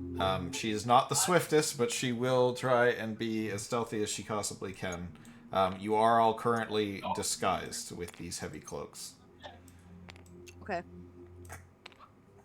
I'm gonna ask me, Okay. perchance, would it be appropriate or acceptable for me to hide in your mushroom or maybe your shell, something like that? I am very orange. Mm. Mm. Well, I have a Finish your feeling. porridge and then you. I know you Fangirl. guys can't see this, but basically, Lady Carlisle's starting a bit of a riot for you guys. Nice. What a gem. Yeah. Oh no. Oh Yes, oh you can no. definitely you could definitely hide within Amy if you would like, but I do have to say that she is quite potent, so I'm not sure how the powers that be would allow that for a long period of time, but definitely hide if you wish. He's Faye. He's done some hard party drugs at some Faye parties, so Yeah, I don't think Amy would inflict anything. it is like, oh, that's just like taking this is like taking a Benadryl. I got this. Okay. Yeah. So, Just gonna have a quick nap. what's your guys' plan here? We're running. Okay. Def- Currently, Sounds like we're going to the city gate. you know the Is this best going way east? out is to the city gate. The closest way out is to the city gate to the north. There's a city gate to the north, and there's a city gate to the east. The eastern one is further to travel, and the opposite direction of where you want to go back to Golden Quay. The northern one is closer, but it would require you to kind of sneak past an angry mob of people. Cool. So as we're slowly walking around the corner, I'm like, hear me out. We might want to be as inconspicuous as possible. No, not that corner. No. Back. Okay. Where we Not are. that corner, where we are. Jesus. Yeah. Okay. Where we are. Back here. Sorry. So hear me out. This might take a few extra days of travel, but if we go through the eastern gate, I believe I can get us back to your old church, Arknell. And then we can make our way back to Golden Quay. We'll have to We'll have to go through the woods. Currently, Mountain Dark is also waiting for you by the north gate. God damn it, Mountain Dark. Fuck. If I may suggest, can we just like go out the closest gate and then just like go around or something That's what I was thinking. Yeah. Is that on the possible? outside? Can we do that? So here I'm going to save this for a second because I need to go back to the actual town map of Twarok. Overwrite. Yes. Let's load this. You're telling me you don't know your maps? No, he's saying he's fully aware that I don't understand the map, and he's doing me a solid. No, Is what- that is not what I said. I'm also new here, so Yeah. So this is the map of Twarok. There is only a north gate up here, which is the closer one, and the eastern gate, which is over here. The other exit to the city is the port. Technically, that is the closest. And we are all right. Currently, yes, you came around that corner of the building. that's too loud. Yes. So, Okay, so where's Mountain Dark? Mountain Dark's up here because he always makes it the hardest fucking job to get to. So we have to go through the main town square where all of the Platinum Knights are. And I have an idea. Oh, I might you have an have- idea. Oh, do you have a Fred model Oh yeah, sorry. that I can steal? I'm gonna just Yeah, add to hold up. this. Oh, double arc now. Oh, well, whoops. Double elf money. Uh, Can we zoom out? Where the fuck we did he not? go? Where did he go? Can we not go through like side streets? To my command? Oh, That's what I thought. Did you save him as an object? Did I? Oh, Oh, wow. oh, Ooh, there that's it not is. the right thing. My bad. Nope, that's not. No, it is not. My bad. Is that? Is it a Thank you. ginormous penis? Oh damn. wrong Knowing game. me, that's a these very strong alleyways? possibility. Oh shit! Did I actually not save it? Yo, can you go? Can you go back to that save? Okay, hold on. That's right, because I changed it because for some reason it's called like Boxing Pixie, and I was like, well, that clearly needs to be named Fred, and I just hadn't gotten around to saving it. There we Okay, go. here, I'm Hold gonna on. save it. I'm gonna save it Grabbing here too. Fred. Actually, you know what? I'm just gonna save this whole group of things as group 27. There's the Fred figure. Okay. Okay, alright, we're going back to the town map. Because it's going to be easier to plan your point of Yeah. order from here. Whoops. Alright, what's the plan? So I have an idea, and I like could it. be saying this to them. Okay, I didn't even say the idea yet, you crazy cat. Listen. Okay, don't interrupt me, but so I think that this might be a time, if Mountain Dock is waiting at the North Gate, my friends, for me to use this, and I pull out the Deck of Illusions. The Deck of Oh, Illusions? shit. Yes. Because Carlisle started a riot, right? Yup. Start a riot. Okay. Are you all okay with this? And then the moment I send the illusion, and I we'll have wait to half actually a go back second. and find the Deck of Illusions. Hurry up, DM. I'm just saying. So, I also think we need an Ah, actual shit. deck of fucking cards too now. I agree. So, Shit. so with the Deck of Illusions, my friends, I How do can. you spell deck? Deck. Dick. Oh. Did you just say DICK too, Fred? I totally did. I did. All right, hold on. Oh, that's Grabbing- awesome. I'm grabbing a deck. I have a deck. It's in my backpack. God, I would hope so. In your back? Oh no. So, I'll be explaining. Not Not this everyone's while Zach blessed with grabs the strap. So we will wait maybe 1 or 2 seconds to make sure the illusion isn't like a snake or something. Because then if I just send out a snake illusion, if we run across, it's not enough of a distraction. They will notice. Yep. If it's a Yeah. big illusion, we run as soon as their heads turn the opposite direction. Follow. Okay, Yep. so let's see here. I need what cards? Okay, the Ace of Hearts. Okay. Ace of Hearts. Oh, these are already shuffled. That's sad. That's okay. I can figure this out real quick. Ace of Hearts. Do you want tarot cards? Wait, is it?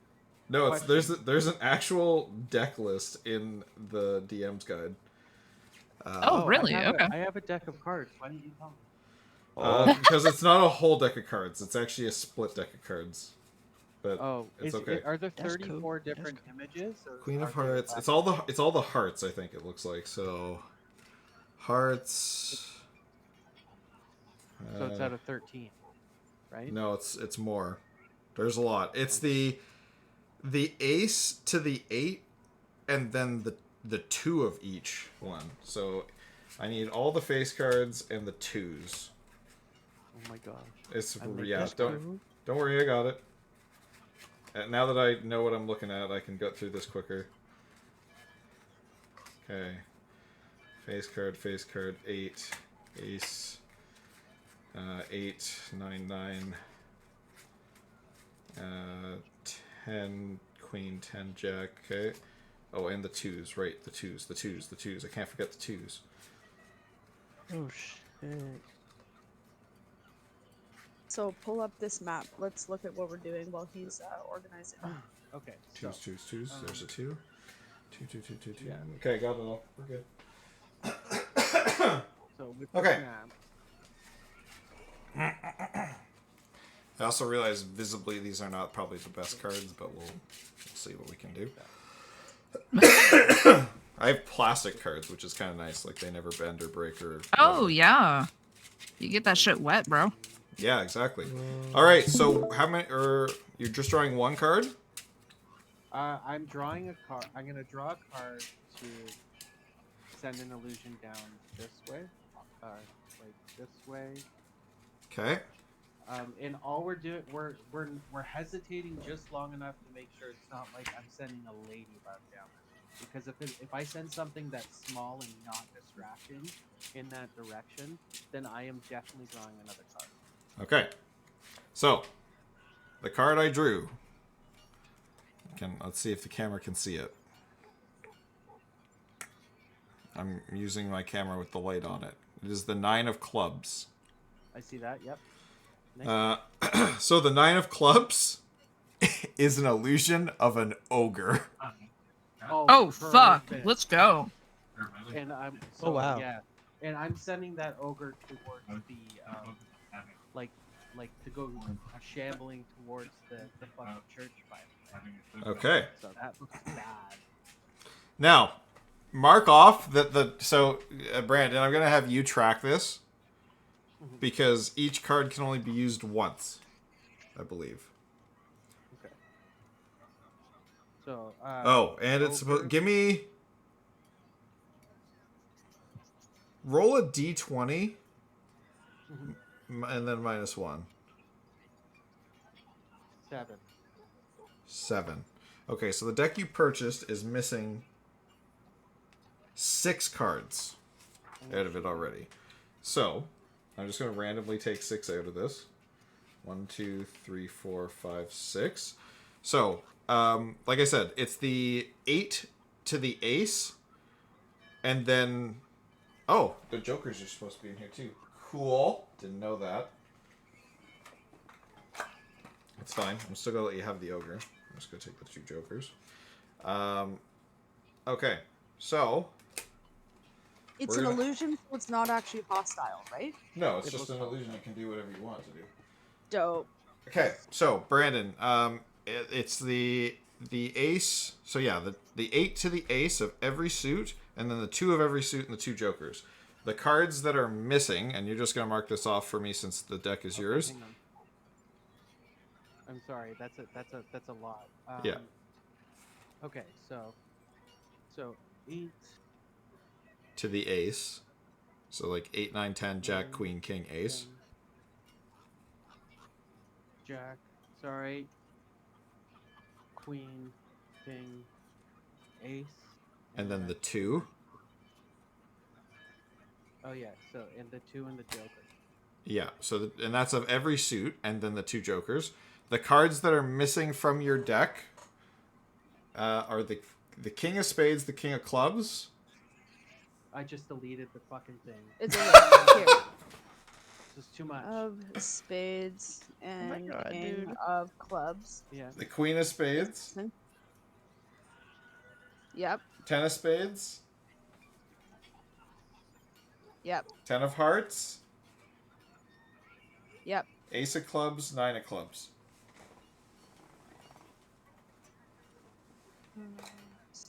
Okay. All right, and you just use the 9 of Clubs to summon an ogre. Yes. All right.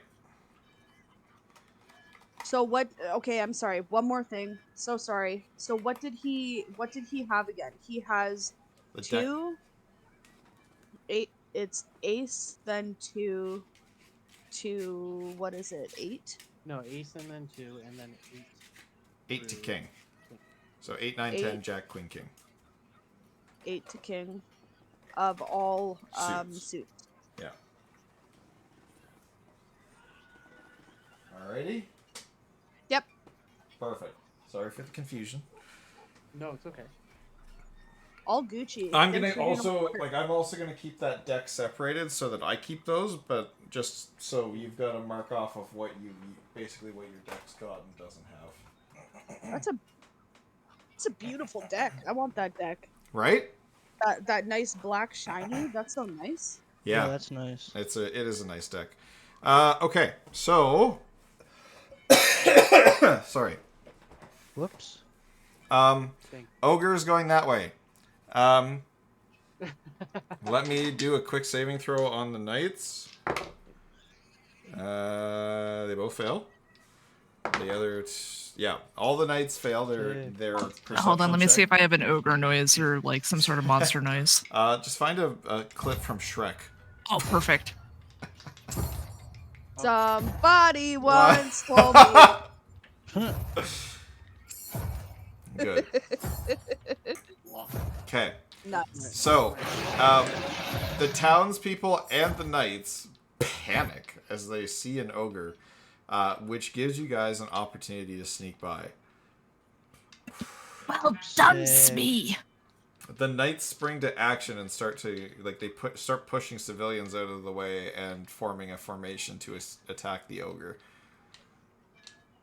And you do see that it's getting quite violent. Like, it is getting quite violent. Like, they're actively shoving civilians out of the way, pushing them down, throwing them out of the way. Like, they're not being quote-unquote nice about it. Oh wow. Well, that ogre's gonna very, as quick as an ogre can, shamble its way up, being as loud and menacing as possible on the way to the castle. Oh yeah, no, they see it walk by and they're giving chase in formation. So give me stealth checks at advantage. Oh no. Okay. Yeah. We're gonna do this, my friend. And I guess Evie, All of us? unfortunately for you, that's just a straight roll. 16. Okay, it's not bad. 22. And Nine. Arknell gets 19.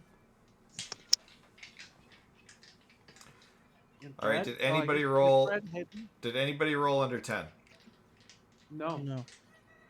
Okay, then you guys are able to successfully sneak by Oh and make yeah. your we're way off. to the Shit, northern yeah. gate. Oh shit! No, I That's was what's muted. up. Sorry. Oh, Hold on, I haven't rolled yet. okay. Not You to don't put a damper Isn't on she it. under my Hang screen? on. You're No, it's in just his mushroom, so you don't need to roll. Oh yeah, never mind. Yeah, you're fine. On the other side. Okay. They'll just shoot through. Okay. Fred. Okay. Fred is he him.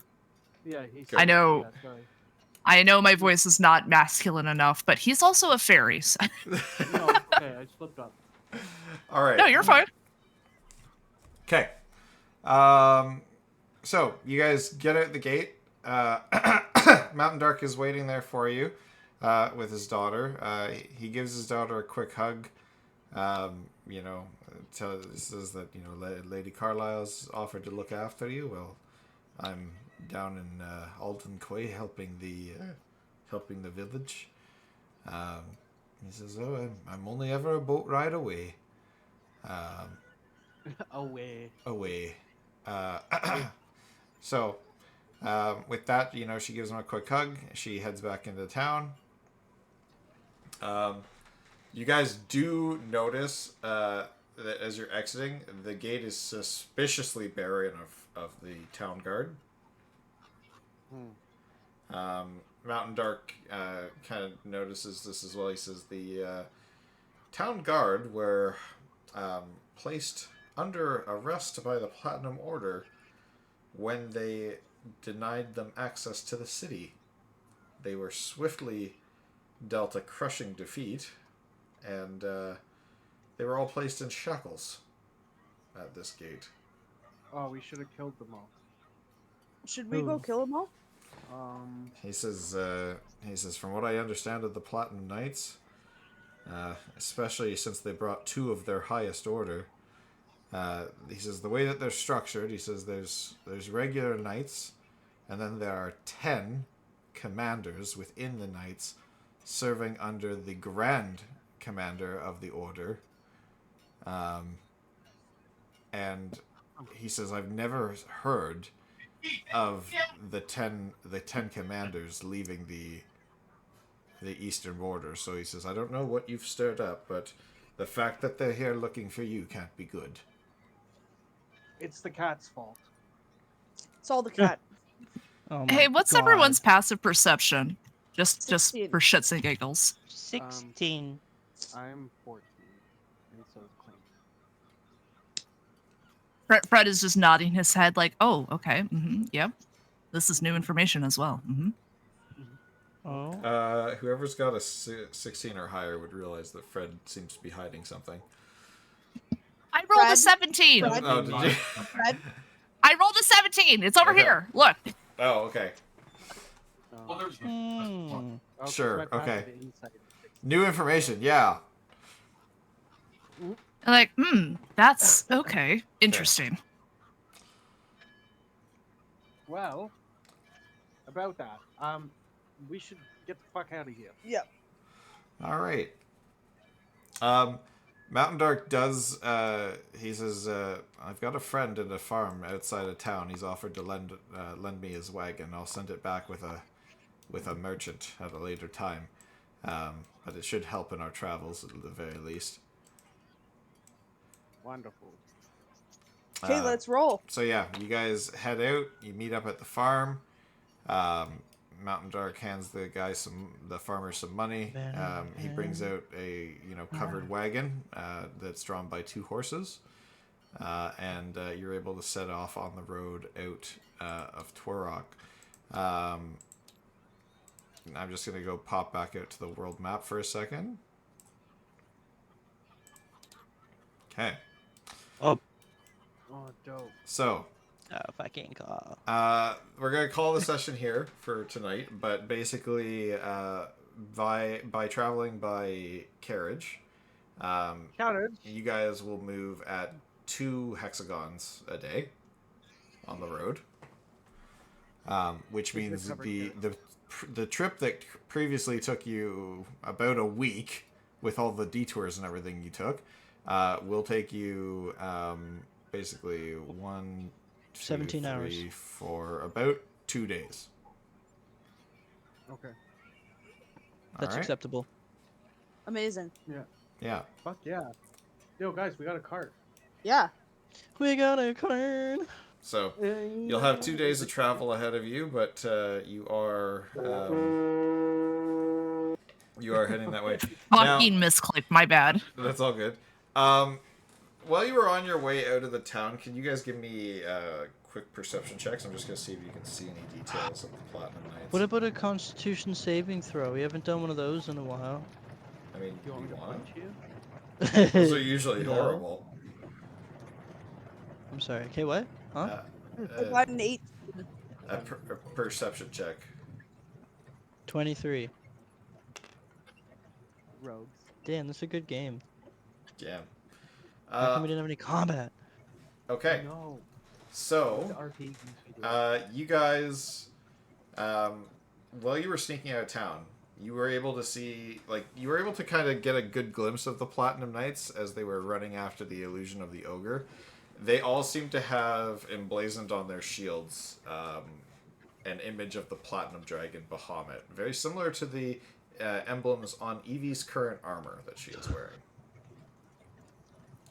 Oh. There were about 20 regular knights. There were 2 knights that looked unique. One wore very light blue armor, and the other wore very fiery red armor. Okay. And you Just noticed, a curiosity. Oh, you go on. sorry, you noticed that as they had their swords drawn, the one knight's sword was exuding kind of like a cold or frosty energy, and the other knight's sword was on fire. So you can call one frosty sword and one spicy sword. And then, sorry, Cactus, go ahead. What species were they? They were both human. Snakes. Oh shit, there were snakes. Oh god, we get the fuck out of here. This is snake country. And snake I guess, yeah, so for Cactus and for Poe, who passed their history checks on the Order of the Platinum Knights, you would know that most of the commanders are human. However, the head, the way that they're ranked, so there are 10 of them. You are familiar with their ranking, Poe, because you've maybe been pursued by them in the past, being a thief that comes from the area. There are 10 commanders. Each of the commanders on their own is a fairly challenging opponent. They are Nothing I ranked. can't handle. They are ranked 1 through 10 in terms of their strength. The Knight of 1 being the strongest, the Knight of 10 being the weakest of the commanders. Yet every commander is probably about enough to take on, like armies of undead by themselves. That's what their purpose is. They're all, like, every single one is a named legend on the battlefield. So they are to be avoided. The 9 of the 10 commanders are human. The Knight of 1 is a dragonborn. And then the Grand Commander of the Order is also a dragonborn. She is fairly well known to be a golden scaled dragonborn. Alright. And the Knight of 1 is said to... it's said that any blade that strikes him breaks against his, basically, iron hide. Except for mine. Yeah, I forgot. I didn't get the joke. Because I have a You will. dragonborn slaying sword. Well, I let's have see what dragonborn happens slaying if we arrows. ever get there. Well, Didn't you shoot a dragonborn slaying arrow at another dragon and it shattered? Yeah, but that was not my fault. Okay. So yeah, as you guys make your grand escape, is there anything you guys want to talk about before we finish off session for tonight? okay, I want to clarify for a hot minute. So, I'm crying. knights are ranked 1 through 10. They're And all actually, strong and if you legendary. guys want to give me a quick history check as well, because you guys all did well on that history check. 17. Oh, History check? fucking natural 19. 9. 5. Okay. 23 if you care. Actually, Cactus and Poe, give me that check at advantage. So just re-roll again. 19. I got a 19 and it adds up to 24. I don't think Oh, I need okay. an advantage. All right, that's fine. Poe might need it. Yeah, I got 19. Oh, go ahead. Okay, good. So you guys would recognize those two. These are two knights that are often... These are two of the commanding knights that are often seen together and working in tandem. Sir Mordain Frostguard and Sir Eldric Firebrand. They are said to have a complementary fighting style and usually fight as a duo on the battlefield. Eldric Firebrand. Cool. Oh, I'm quite glad that we didn't get caught because those two are bad business. They are known as the Knights of 7 and the Knights of 8.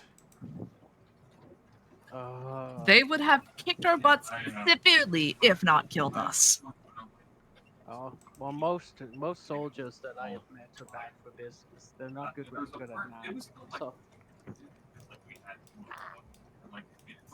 Okay. And with that, we are going to leave it for the night. Right. nice. I'm gonna find somebody to raid. Thought I saw Rouse on. Oh, he is on. We're gonna go raid Rouse. He's Go still bother playing Rouse, yeah. Tactical Beach Wizards. Awesome. Huh? All right, guys. Breach, We're gonna not go beach. see. Oh, Breach. Oh, Yeah. tactical Bro, Beach have you been calling Wizards. All right. Thanks, guys, for tuning in. We'll be back next week with the second party. Woo! Thanks for watching. Alrighty. Night night. And that's the